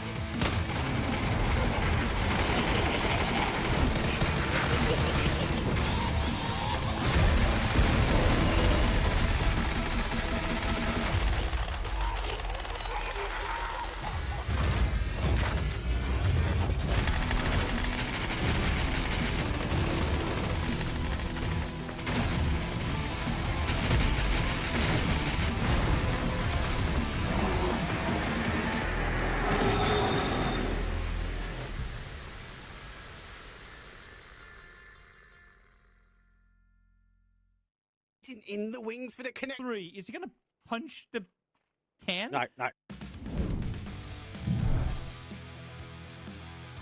자, 여기서 이제 오른쪽 웰컴 수류탄 위치도 괜찮은 것 같은데요. 배고파. 진짜 도망가야 돼요. 그냥 쭉 도망가야 돼요. 싹쓸이. 这地方是看不到车的。铁拳，扣扣铁拳1红2，停下来打吗？我们还有一个。 这是苏泽把12月给炸下来了，在自己还有一发铁拳，苏泽打一个1炮，怎么还有？You know what? I want to know. I want to know exactly what the devs thought about this. Like, is this a main phase for the game? Like top phase, is that assault? 이런 대폭발 사고 안 일어났죠. 네, 서클은 위로 올라갔고 여기서 내가 책임진다. 간다 더블히트! 야, 파탈 피하면서 이거는 뭐? 자, 같이 가자! 와, 2개예요. Themselves in this position. It has been pretty successful. BWD making a mad dash for it. He goes down. More shots coming in from Lurex. Takes down Spiro. Quizzy, the last remaining one alive, and he gets Slam G here. What a great game for them. Others sending it in. They want to make sure that this last one doesn't get denied here. Molotov comes in. And if you're Kilyakai, they're in fire. Oh, they got it as well.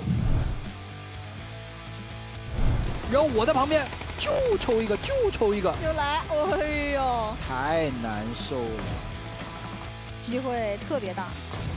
哇、就看多少分吃鸡了。哎呀，死雷这边这里急了一点，但是影响不大。恭喜 JDG。 좀만 기다려줘. 기자님만 좀 말해줘. 잠깐만 기다려줘.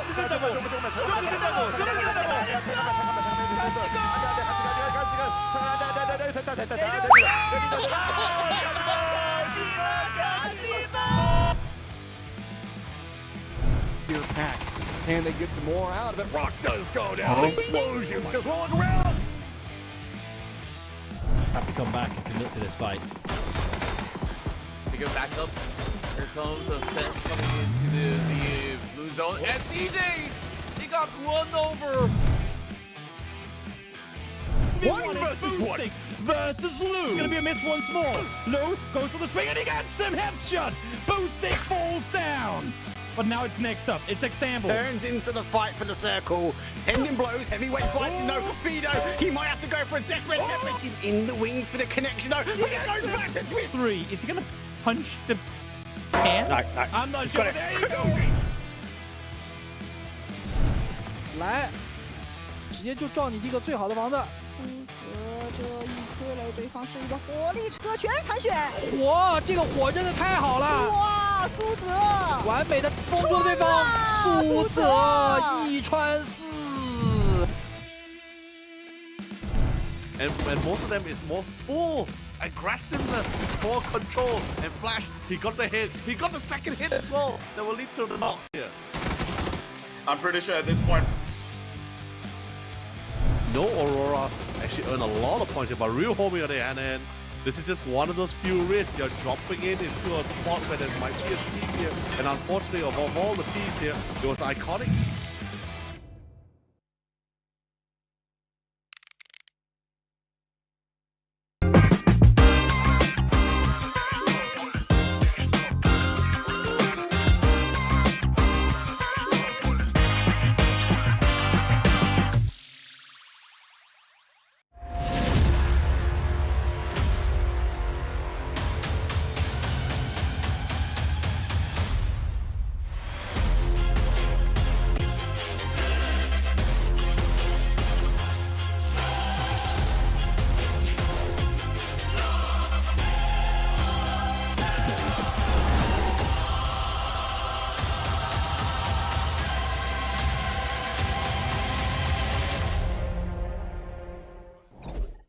Two games now remain for one of our groups, and we've got a couple of teams that are right on the cusp. Mission Ready had themselves a good last game, but they've got to keep those points per game up because there is only 2 Miramars left to secure yourself a position in the grand finals. Yeah, exactly. I mean, some of those teams that are playing their last day today in terms of groups, looking for a bit of a pop-off, looking to maybe get through with some good point totals. You know, I think you're looking around 60, maybe something in that neighborhood to feel safe-ish based on, you know, the history of PGSs.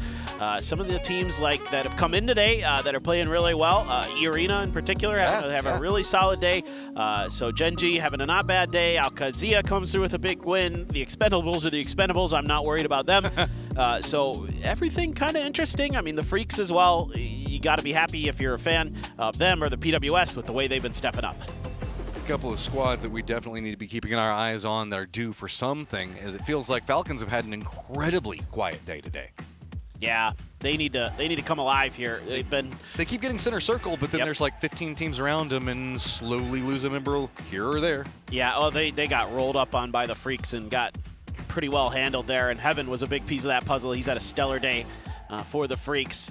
As they look towards the plane path, which is directly over the center of Miramar, right kind of by Monte Nuevo over to the north of Impala. So kind of a tough one if you're looking for those north or south drops, but everybody else in the middle going to be quite happy to get where they need to go relatively easily. Arena out early, going to be heading towards Valle de Mar, it looks like. Begopot going north. They've been like an El Pozo a bit. And Forest going way over to the west, looking like they're going to make the wide wrap around that part of the map. JDG has Chumacera. I'm kind of curious about Oct-2 here off the back of a big win, much needed win, as they've got themselves a little bit of momentum maybe. We'll have to see. You never know in PUBG. But they definitely needed that game. This is interesting. I always find watching Forest in the earlier sections, they're not one of the squads that gets the center drops or anything else like that, but they still find ways to be not the underdog, right? They win a lot of fights that almost feel like they shouldn't be able to win, so you can't really call them the underdogs. But at the same time, they're definitely playing from the more disadvantaged positions, but really find ways just to kind of firefight their ways in. So being far up in the west, right up next to Begapug, going to be kind of eyeing to see what they opt in to do, because it's always pretty interesting. Yeah, you never know with them. Especially in the circle. Far East, too. Yeah, they have a long way to go, for sure. Gen G does have Orca all by himself contesting the church. And just one member of JDG here with him, so he's going to go for the up-close and personal util. Cold does have the Vector, which can shred at this distance, no doubt about it, but Orca's sitting pretty with a couple shotguns and an AUG. So he's got the opportunity. Just Orca did get a decent read, expecting him to go up into the top of the church, but misread exactly how far fanned out Orca would go. And this is a very important position, and Bean wants to reinforce. They want to make sure that, you know, if there is going to be a fight here with JDG, that Gen G has the opportunity to come out ahead. Spaceman taking some damage. Oh, yeah, Spaceman's already been spotted on his approach. Flame also playing the other side, maybe the lower sections, looking like he's seeing if he can contain. I have to see if he opts into going up the road itself. Multiple members now for Gen G playing the low ground to defend Orca just in case something bad happens. But having that AR early and helmet going for these peaks feels pretty good. JDG also going to be lining up.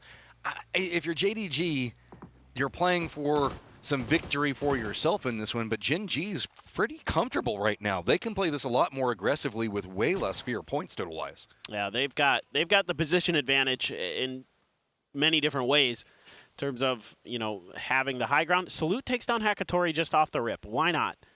What in the world happened? Okay, rip to everybody's fantasy points, I'm willing to bet. All right, so now looking forward, how do you get out of this situation? If you're Gen G, again, most of the cards already stacked in your favor. Damage going to be continuing to rain down onto JDG. Remember, this is a very early fight, so economy's pretty low, but Colt looks like he might have an idea. He's got himself gas can, just trying to make sure nobody's going to be sneaking up after him. It's come to a stalemate. This one might take a while to come to fruition. This is full Cold War right now. Nobody's going to be making any moves. Just a couple of nades coming up from top. Nobody being aggressive. A knock might make something happen. Oh. December 12th does manage to get away, but I mean, really, it's just a matter of how bad does Gen G want to show their dominance here, and I guess they've already kind of asserted it, so they're fine.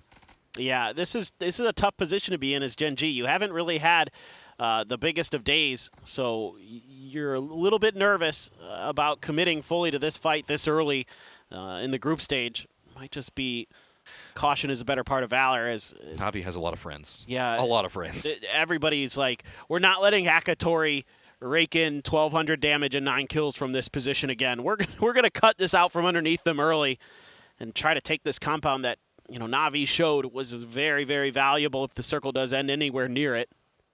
It's just a drive up. Oh, no. Oh, yeah. So we do have Slam that's pretty close to this and causing its own independent problems, as Sosed's kind of back behind Slam, I believe, at the time. So nobody really wanting to go for too much except for the Freaks. They've got the momentum. They got their knocks and kills kind of going in their favor. They know Hakatori's down. How bold are they going to be? And DL goes down, extends, denies. The Panzerfaust's even getting a lot of damage onto Heaven as well. Heaven has to retreat. Yeah, Dale's trying to get the hell out of there, so he just gets out of his ruse. Ruse from afar. Oh, way away from this. He gets the shots into the backside. Now Na'Vi getting more alive on the other side with Slam. Really comfortable. Remember, Navi's already at 87 points, so they can play this way more loose. Yeah, the Freaks might be able to recover here if they're given the opportunity. Ferris gets knocked. He had that Vector up on the side, got the first one onto Mogor. But Art up near Sosed. Sosed hits the headshot, but it doesn't matter. There's the follow-up, and Na'Vi is out early. All right, now damage control coming up from the Freaks as well as Slam both. Na'Vi definitely went down swinging. We did see that VP spotted this out. They're getting pretty close. I don't think that they're going to get too aggressive just yet as it started to calm down. Alkazi is going to be wrapping into Impala just back behind EP. The Expendable is also going to go over to Cantera. Now it's just going to be more territory control shots. I don't know if we'll see the same pushes coming out, but we do know that Slam and Freaks both can get aggressive in the earlier stages. This is pretty funny because this is 3 teams who are into the grand finals already, and they're all just duking it out. The rest of the lobby's got to love this, right? Oh, yeah. The rest of the lobby's like, yes, please, keep doing this, as Cowboy does get a kill on the Nixie there with a run over. So Al-Qadzia able to find value somehow, some way off screen. Heaven just trying to keep Mogor at bay. Probably saw that frag coming out, yeah, and gets the heck out of there. He's like, nope, I saw you doing that. I want to see Salute hit some bolt shots. That would make my day. Well, Slam is starting to get more information for his squad. This is slow and steady wins the race right now. Oh, good shots coming up from DL. Forces Slam to retreat from that angle. Opens up more of the crossfire and movement for the Freaks, but they've got to be cautious. Lurix up on top, has to be careful about really Salute's position, but he can't peek out too much. I just like that both these teams are like, screw it, let's fight. Let's go. Why not? Yeah, you know what? We're fine, we're good. We want to, kind of, this is like not a hot drop, but it's like a prio drop where like both teams are wanting to fight for something. Like we're saying we're going to be the first ones here in the next game where the circle goes here, so get the hell away. And so far, neither team really striking critical damage just yet. They feel like they've got the momentum on this one. They are not relenting. They want to kind of establish some form of dominance in this because just getting the moral victory here could give you a lot going into later stages of the grand final. Good read on the fact that Grenade's going to be rolling down right next to him. Steps away, Salute spots out Arctic's range though. And that's backed him off momentarily. There's a bunch of shotguns here for Slam G, trying to put him to good use, hoping that the Freaks will continue their aggression off of that kill that Salute found. But everybody and their grandma knows how dangerous it is to push down these long hallways. That Smoke trying to set up the shotgun, but a little bit of pre-fire there from the Freaks is keeping Slam G at bay momentarily. DL playing with fire there, I think, trying to push down. He's looking for those pre-fires. Those shotguns are scary, scary, scary. So all around the outside, Freaks got control. Slam's just in the longhouse. And like you were talking about, longhouse is very hard to push. Nobody wants to really dance around the outside of it too much because we do also have 4 Angry Men, Al-Qadzia, VP, all kind of close, taking pieces of it. Lurix getting some action in this one. It is popped off in the middle. Slam down to 2 right now. Freaks playing on the opposing fronts. Got a bit too bold in that hallway. Yeah, this is a little bit over-aggressive there from the Freaks, but, I mean, this was fight the whole way. And now you're just down to Salute, who certainly could do damage still. This Lurix just going to stop up and think about the heal, and he's going to start going for it. Maybe he's thinking, I tricked him a little bit, I swear. I can go for the grenade here, maybe. Find some meds that could be beneficial in just one moment. See, Slam still playing inside the house, Guman on the outside of it. So if it's red right, depends on how well this is cooked. Is it going into that window? Oh, no, actually does damage to Guman instead. Yeah, not quite far enough there for Salute. He's got the game face on, looking to try to slam the door here on Slam G. But so far, they're not really giving him any opportunities. They probably have a pretty good idea of where he is. Slam keeps opening and closing the door, peeking around. Salute's very focused in on the windows spots. Bit of exchange, but now they know exactly where the solo up for the Freaks is, and that's going to ruin a lot of whatever Salute was planning. Yeah, now Salute's got to take the time to think about this. And, in a way, you're kind of hoping that Slam G will try to counter push. They do get another point at the very least. 5 kills here for Slam G. Salute just chilling. Lurix trying to hope that he goes for the peak and that he can catch the timing. Come on, Salute. I wanted to see the bolt earlier. Now's your chance. Now's your chance. Treating from the angle, no surprise. Waiting for the new circle to pop, reveal where we're going to be going. Bit northwest of where we're looking at. It's going to be 4 Angry Men, Begapa, and Petrichor Road, pretty close. Minas Generalis is going to be closest to the center dot. Salute going for the bolty, but not finding exactly what he wants. Oh, going to now have to retreat yet again. This is getting less and less fun for Salute. Yeah. Hey, Al-Qadzia, do you want to be a part of this too? There's potential points for you. Sure, That's why big. not? I mean, join the party. Yeah. Petrichor Road in the center is going to spot out the Expendables rotating, and that's going to be also very close for the Expendables to be near 4 Angry Men, but a lot more bold, actually. Expendables kind of turning into this and going for the stop right along the road in the middle of the Impala field. Yeah, there's a little bit to play with here for the Expendables. These are not ideal. These trailer houses are prone to get grenaded. It can be a little tricky to lock down in the long run. Not pun unintended, but we do have an interview here with Long. See what 4AM has to say about their day. Hi guys, I'm standing here with 4AM Long Z and our translator Mandy. Last PGS, you guys made it just in time for the finals, and unfortunately this time the team is sitting at a tricky spot once again. Where's your head at? How confident are you for the last 2 matches of the day for the team? 在上一次 PGS 9中，你们是以惊险的成绩第16名进入决赛，在此次又是比较危险的一个局势，所以对于这次比赛，你是什么样的心态？你会怎么做？我觉得最后2把我们还是会保持专注吧，然后尽力去打好这2把，全力以赴。So in the last 2 matches, we'll stay calm and focus without pressures to other teams, and just do our best until the last minute.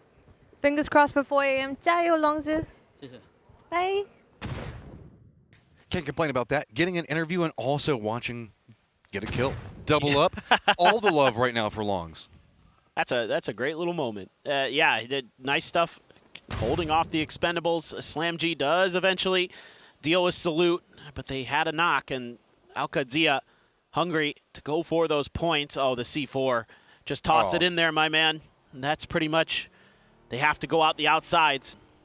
Just keeps it simple, forces everybody away from it. Did Slam? Oh, yeah, they're realizing they've got to go running out the backside. Alcadzia already waiting. It's going to be Cowboy trapped in. Mogor just kind of stuck now. What do you do? D on the other side. Going to go ahead and follow it up and even the explosion just in case. Yeah, that's textbooked right there from Alcadzia. Use that C4 to force them into a bad position. You've already got players around the outside to cover the exits. Beautiful, beautiful work. Much needed points again for Alcadzia on this day to continue their run. I mean, 32 points already with still this game and the next one. That's going to put them in a pretty decent trend to aim for that 60-point threshold that we often talk about. Meanwhile, inside the circle, pretty quiet. Not a lot going on. We've got a couple of teams that are kind of hunkered down around the fields. Minas Generalis has been split. It's got Mission Ready on one side of it, Petrichor Road on the other. Both squads pretty separated. Begapa playing in the high ground, and it does lean into the Gen G Begapa split. Alcadzia is going to go for an emergency pickup, and now really to the south, it's going to be these teams that are going to have to deal with the fields around Impala and a crunch most likely down to the southeast and southwest. Yeah, I'm thrilled to see this shift away from the fields. Get a nice, more even Stevens ending in terms of who can play from what positions. E-Arena driving alongside Virtus Pro. Nobody can really do much about each other, so away we go. Virtus Pro going to be heading east, making the wider wrap as E-Arena is going to try to go for just a more central hit right behind the expendables, trailing them. Opans, did he lose a tire there or something? He pulled up pretty quick. I thought maybe he was going to keep going. Instead, they're just going to be happy with, okay, we're in the circle. Maybe we can do some damage from this spot instead of just really trying to crash into the back of them. Lyrics is cutting down very far to the south. Emergency pickup was used, as we saw from Alcadzia. They didn't let that one pass by. They're going to get yoinked up into the sky. E-Arena just trying to defend in time being. Baron, and this is going to be what's going on with Forest. They got very close to Buriram, and Falcons just to the north of that are playing a truck stop. I guess we saw the BRDM just a moment ago for Falcons. That's a truck, right? So you can stop off in the truck stop? Is it a you know what? I don't even want to think about that. All-terrain vehicle. It is a good vehicle. I'll give it that. This is push through the door. Yeah, that didn't go good. Oh, that doesn't go good against a pump. The pump in the longhouse hallway just hurts. I can see the freaks just laughing. They know. It's just like, yeah, that happens. Yeah, we're fine. All right. So, circle-wise, VP, very far outside the zone right now, and their wrap potential is going to be coming in behind Forest and Buriram on their regroup. Begapa looks like they're trying to defend in the Alcadzia drop that we saw just a moment ago, but Alcadzia just kind of stole that one away. They're fine. Genji up into the north, and it's still a very quiet circle. Even with these squads so close to each other in the east, hasn't popped off yet, but it's just waiting for the spark to ignite it all. Yeah, the only team that really needs to make a big move is Virtus Pro. I think they went for the revive out in Impala, and they're going to be coming in pretty late to this one. So is this going to be one of those games where they play for the heals in the blue to go for placements? We'll have to wait and see. H-Win doing some damage. Demasti trying to find safety. Dodging between two different squads and somehow staying alive. I mean, keep your dance up, man. It's working for you. They've got that dip, but it does not feel good. The more and more we see Forest and Falcons stretching out, getting closer. VP, I think, might have heard this, and that's going to give them the information to wrap much further to the north. Oh, and Tickleton, he had the information. He's got the mortars. How good is the bead? Knowing him, probably pretty close. Yeah, they're right by the cars. It's just that Buriram is actually fanned out pretty wide of this position, so where the car fortress was set up isn't going to be the initial landing spot. Oh, those are so close. The hillside there, going to cut off those mortars a little bit, and Kickstart trying to do some scouting for the mortars. Nixie, I think, is now bailed out. Where is he going to be leaning into? It looks like VP are pushing in back behind Forest just due to the fact that Nixie's got so much information. I mean, you're parachuting in and you spot all those mortars go in that direction. It's like, guys, I don't think any of that's fine. Let's play our life a bit more to the south. E-Arena trying to wrap to the east here of the Expendables. Didn't opt to try to crash that compound instead. Just going to use these hills to try to cut them off as much as they can. But you can see, oh my God, okay, well, that helps. Jacob just dunks on Duck Juice. Looking to see if they can follow up on that. I don't know if E-Arena's going to crash this, though. It seems like they're content to just hold their edge, maybe? We'll see. Is that enough to give you some options to maybe just send it to the circle? See, Jacob was dancing the line of maybe going after it. Lyrics maybe will go for this. This could spell a problem if they're not careful. The tree is going to cause its own issue. Calores. That's a quick follow-up from Tanvu as well. And 2 members down. E-Arena's greed coming back to bite them. Yeah, that's tough there. You're just kind of sending in 2. It feels a little disjointed from E-Arena. That's not the way they wanted that to go after a really nice knock from Jacob. Meanwhile, out on the eastern edge, you got Buriram, you got Forest, you got Beamy chilling. Nixie's still in the sky. Oh, Beamy's got to be sitting on about a bajillion first aids, I have to assume. I mean, yeah. That's a statistical fact that I'm going to agree with without having seen any information. I'm just feeling it, you know? Has somehow 2 vehicles exploded near him that VP had. He doesn't have many. I thought for sure he'd have like 20. It's got to be in the trunk of a car. I refuse to believe this. They know exactly where he is, though. Forest can't really pursue anything going on with Beamy too much. Buriram keeps dancing closer. Mission Ready rolls down the hillside, and it's going to be very close to JDG. JDG's defense going to spot them easily as Michael's going to go down. Bizzler down as well. Quick flushes to follow, and Mission Ready down to 2. Has to contend with Al-Qadzi and a new point. Kick. King of the mountain. I'm just looking around, man. Everything the sun touches is your land. I'm just letting you know I'm here, just scouting out. Mission Ready out early, and that's a problem. They're still on that cusp position. 54 points means the next game's got to be big. No, you're exactly right, Matt. Or at least decent, I would say. Yeah. I mean, 6 to 8 points. Probably feeling a little more comfortable. Somebody's trying to mortar Al-Qadzi off the top of the mountain. They're just coming a bit short for old Rello there. As Chewy wraps in underneath, the Bagel Pop boys just going to be vibing. You know, they're old men. They got to take a bit of a break, relax a little bit, see where the next circle will guide us here for the 5th game of the day. Oh, okay. All right. West. Yeah. Al-Qadzi, you've got yourself a prime position. 2-1-1. Gen G, though, they look hungry and they look like they want it. Outskirts teams, you can see Falcons should be able to regroup around Kickstart's BRDM that we saw a moment ago. Buriram First still lined up against each other. Very hard for them to kind of separate out. But down to the south, it's going to be a problem. Glory is very close to the circle for the Expendables. The rest should be able to follow, but 4 Angry Men are going to be very close to that. It's going to be E-Arena trying to chase up this hill behind 4 Angry Men, though. Yeah, this has gone from bad to worse for E-Arena. You're in a very tricky position. Oh, Shen. Oh, man. The AWM in his hands. He's looking for that gimme. Oh, a drive up, a run over. Players are dying left and right here. Olympus has a machine gun. He's putting it to good use. Oh, that was close. He didn't even see that one coming, and he's dodging it. Good stuff from Olympus. Forest has kissed way off on this flank, too. Does Buriram, I think, yes, Ruse knows. Oh, and he's got him. Oh, he almost had him. Did not get that knock, and that doesn't open up exactly what Buriram wants. Olympus having to see if he can get over next to Scappy. They want to try to get this res, but Edie playing along the edge of the smoke. Oh, he sends the Panzerfaust into the smoke, playing right on the edge of it, going for the res. Big brain. That's, yeah, Also dodging the mortars. I think it's Tiggleton again. How about a second one? Yeah, how about another one? Oh my god. He almost died from that, but Ruse does end up winning this battle against Kiss. That's the flank angle collapsed. Tongmu also wants a piece of what's going on with Ruse, so it's going to make it even more complicated. It's just time to send it. Blue zone back behind you. Forrest doing a good job on trying to rally. Scappy back up. Smokes being their own independent problem, though. Good for defense a second ago. Now it's providing a pathing for Burram to try to exploit. Multiple angles now down as Scappy just trapped. He's just going to have to make an outplay here. Edie will at least claim the point. Bunch of blue zones go through. Scappy throws the stun to try to buy himself a little bit of space on the edge of this circle. Gonna stick in the blue, and it's gonna pay off. He gets Edie down. Ruse throws a stun. Try to buy a little bit of extra time. He starts to chunk down a little bit as well. Bit of a standoff here between the two Thai squads. Ruse can't get the job done, and he gets taken down. Well played by Scappy. Let's go ahead and jump over, I'm assuming, to what's going to be E Arena going down. 4 angry men trying to push into the Expendables. Well, the Expendables have a nice position in terms of a little bit of cover to use on this hillside. Lou's trying to cut that off from underneath them while they go for the res on the backside. Does come through in the nick of time. Grenade there, softens up Shen though. Oh my god.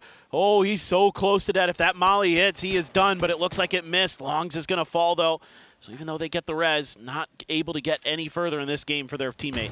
Expendables can't peek too much at this hillside. I think that a couple of squads back behind this, most notably Begapa, taking shots into the tail end of him. Yep, Tanvu's going to go down. That's going to open up a more of a crest situation that 4 angry men are going to go for. The Expendables still playing in this low ground. Got a couple of Molotovs down, a couple of good shots as well, but really can't get too much more out of this for the time being. Luckily, the new circle is right next to them, so they don't have to go too far. Yeah, they can hold on just a little bit longer. Clories and Duck Juice trying to do some more magic and see if they can bamboozle 4 AM a little bit. Blue zones to clear this rock again, and or near the rock at least. Doesn't quite get there, but 4 AM bunched up. Clory's looking for the opportunity. It's just a matter of, is he going to find the right timing, the right moment? Actually, Shrimsy with the mortars. Oh, that's a nice shot. All right, is that going to be enough to open it? Glory is with that knock. He looks like Duck Juice. Expendables have this one. They want their angles on it, and it's going to be Duck Juice cresting in. Just goes for the shots, and that forces a new angle. Opens up everything in the Expendables. That's exactly how they want to play it. Glories did go down in that exchange, and Petrichor Road chasing after it. Yeah, Petrichor Road needs points desperately. These grenades need to be good, but Duck Juice has already ran. He's gone, man. He's just out. He knows this is dangerous, and he wants to try to get away from this. Did Chewy see him crossing? Is my big question. I think he might have, but Duck Juice is going to get above. Ooh. Cowboy and Roth are doing damage to Gen G. Orca's trying to respond, but things getting a little bit weird here on different sides of the map. Petrichor Road in control of the southern area, but up into the north, Alcadzia that had a lot of control for a long time had to deal with Genji, who just ran right into him. Falcons still had Tickleton over there providing some support, but also have 3 of their members further down into the southeast. That's going to be taking shots now, coming at them from JDG. Scappy also going to be taking shots into the Falcons, and that's where this has all gotten a bit dicey, because it's also going to be very close to Duck Juice and Petrichor Road rotating. Yeah, Shrimsy does get knocked, but the Falcons have been picking up points here and there in this one. 2 kills already. Expendables go down in 8th. Chewy does eventually suss out Duck Juice. As JDG, another team that desperately needs points along with the Falcons. This is a huge battle right now. Lit up, but Forrest is getting involved. They're striking from behind. They're looking for the third party. Tiggleton, that flank angle gone. Scappy dealt with, though. Here comes Petrichor Road. Oh, one problem down in Scappy. Petrichor Road with the high ground looking on to the Falcons. They spot out how dangerous this is between, but their eyes actually are drawn to Alcadzia. Very far away from this one. They want to secure the high ground and the control that comes with it. Cowboy down, getting punished quick. Nades roll right into the Falcons. Not get the knock that they wanted, though. Aches left here. Looking to try to turn his attention. The grenades are raining. That one. Oh my god, right behind Shrimsy. Those ones look good, though. That is all of the Falcons gone. December the 12th claims 3. JDG and Petrichor Road working together to take down the Falcons, but now lined up against each other. Cold doesn't want to push too high up this hillside. It's going to be vulnerable to Orca as well as QAD back behind. So Petrichor Road waiting to see where the circle is going to pop. JDG going to be very close to it, but Petrichor Road knows that they can recess down the hill and be perfectly safe due to AZ's positioning.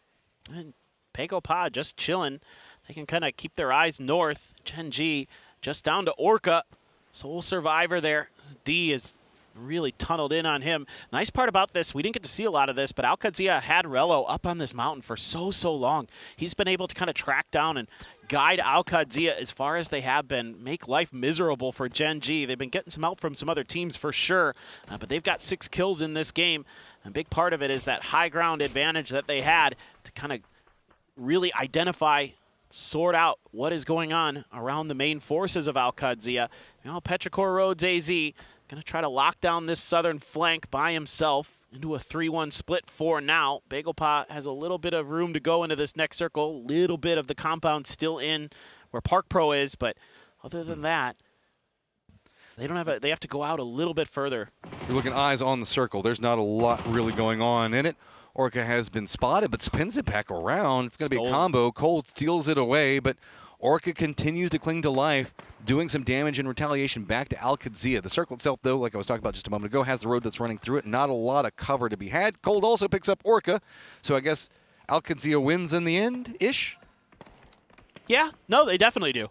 More kills, better placement, 100% a win for them. D's just chilling, trying to see if he can wait out everybody else where they get busy fighting. BagelPa's going to try to put out a 2-2. Leave a couple players back. Sungjong Park Pro to cover. Akan, who favors that MP5, you're going to send him out up close and personal. Try to do some damage. The rolling Doritos. Threatening, but not going to be That's a not problem. where they wanted them. Yes. That's the bigger issue. Is I feel like they wanted those a bit higher on the ground, and not a lot that's going to be provided over there for them. So continue on their merry way, see if maybe they can force Petrichor Road into a more vulnerable position. Sungjong going to go ahead and hop in a vehicle, leaving Park Pro behind. Probably pretty aware that D's the last one up for Al-Qadsia. JDG now has to figure out what they're going to do. Oh man, that was a big crossfire that went after D. I think like, what, 10 people turn around, take shots at him the moment he moved. Just about everybody in the server. It felt like JDG now turned their attention towards Petrichor Road. BagelPa just kind of has to hold the line, but Aches left springs to life, takes down Spaceman quickly. Has to go for the heal, though. Stuns being exchanged both ways. Chewy looking for an opportunity, looking for somebody from JDG to overpeak, seeing if they can take this knock and use it to their advantage. Remember that Petrichor Road only has one member over on this side. He's going to go down, quickly flushed. That means Petrichor Road now playing in a very vulnerable position up against JDG, trying to be bold. X left the last one up, using the hillside for cover, but does go down. JDG finding a ton of kills and continuing to climb up. BagelPa are up against the blue zone down to the south, and JDG has a lot of the control of the circle. Can Park Pro open it back up? Yeah, because BagelPa had a knock suffer, they had to stall up, and Gyuyun's going to pay the price. December the 12th just spreads his wings and claims a knock at the very least, maybe more. Now BagelPa trying to reinforce this angle, trying to see if maybe there's somehow, some way they can get this res, but with the high ground control that JDG has, this is going to be very, very challenging for them just to get into it. Park Pro trying to do what he can to buy a little bit of space and time, but he is going to be identified and known that he's a sole player over here, and it's going to be Spaceman trying to lock him down. Park Pro going for the peaks, not finding really much damage. Spaceman neither. So, well, oh, there's the headshot. Yeah, Park Pro's got to be careful. Oh, it's so hard to go for the res. Remember, this game started off with JDG getting caught in firefights, and then it has not yet ended for them. More and more of this that they're just taking a chokehold of, using the high ground advantages. Park Pro not even inside the circle yet, entirely pinched. Nate doesn't go where he wants.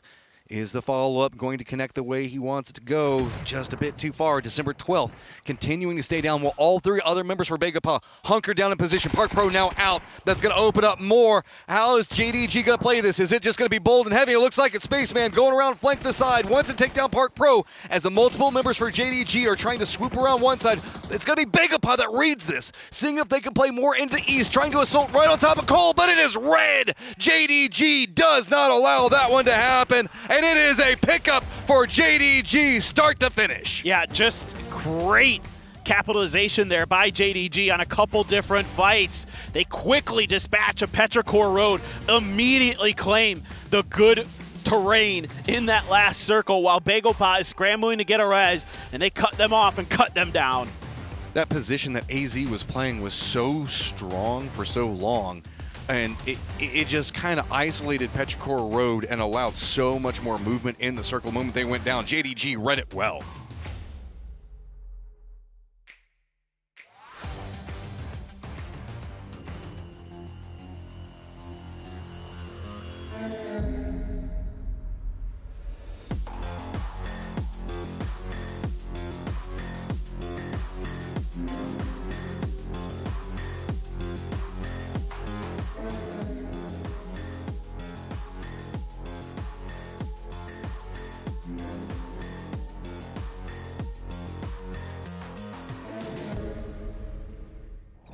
JDG is just too cool as they come away with a massive win. I guess massive is maybe a little over the top, but they fought Begapa at the end, and they fought well as a unit, and they got a couple of extra placement points. Yeah, they managed to get this one here. Obviously, important points for the leaderboard. Begapa as well, with just one more game to go. This is points they needed to try to have a shot at getting into a final here for this one. And honestly, for me, like, again, difficult circles here, with the circles going away from the kind of jungle side, going up just under those high grounds. There is some kind of interesting sense, some of the situations where it's like, okay, I thought they were going to fight on the edge there, but they were just driving all the way through the middle here. December 12th, though, fantastic game for him and for JDG. Yeah, so here as we get to the end game, you see Petrichor. I kind of hope this is going to be that big moment we've been waiting for them for so long, but they just absolutely get annihilated here on this big push. You see JGD take care of that, and then it's just an easy wraparound. I think Begapa tried to make a nice little move here on the wrap, but Sue smelled it out, and that was just the end of it.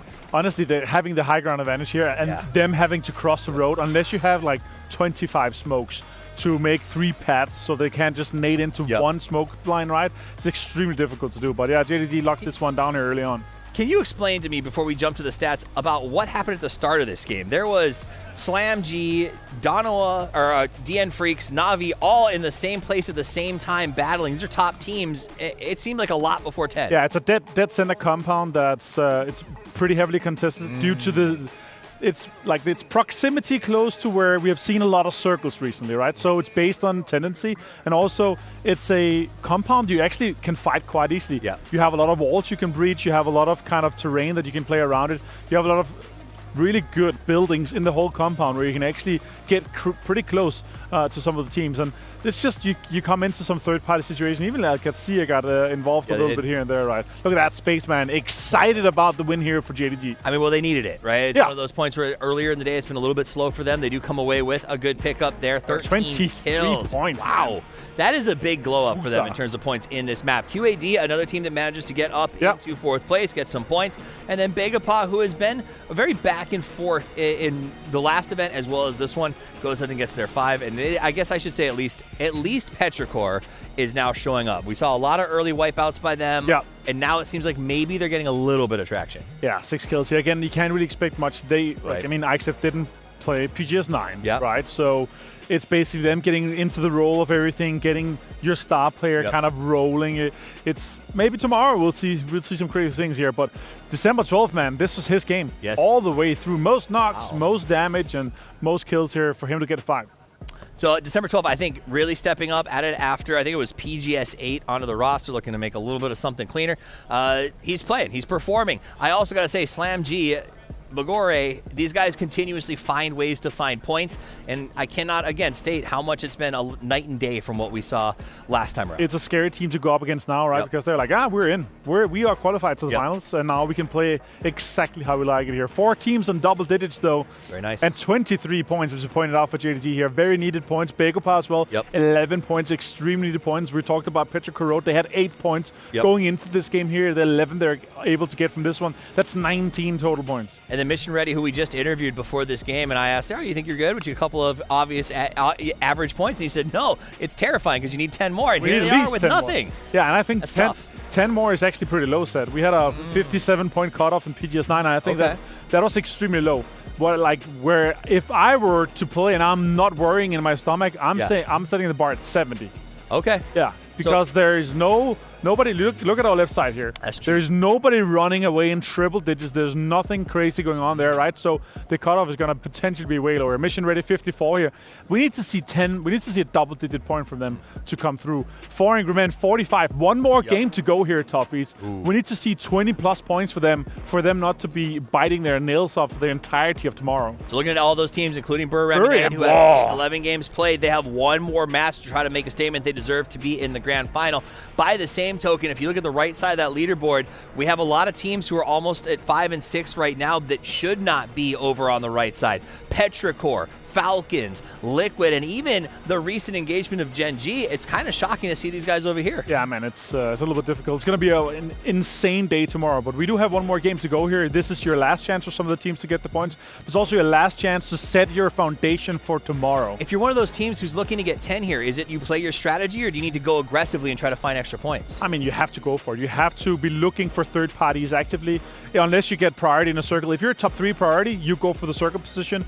But if you are not, you have to actively look for those third parties. Well, our last match of the game in the Dusty Dunes is our priority, and it's time with your casters, Matchup and Paper Thin. Last game for 3 squads. So close yet so far. We've got eyes drawn to 4 angry men. Begapa feeling better, but how ready is the mission? Because Mission Ready needs a game. Yeah, they need, probably, you'd love to get a win, but, 10 points is probably going to be okay for them. Like, you'd feel comfortable-ish around 64, not super comfortable, but yeah, Mission Ready in particular, Begapa just doesn't want a donut here. They need a couple points, and they're probably maybe feeling okay, but 4 a.m. needs to have a big game. That's all there is to it. It looked like maybe they were going to pop off today like they did in PGS 9, where they had a big second day, but that first day, only, 18 points? That's not going to cut it here, as they need to go huge. Are we going to get another Jin G, JDG situation going on around Chumasera? I don't know. No. Because Genji's already out of the play. Yeah, they just won the last one. Fine, whatever. No surprise on that one too much. Everything else looks pretty calm. Miramar being pretty, I guess, painful for a lot of squads. Specifically when we look at squads that have been eating up a lot of points on the leaderboard. Most notably where we can see Slam, Navi, and the Freaks all just having crazy. Oh, Rello. Please. Hello. Please tell me somebody got that. Please tell me somebody has the replay. Please. They are on the hunt for this right now, and very little fear coming up from Al-Qadzia so far, and I guess going to retreat, get what they wanted out of it. I could hear Roth. I mean, I would feel good about that one. Circle goes really far to the north as well, so Al-Qadzia doesn't have too much to worry about. They can kind of play around with this one for a second. Yeah, no doubt about it. There is a little bit of opportunity here, but D, does he realize Lurix is very, very, very close? He motorcycled over there and then retreated from it. He had to have spotted it. I would think they know. I would think. He's got the micro Uzi in the back pocket. Yeah. He's aware. You got to be careful. As we saw in the previous game, Slam G is happy to grab some shotguns and lock it down. So, got to be very cautious here as Al-Qadzia. Yes, you've had a 40-point day. That's a good day, but you never know what tomorrow might bring. So, I think trying to maximize here as much as possible, absolutely going to be the name of the game. While Slam, they're fine. They're into the grand finals, so they have not much to play for in terms of they could just send it and try to ruin Al-Qadzia's round. Boostic is such a strong player. We already have established that. The only thing that you have to be cautious on is that he doesn't have the best angles to work. Look at this. Give it to me. This. Oh, that was just easy and clean. My God. Easy shots. That is nasty stuff. Oh. That is what I live for, man, right there. That is just so good. I mean, saying easy shots, but really that is still complicated to pull off with a Bolty at that stage. He makes it look so clean. They're just so good. And for now, seems like it's no longer going to be Slam trying to get through there. Not sure if they got the chip. That's probably the only thing I'm kind of curious about. Is you can see there in the previous game, JDG comes alive, and they've got themselves in contention to be in that grand finals. Looking to be a pretty tight middle of the pack based on how some of these Group C teams have done here today. Like teams like the Expendables, Al-Qadzia, JDG, really popping off and making things pretty intriguing where that cutoff line will actually end up. Still a lot of teams that did well yesterday as well that are going to be looking for points. And you're looking towards teams like 17, Twisted Minds, who seem to always find their way into grand finals and then do well. Freaks well on their way into a grand finals again, looking to try to get a win after not making it in a 9, a couple of second places earlier this year. Certainly would love to get that win in their cap, get ready for PGC, end on a high note. So, looking at rotations, we're spotting the Freaks. They've got 4 angry men in front of them, already aware of that. Burram's going to be to the east. This is down into the southwest around San Martin and Hacienda. Back behind this, Navi, I think, spotted out the Freaks in their rotation, so they're going to be leaning more east. VP is going to be down to the south behind that. Expendables in Picado right now, no big rush coming up from them. Of course, JDG that we saw just in Chumasera a moment ago, as well as E-Arena very far to the south. Mission Ready over to the west, playing this a lot slower. And remember, this has got to be a decent game. I don't necessarily say it needs to be a big game, but it needs to be a decent game to feel comfortable in going into tomorrow. Yeah, for sure. And again, it's kind of hard to say where the cutoff's going to end up, but you want to go for 60 plus to at least give yourself that chance. As Petrichor Road driving pretty close, but you'll see teams do this, drive around the edge, but they're committing to this. The Falcons, they're here and they're ready. Shrimsy peeked around and saw. I think that maybe Petrichor Road aware as well. Good exchange between the two. Shrimsy takes a lot of damage, has to retreat. Kickstart trying to defend. AZ walks right into the sight line.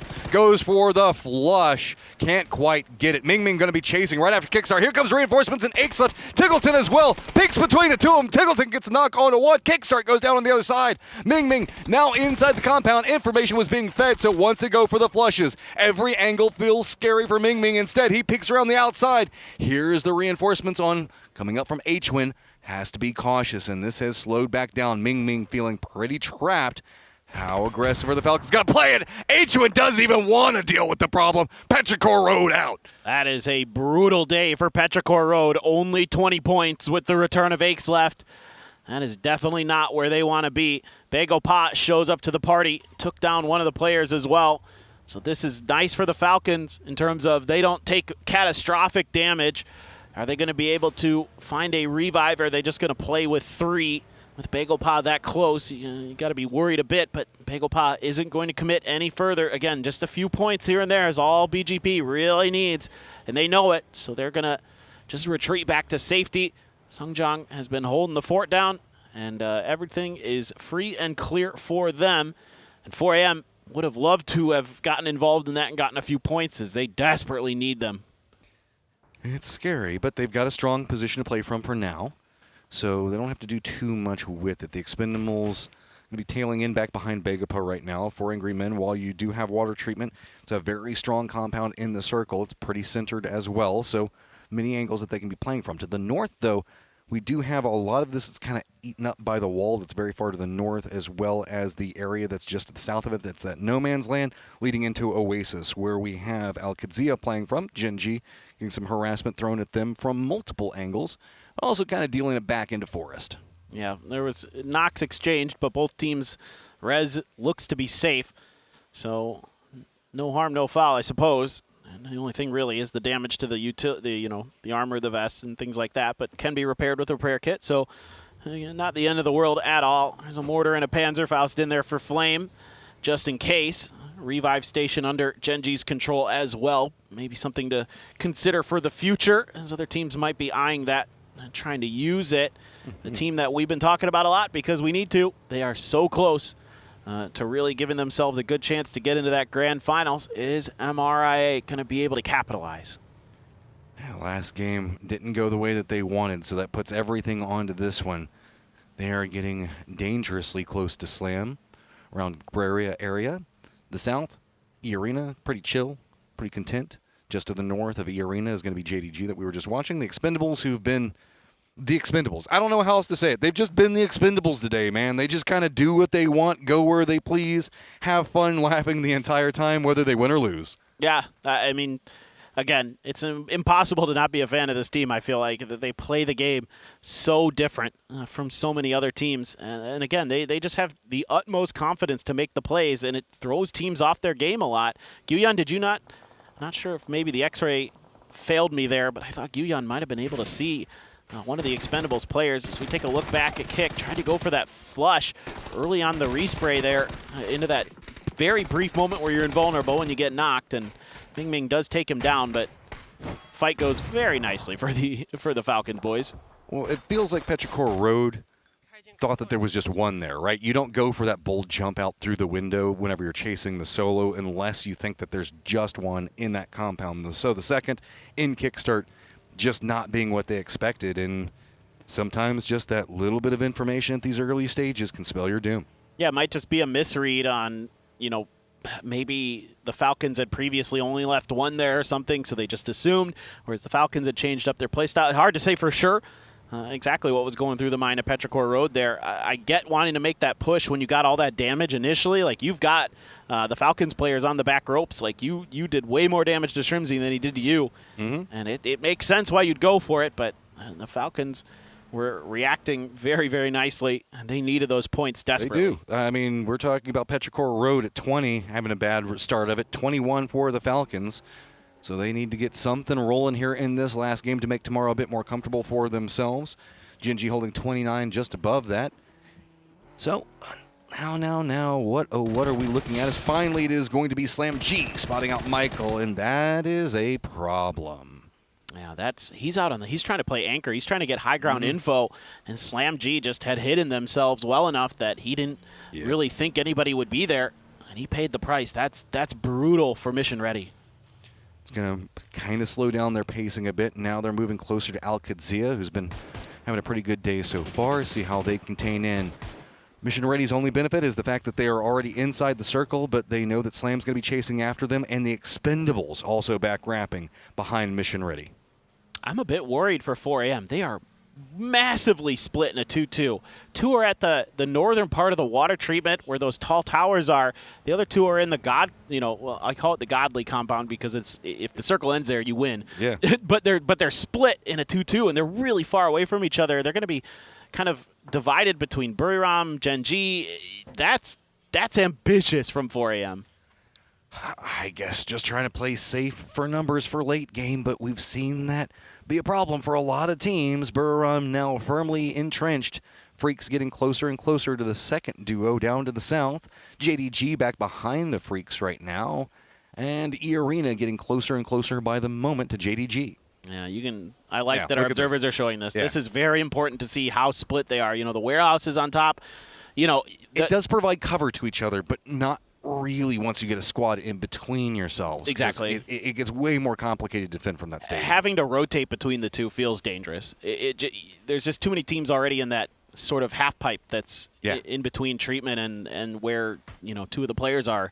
I do have concerns. I've been proven wrong before, so if it works out for 4AM, hell yeah. But it's looking tricky. Well, it's a hard place to get the amount of points that they need because they don't need just a victory. They need some kills to go with it. When you go into a 2-2 split at this stage, it's hard to just line in firepower against another squad. You get a bit hesitant. You know that you're playing disadvantage with the numbers. Slam, now starting their rotate. I think that they've got eyes a bit more Oasis side. They did get their res onto Arctics. Looks like he's going to be coming in pretty okay. So, don't do it to him again. Oh, no. Not a second time, Al-Qadzia. I see the tracers and I get nervous. He should probably be able to loot over there. We did see Al-Qadzia looting around Oasis, so he's just going to be dealing with Remnants loot, but it should be fine. Yeah, I think he's okay. Mission Ready, though, I don't think there's much. They are actually, I think, going to go for Michael's chip. I do see Gats driving out in that direction, so that's my assumption here. And that's, look, Mission Ready needs every advantage they can get. I get it, but it also does kind of put you behind the ball a little bit, right? Yeah. Going for position control. It's one of those, you're going to regret whatever decision that you do, right? If you don't go for it, then if it doesn't go well, you're going to be mad. And if you do go for it and it doesn't go well, you'll be mad. So it's Mission Ready at least trying to be proactive with their destiny. Absolutely. E-Arena would love to finish the day on a high note, get more points in the bag, get ready for tomorrow. And Virtus Pro feeling comfortable, feeling like they've got themselves into that grand finals, but just a quick talk to them back there. They said, hey, let's finish strong. Come out and feel like we've got a real shot to not just get second, but win here at PGS 10. Navi playing edge, and that is just going to center up on towards Gen G. Those compounds looking pretty strong for them right now. 4AM going to make their move. It looks like they are going to be actually given some space. They're taking a bit of damage, but they might actually make this rotation work potentially. This is scary. Oh, yeah, they've got a roll right next to Buriram. If they can get past this, Genji's taking shots at longs in that lower area. Doesn't get enough damage to make it even scary. Most of it hit the car entirely, so I think he's fine. Shin trying to steal this one away. Can he get there? I think that they managed to do it, but, bro, that felt a bit dicey. Yeah, and it's probably not the position you want to necessarily be in there on that southern edge. But if you're playing for kills, now it looks good. Lucarux, that does not look good. On the motorcycle, gets caught on the backside by Lyrics, snuck up behind him in the BRDM, I guess. And Lucarux falls early for VP. Those sneaky, sneaky BRDMs. Just never can see them coming. They're not really that loud. They really aren't. That's the issue. Is they has their own problems that you can deal with. New problems also mounting for Mission Ready, the Expendables of all squads, being the squad that's getting closest to them and pushing up the hillside after them. Oh, I'd start to be nervous. Yeah. Let's see if Na'Vi has some more magic, some more highlight reel stuff inside of them this game. JDG, who had a highlight reel game the previous one, on the outside of Bagel Pa. This is southwest side of the circle. No one behind him, so for JDG, don't have to commit to anything just yet. And going to hear Bagel Pa taking some shots, so for sure, you know something's going on in there. Just trying to figure out, making sure that the backside is clear as well. The Expendables, oh boy. This is where I'm scared. Look how nerve-wracking this is getting. Caloris stepping closer and closer by the moment. Delwyn, I think, spotted out the movement on top of the hillside. He's playing very far to the south and the west from this position. Duckjuice already has a compound that he's playing from. Gats out in the blue. Just kind of, I don't know what his mission that he is on right now is. He's getting closer to his squad. Yeah, he did get the revive through, so you will have Michael coming back as long as they can survive long enough, which it looks like they should. There's the push on the side for E-Arena right in front of Na'Vi, roaming very close to Burrum as well as VP, but they're getting through it. If they can get to the high ground, they should be safe-ish. Na'Vi still taking those tail-end shots, but that should be enough to at least get them through. Issue is, Lyrics wasn't with the rest of the squad. He is going to be taking a lot of damage, but slow and steady, he'll get there. Maybe. I don't know. That's a lot of damage starting to hit that BRDM. Yeah, this is actually one of those moments where, yep, it just isn't going to survive long enough, and he couldn't get out in time. He's going to fall there. Nixie going to be the one to cause the explosion onto the vehicle, but Edie actually takes the point away. That's something for Buriram. Na'Vi chasing now. Oh, boy. They realize that this is going to be the tail end. They've got the numbers advantage, starting to roam in right back behind E-Arena. Buriram taking the shots on one side of it, but it's going to be Forrest on the other, stalling out a bit of this firefight. E-Arena has to hunker down, and Na'Vi as well. A circle has popped down to the south. 4 Angry Men very comfortable in it. Yeah, that's huge for 4AM. That compound still being in is very nice for them to have a chance. Oh, my God, it went over him. It went over, So said. How does that happen? It's enough. The miracle in and of itself. Hakatori throwing down some utility, trying to deny some sight lines, see if they can get closer by the moment. Navi's backs up against the blue zone and has several blue zones on top of him to make it a bit more difficult. But So said, trying to take as much of it as he can. He should be fine with that dip. Mission Ready jumps out right next to Roth. Ring around the Rosie. It's going to be Cowboy that gets a knock onto Bizzler. Vox goes for the nade, but nobody's inside the shack yet. That's going to be all she wrote for those guys. Luckily, Michael did come in just a moment ago. Actually, we still have Gats hiding out. Yeah, I'm not sure if the plane has come through yet. The helicopter for Michael to bring him back into the game, but that's brutal. Al-Qadzia there with a split that works out nicely, able to cover each other. Na'Vi trying to fight forward. E-Arena losing players. Jacob alive for them. He's the last one on his feet. He's at least going to get extends down, looking to do more damage. He still have 2 trailing players. Tori being a bit more bold. Oh, good shots come up from Jacob. Does the juke around. Hakatori goes down. E-Arena survives. But now they have to run into the circle where VP and Forrest are already fighting. That's a massive win for E-Arena to get a few extra points out of this game. Huge. Gats just trying to go somewhere, somehow. The Expendables settled up on his fallen comrade Shaq, and he finds a rock and is just going to have to try to survive. This is looking dire for Mission Ready. They need points, and getting them looks very, very difficult. Yeah, I think the Expendables saw him rotate over, and they might be going on the hunt for him. Burram's still caught up in water treatment. They're going to have to deal with Corexi. It's been his own pain for them. Just kind of juking around between different angles and denying out a lot, slowing down a lot of the movement. Slam's got to make a send down. It looks like Jinji is going to be the focal point for it. They're going to roll right through. B lines into Magor, and he's going to go down. But the other members for Slam do slam into the compound. Lurik's down. Boo stick down. Jinji's defense feels strong. Man, oh man, great shooting, great timed grenade. Tosi and Bean, no problem for the 2 of them. Get 3 kills. And that is well handled. Good angles taken to get the initial crash. The grenade was out on point, and you have no idea there as Slam where that grenade landed. And it works a treat for Gen G. Forest regroups. Going to be pretty close to Buriram. Grexy and Jacob both still alive to the north and the east of those positions. Freaks playing the high and the low ground of the canal that's running through right next to water treatment. Kind of that low ground valley position. 4 Angry Men going to finally have to leave their compound. Begapa having a smidge of their compound and play Gats. Fortunately inside the circle. I guess that's a benefit-ish. Yeah, I'd like to see Gen G reinforce that cement compound now that they defended the warehouse where Flame, move over towards Flame and just lock that down for now. Jacob, he's got quite a few more health kits, but this was stellar stuff from him. I mean, absolutely demolishing Na'Vi. His teammates died early, and the fact that he wins against Hakatori here, unbelievable stuff. And that's a great, great play. And Jacob continues on in this one for now, but how much longer can he survive? Meanwhile, JDG opens up. Those look like blue zones to me. And Tiggleton, Shrimzy gonna have to back off. Oh, Shrimzy almost gets knocked. JDG is just feeling themselves after last game. Very little fear in the way that they're approaching. Nade bursts right on top of Shrimzy. It's knocked Tiggleton in a world of trouble. Follow-up nade's going to be going after him.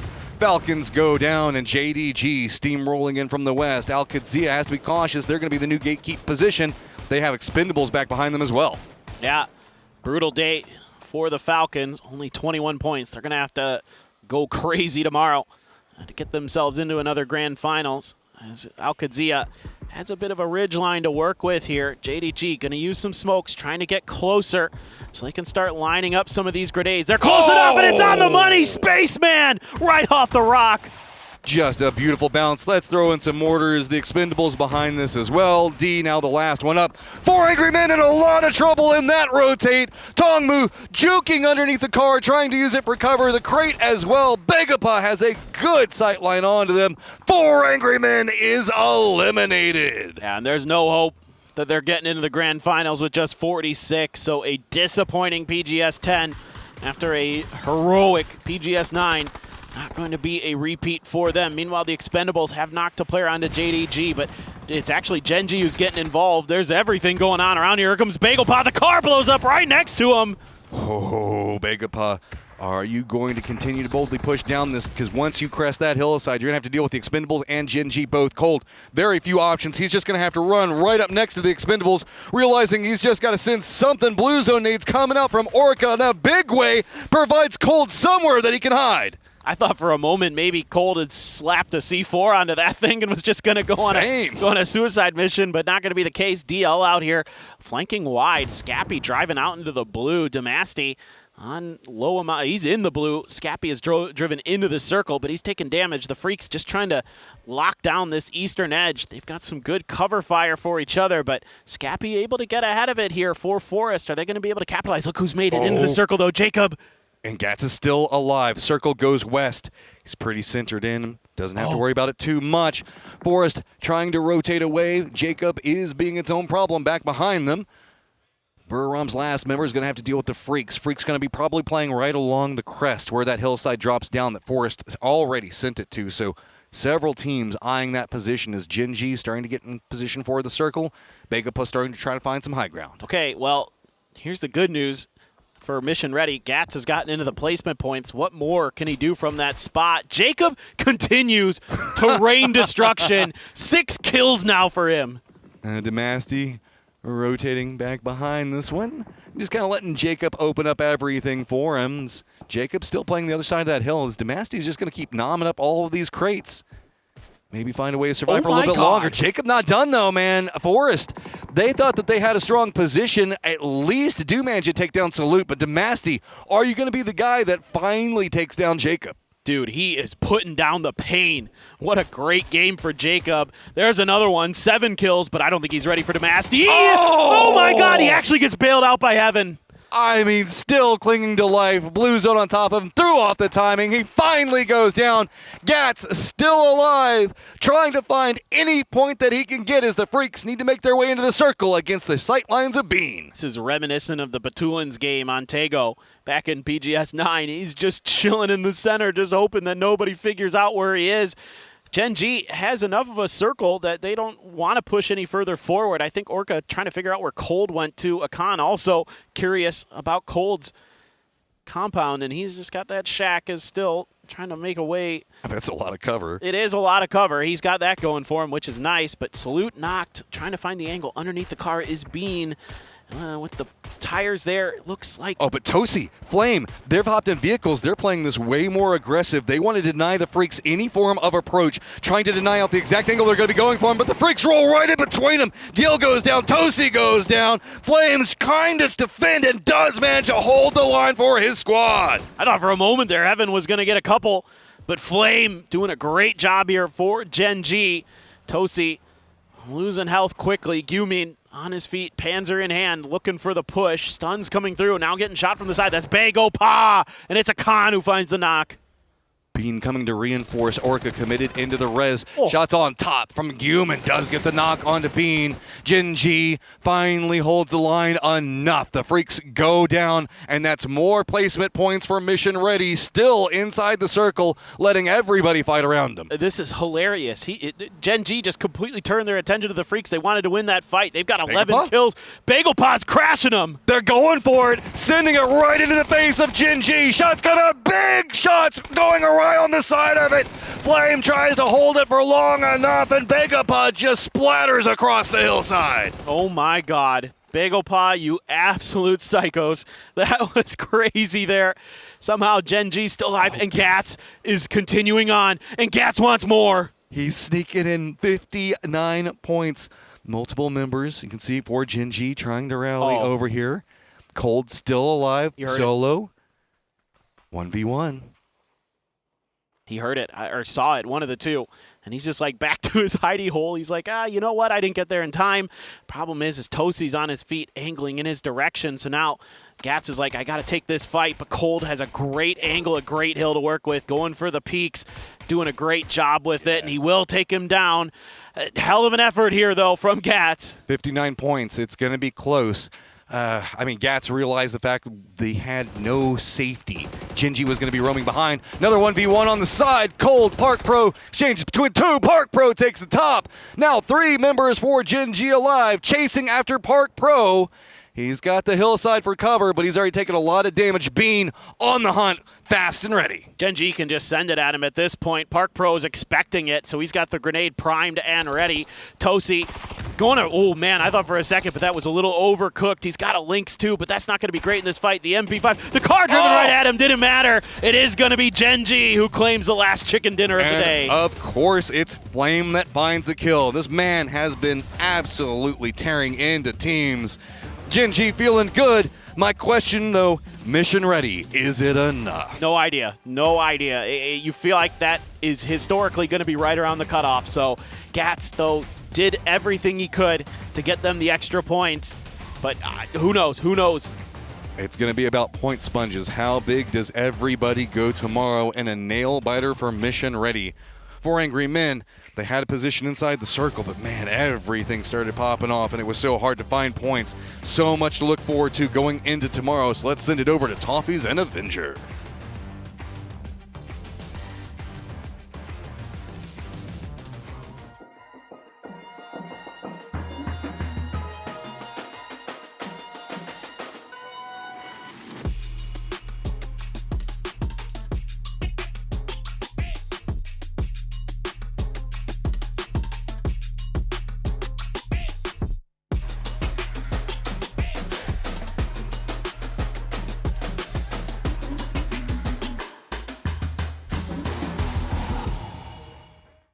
It's been a heck of a day as Gen G comes out with a win to wrap it up. We talked a little bit about they needed to get rolling going into this last game when we talked about the leaderboard last time, and here they come out with a big win and some really aggressive plays.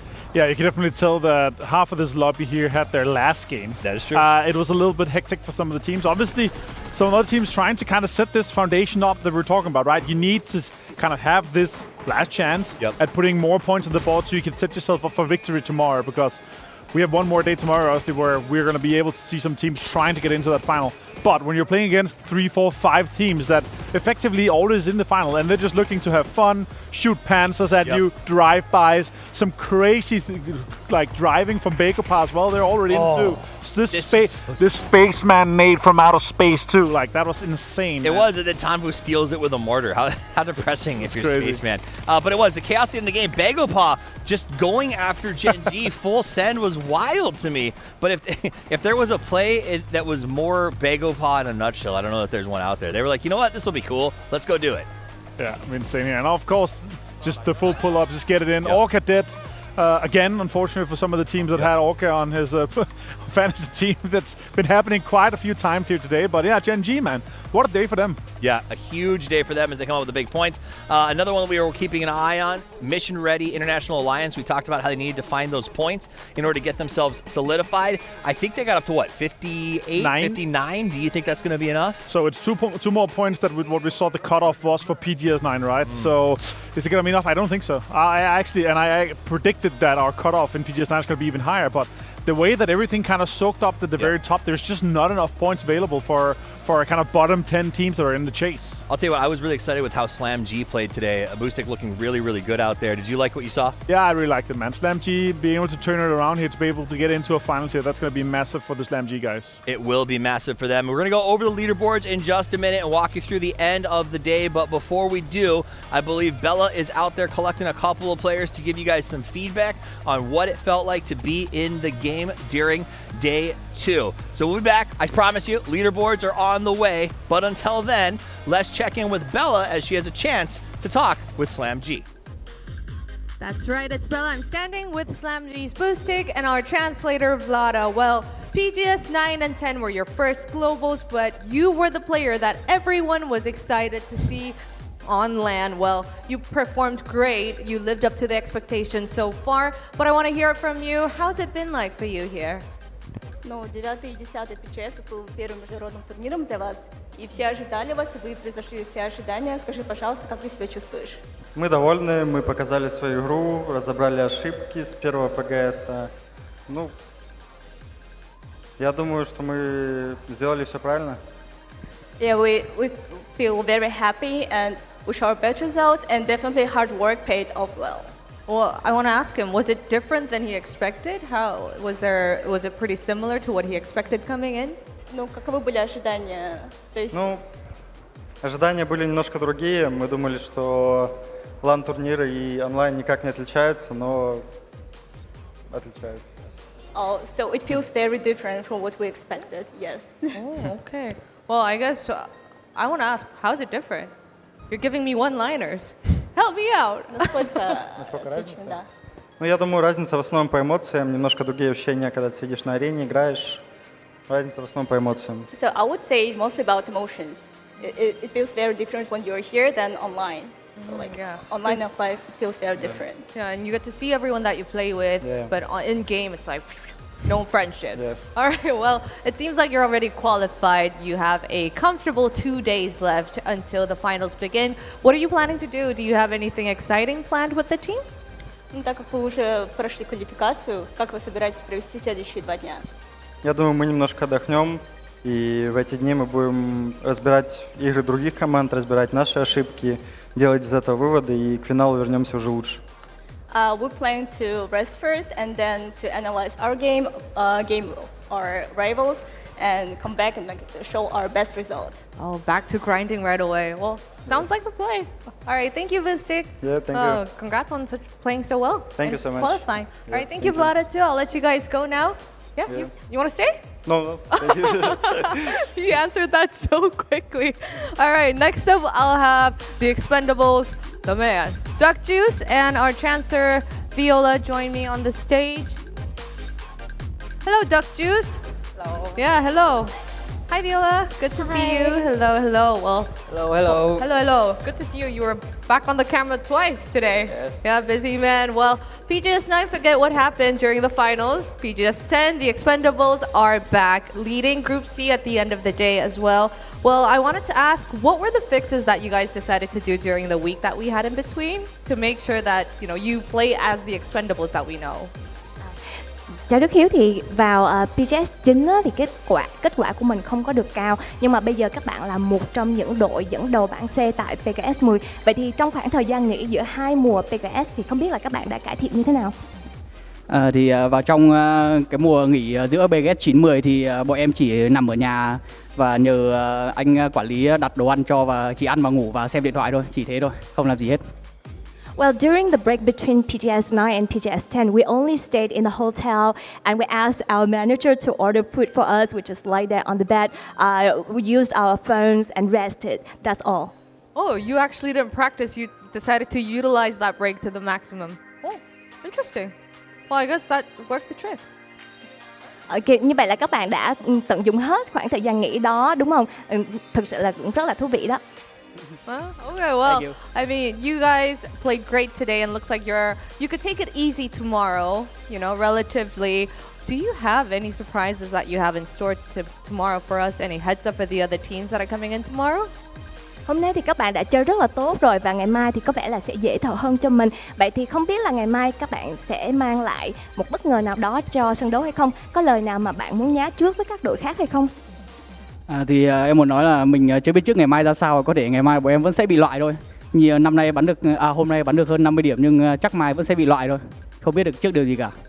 Well, what I want to say is that we're unsure about what will happen tomorrow because today we might play well, but tomorrow we might be eliminated.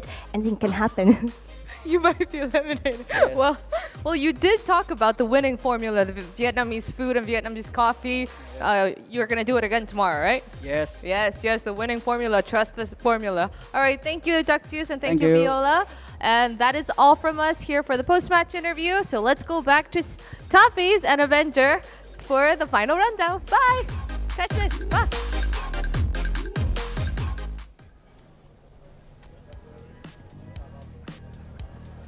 Thank you very much. I love hearing from the players. We talked to Duck Juice a little bit earlier on the stage. He was excited about the way that they've been playing today.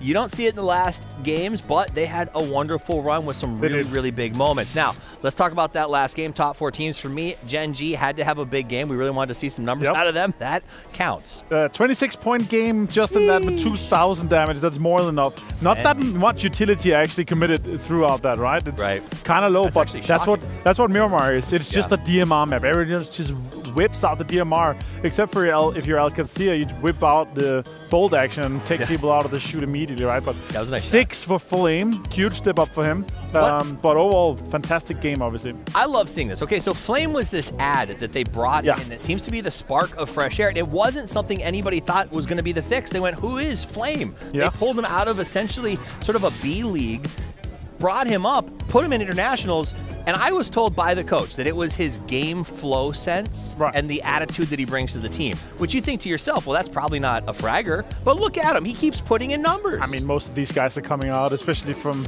South Korea. They're just so good gamers, but vibe is important, synergy is important, and flow of the game in terms of game sense and your timing to the circles is extremely important. So awesome to see him man of the match. But the fact is, Jacob got 7 kills in that game. Didn't win it, but Orca stepping up with 700 damage too. That's fantastic for them. Yeah, I mean, if you were smart enough to put Jacob on your fantasy team, then kudos to you. Big moves by E-Arena. They needed to get some points, and they did. Orca with 695, also looking good. But for me, every time I looked over at Gen G, it seemed like it was Bean that was putting in work. Every single game, we were talking about Bean. Yeah, Bean has definitely had a standout today. Great shots, been good. But look at that, though. 59 kills for DNF. Obviously, there are some teams that haven't played all their matches just yet, so this is a little bit skewed towards it. But average survival time, look at the time for Expendables, man.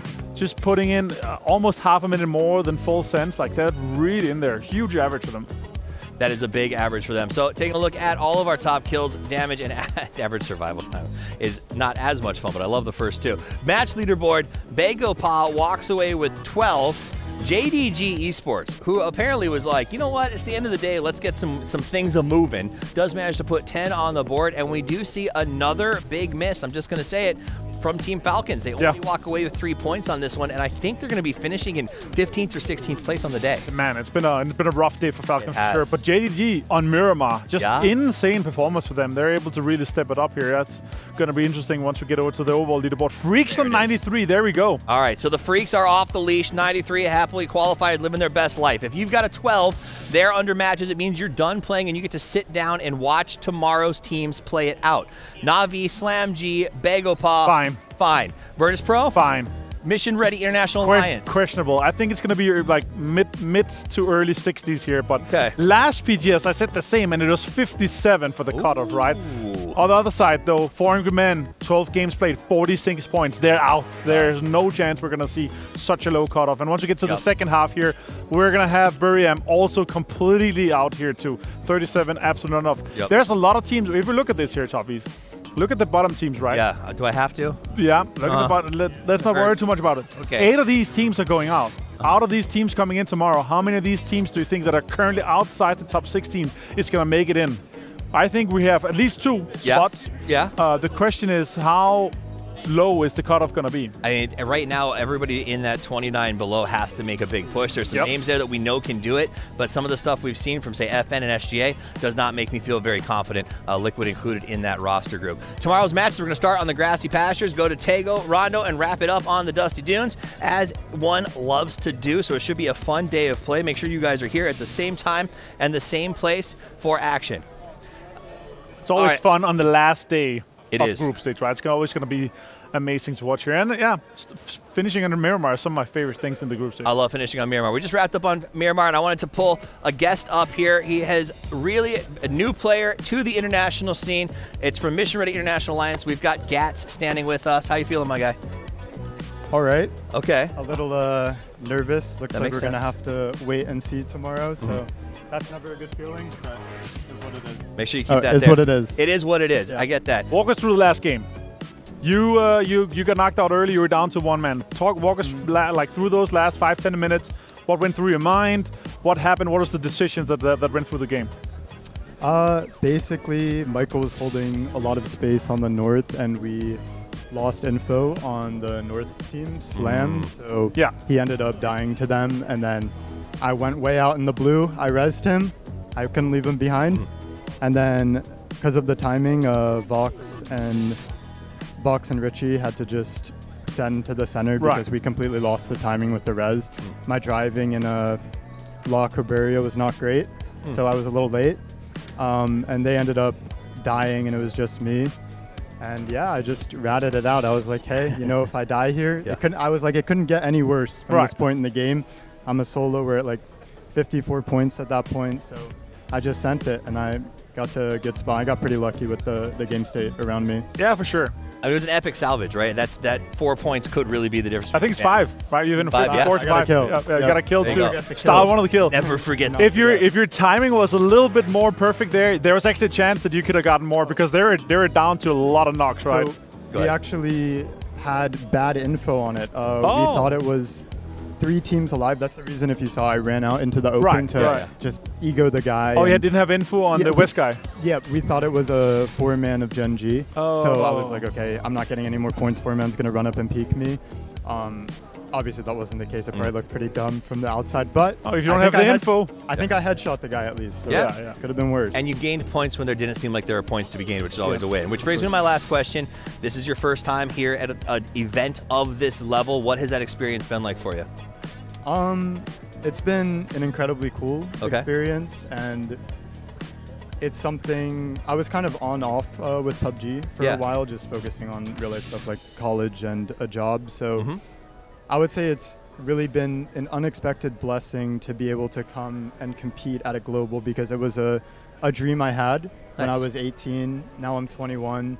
Last couple of years, I mean, I've been playing, but not in an incredibly serious capacity.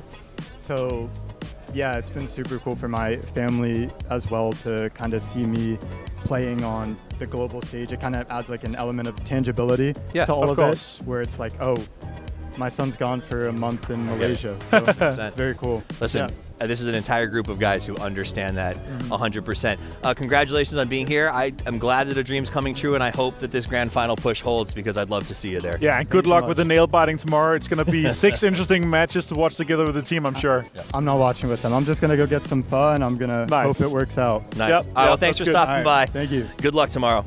Great games by them. I love that idea of like, I've got these dreams. Yeah. And, you know, this is a big moment for me. And that is something that we've seen on players, everybody, right? That moment of like, I did it. I got to be there. So very, very cool. But big shout out to those who have made this possible, though. I want to thank Crafted and Hero Esports for bringing us here together and putting on this amazing event. And of course, op.gg, the only way to overpower your game. Martin, end of the day, too. We got one more to go in group stages. What's your final thoughts? Yeah, I mean, group stage tomorrow is going to be insane, right? We have a lot of teams that are in a chase. 2 teams that's out. So there's 2 open spots for the teams that are currently going to be coming back playing tomorrow. But the cutoff is going to be extremely, extremely tight. If the top teams can come in and soak up, it's going to be super insane to watch. Make sure you're here. It is going to be a crazy last day of group stages here at PGS 10. Same time, same place. Lots of PUBG action. Until we see you then, play more PUBG.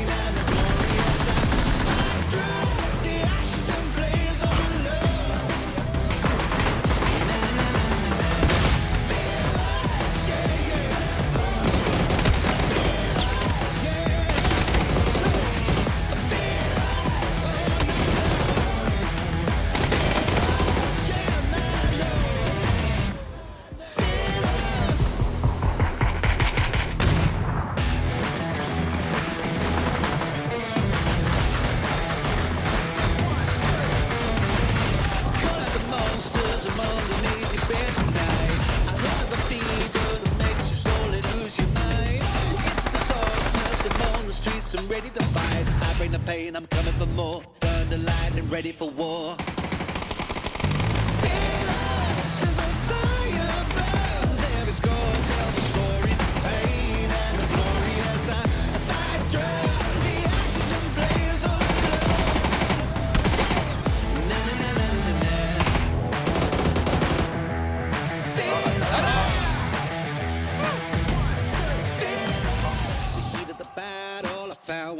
Looking for, I step out the weakness, yeah, I'm here to settle the score. I want the world to see the headlines when they come for you. Breaking the chains, let out the roar, thunder, lightning, ready for war.